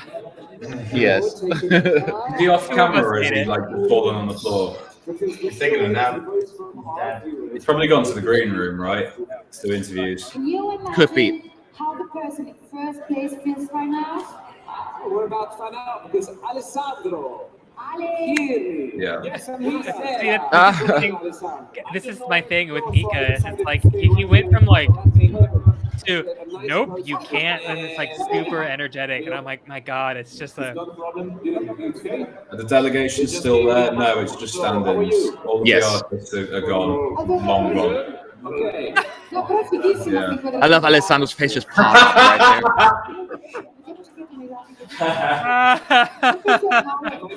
That was funny. He's just come and stood right in front of the camera with a Medges zoomed in. They just He's gave hilarious. me a microphone. How are you? You are good? Great. Yeah, so he'll be in the green room for this part. I think he's great. He can come back. He can host whenever. Oh, these zooms in and out. It just makes me nuts. They're taking it in good strides, though. They're all just like.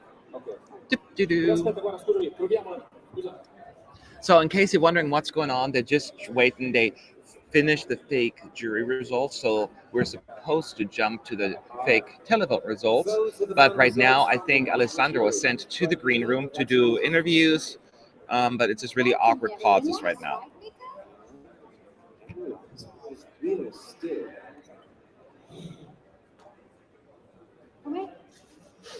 Kind of feels like it did on Wednesday. Oh, wait. Real quick. France is first in the fake jury. Netherlands second. Estonia third. Greece fourth. UK fifth. Germany sixth. Sweden 7. Switzerland 8, Belgium 9, Spain 10, Italy 11, Australia 12, Armenia 13, and Azerbaijan is last, and Czech Republic is second to last. Robbed. Absolutely robbed. Can you imagine if the highest placed country if the juries had 191? I told you Azerbaijan would win the jury. See, 25th with 27 Yeah. And the thing is, the leader, France, has 191 points. So it's, they didn't make it past the 200-point mark at this point. Are they doing the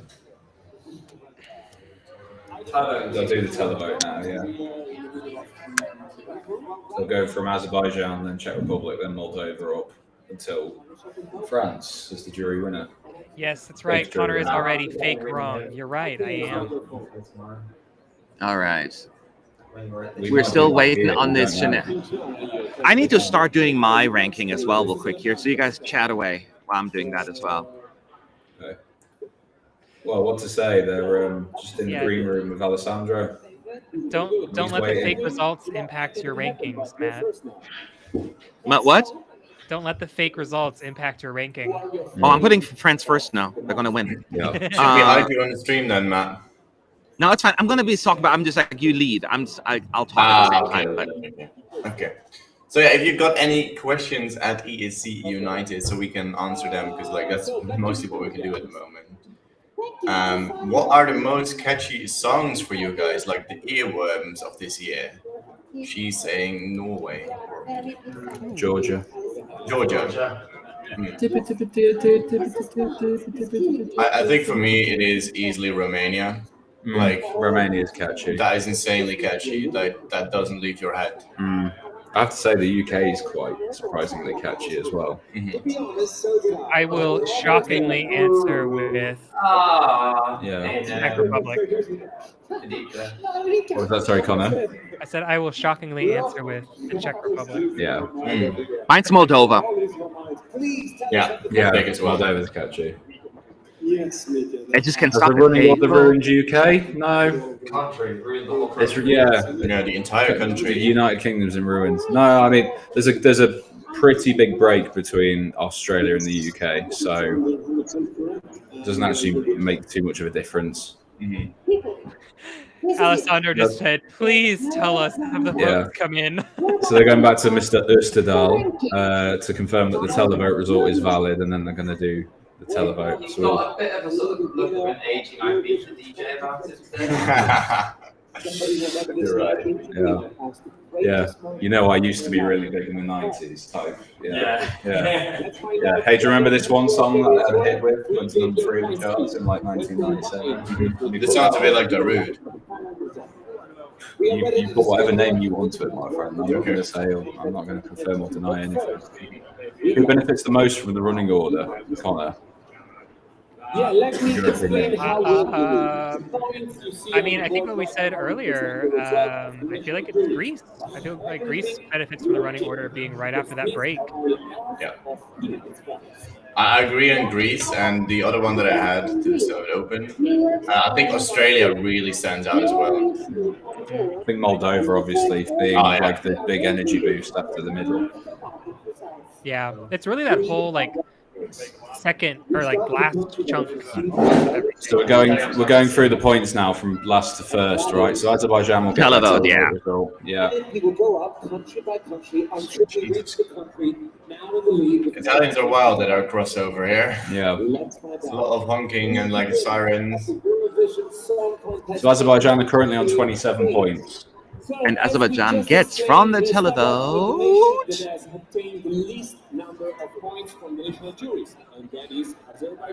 To answer the question, no, there is no connection between me and Czechia. It's literally just I like We Are Dummy. But thanks for asking. 183 points for Azerbaijan.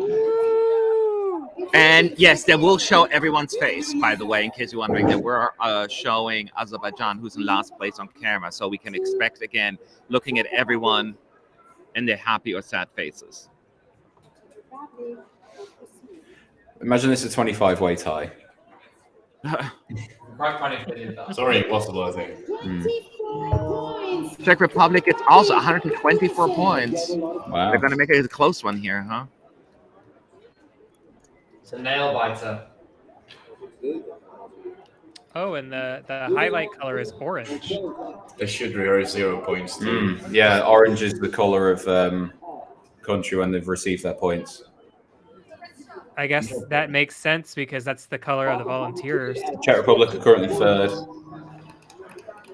Oh, wow, Moldova, 122 points. Ooh. Let's go. That's Spain. Hey ho, let's go. That's Moldova. Exactly. Azali. Boy, lots of hundreds. Iceland got only 68 points. Oh. Let's move on now. Right now, Azerbaijan is in the lead with 210 points. They were in last with the jury vote, in the fake vote. Remember, fake. To win. 101 points. Norway, 101 points. I don't know how I feel about this like burgundy orange combo. Hey, we had years of blue. Yeah. No, I don't want we needed blue. something different. I think it's the burgundy that I don't like with orange. Yeah, that I agree with. The orange clashes with it. That I agree with.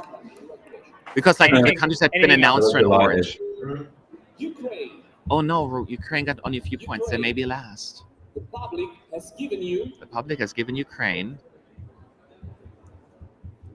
54 points. Yeah, right. Oh, Romania only got 18. 54 points from the televote for Ukraine. Yikes. I think not. All right, and next up. Fake yikes. Poland.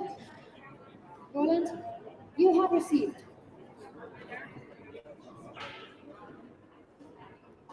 So does Alessandro... Oh no, it's not going to work like that, is it? I was going to say, does Alessandro get the honour of announcing Ukraine's televote, but he might not be in that position.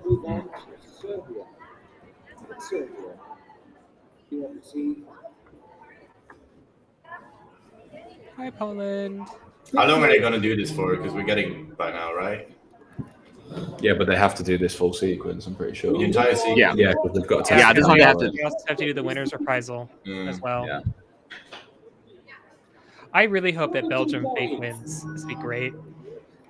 They've got a good position. They're in 103 already.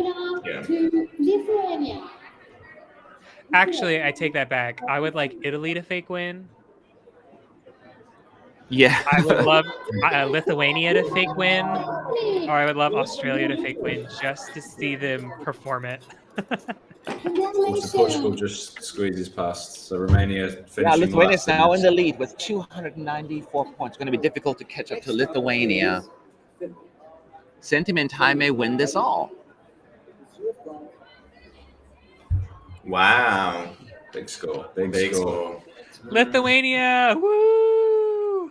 And remember, there was not more than 200 points in any of the jury points. So Lithuania might got this. That hairstyle change really helped Monika fake win in the night. Yeah. Yeah.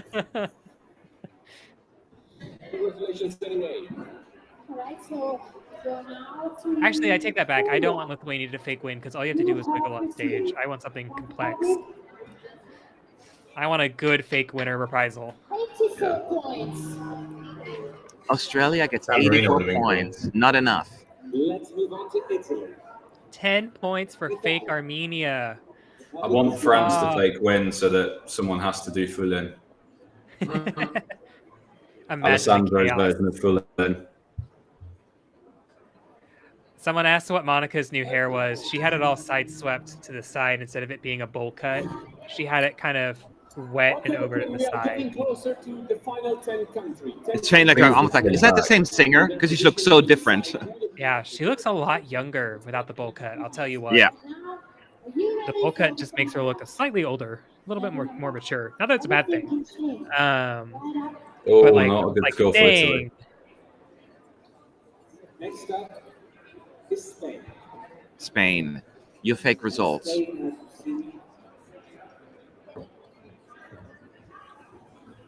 71 points. Certainly not enough to win the fake voting. It's not right. Belgium. 600 points from the televote. They need like 160 or so. 10 points. Oh dear. Oh. Eesh. This is a little awkward. They still overtook Portugal and Armenia, though. You receive 82 points from the public. 82 points for Switzerland. Fourth They place show right Belgium when they get 10 points. So they show everyone who gets a bad score as well. Oh, it's so cruel. That's what I said. They're still doing that as well. Yeah, but I'm sure there was some that they weren't showing in this.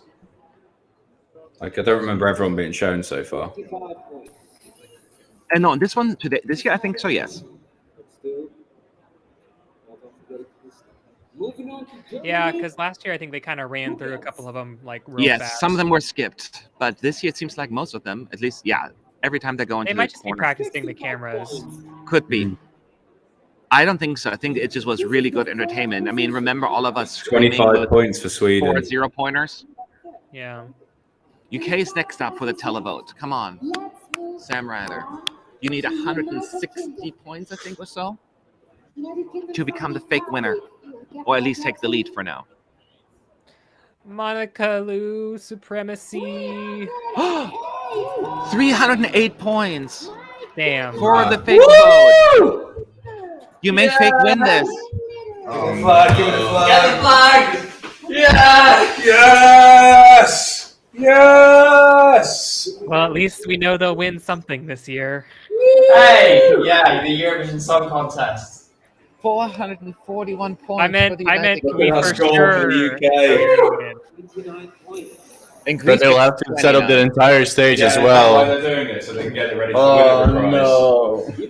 They're probably getting it ready for the winner's reprise. Yeah, gonna take 10 years to get ready for it. They're probably like, we need to test that a little bit more with UK. So let's just give him the win here, so we can set it up one more time. We're going to see this, are we? This is Maro. If I see it in the number 441 next to the UK, I think I'll just Yeah. Well, do the fake winners ever real win? If we've ever had one. You haven't won yet, UK, so we'll see. I don't think it has much of a bearing. Yeah. It's fake rigged. United Kingdom is leading. So Estonia, Netherlands, and France are left. Enough of that. Yeets it away. We live in a free country. I'm reporting using the flag.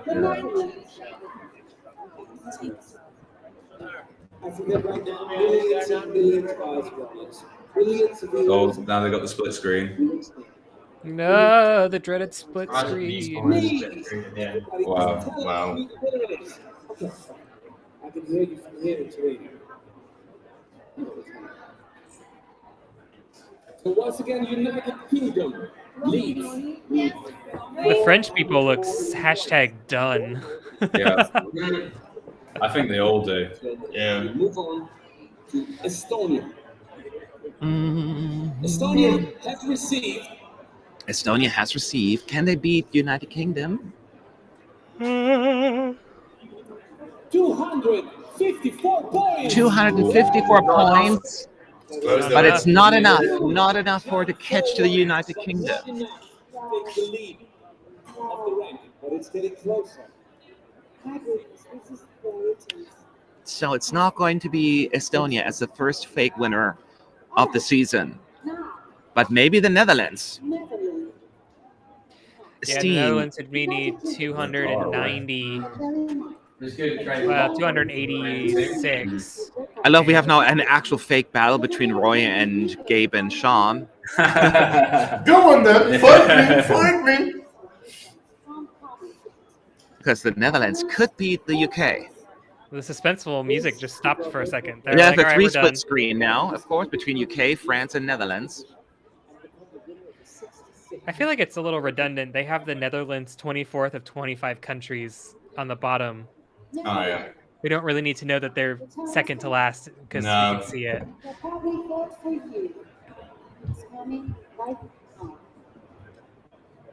So the Netherlands is gonna get.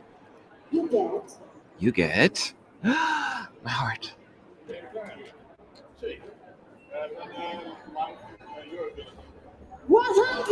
147. 147. That's not enough, Estine.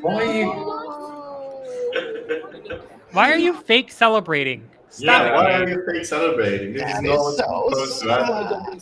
That should be a destiny shot now, more than anything. You're gonna make a I think vote now to for the first hate time us. playing this stream, I think the UK is going to win. Well, it's only in this fake voting. Yeah. It's not like what you've been saying. Only one country left. The volunteers like, Could you imagine? French. Yeah. Sorry if you're French.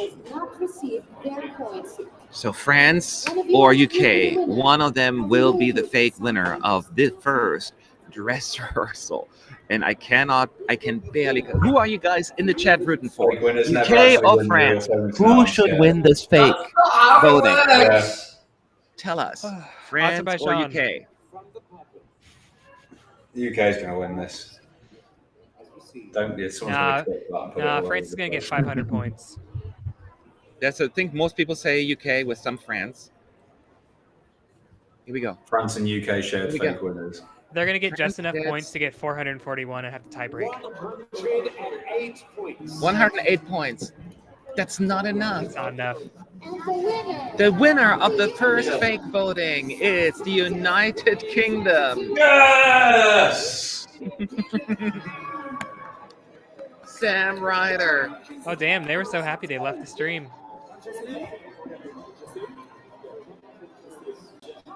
Yes! United Kingdom is the winner. Exciting news. Congratulations.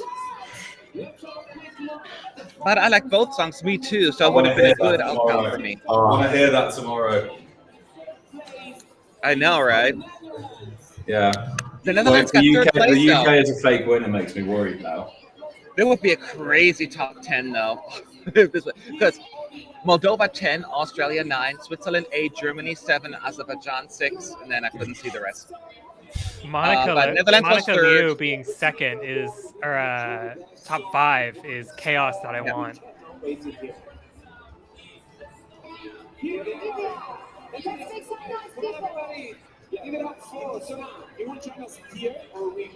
Romania. So- It's a bit harsh.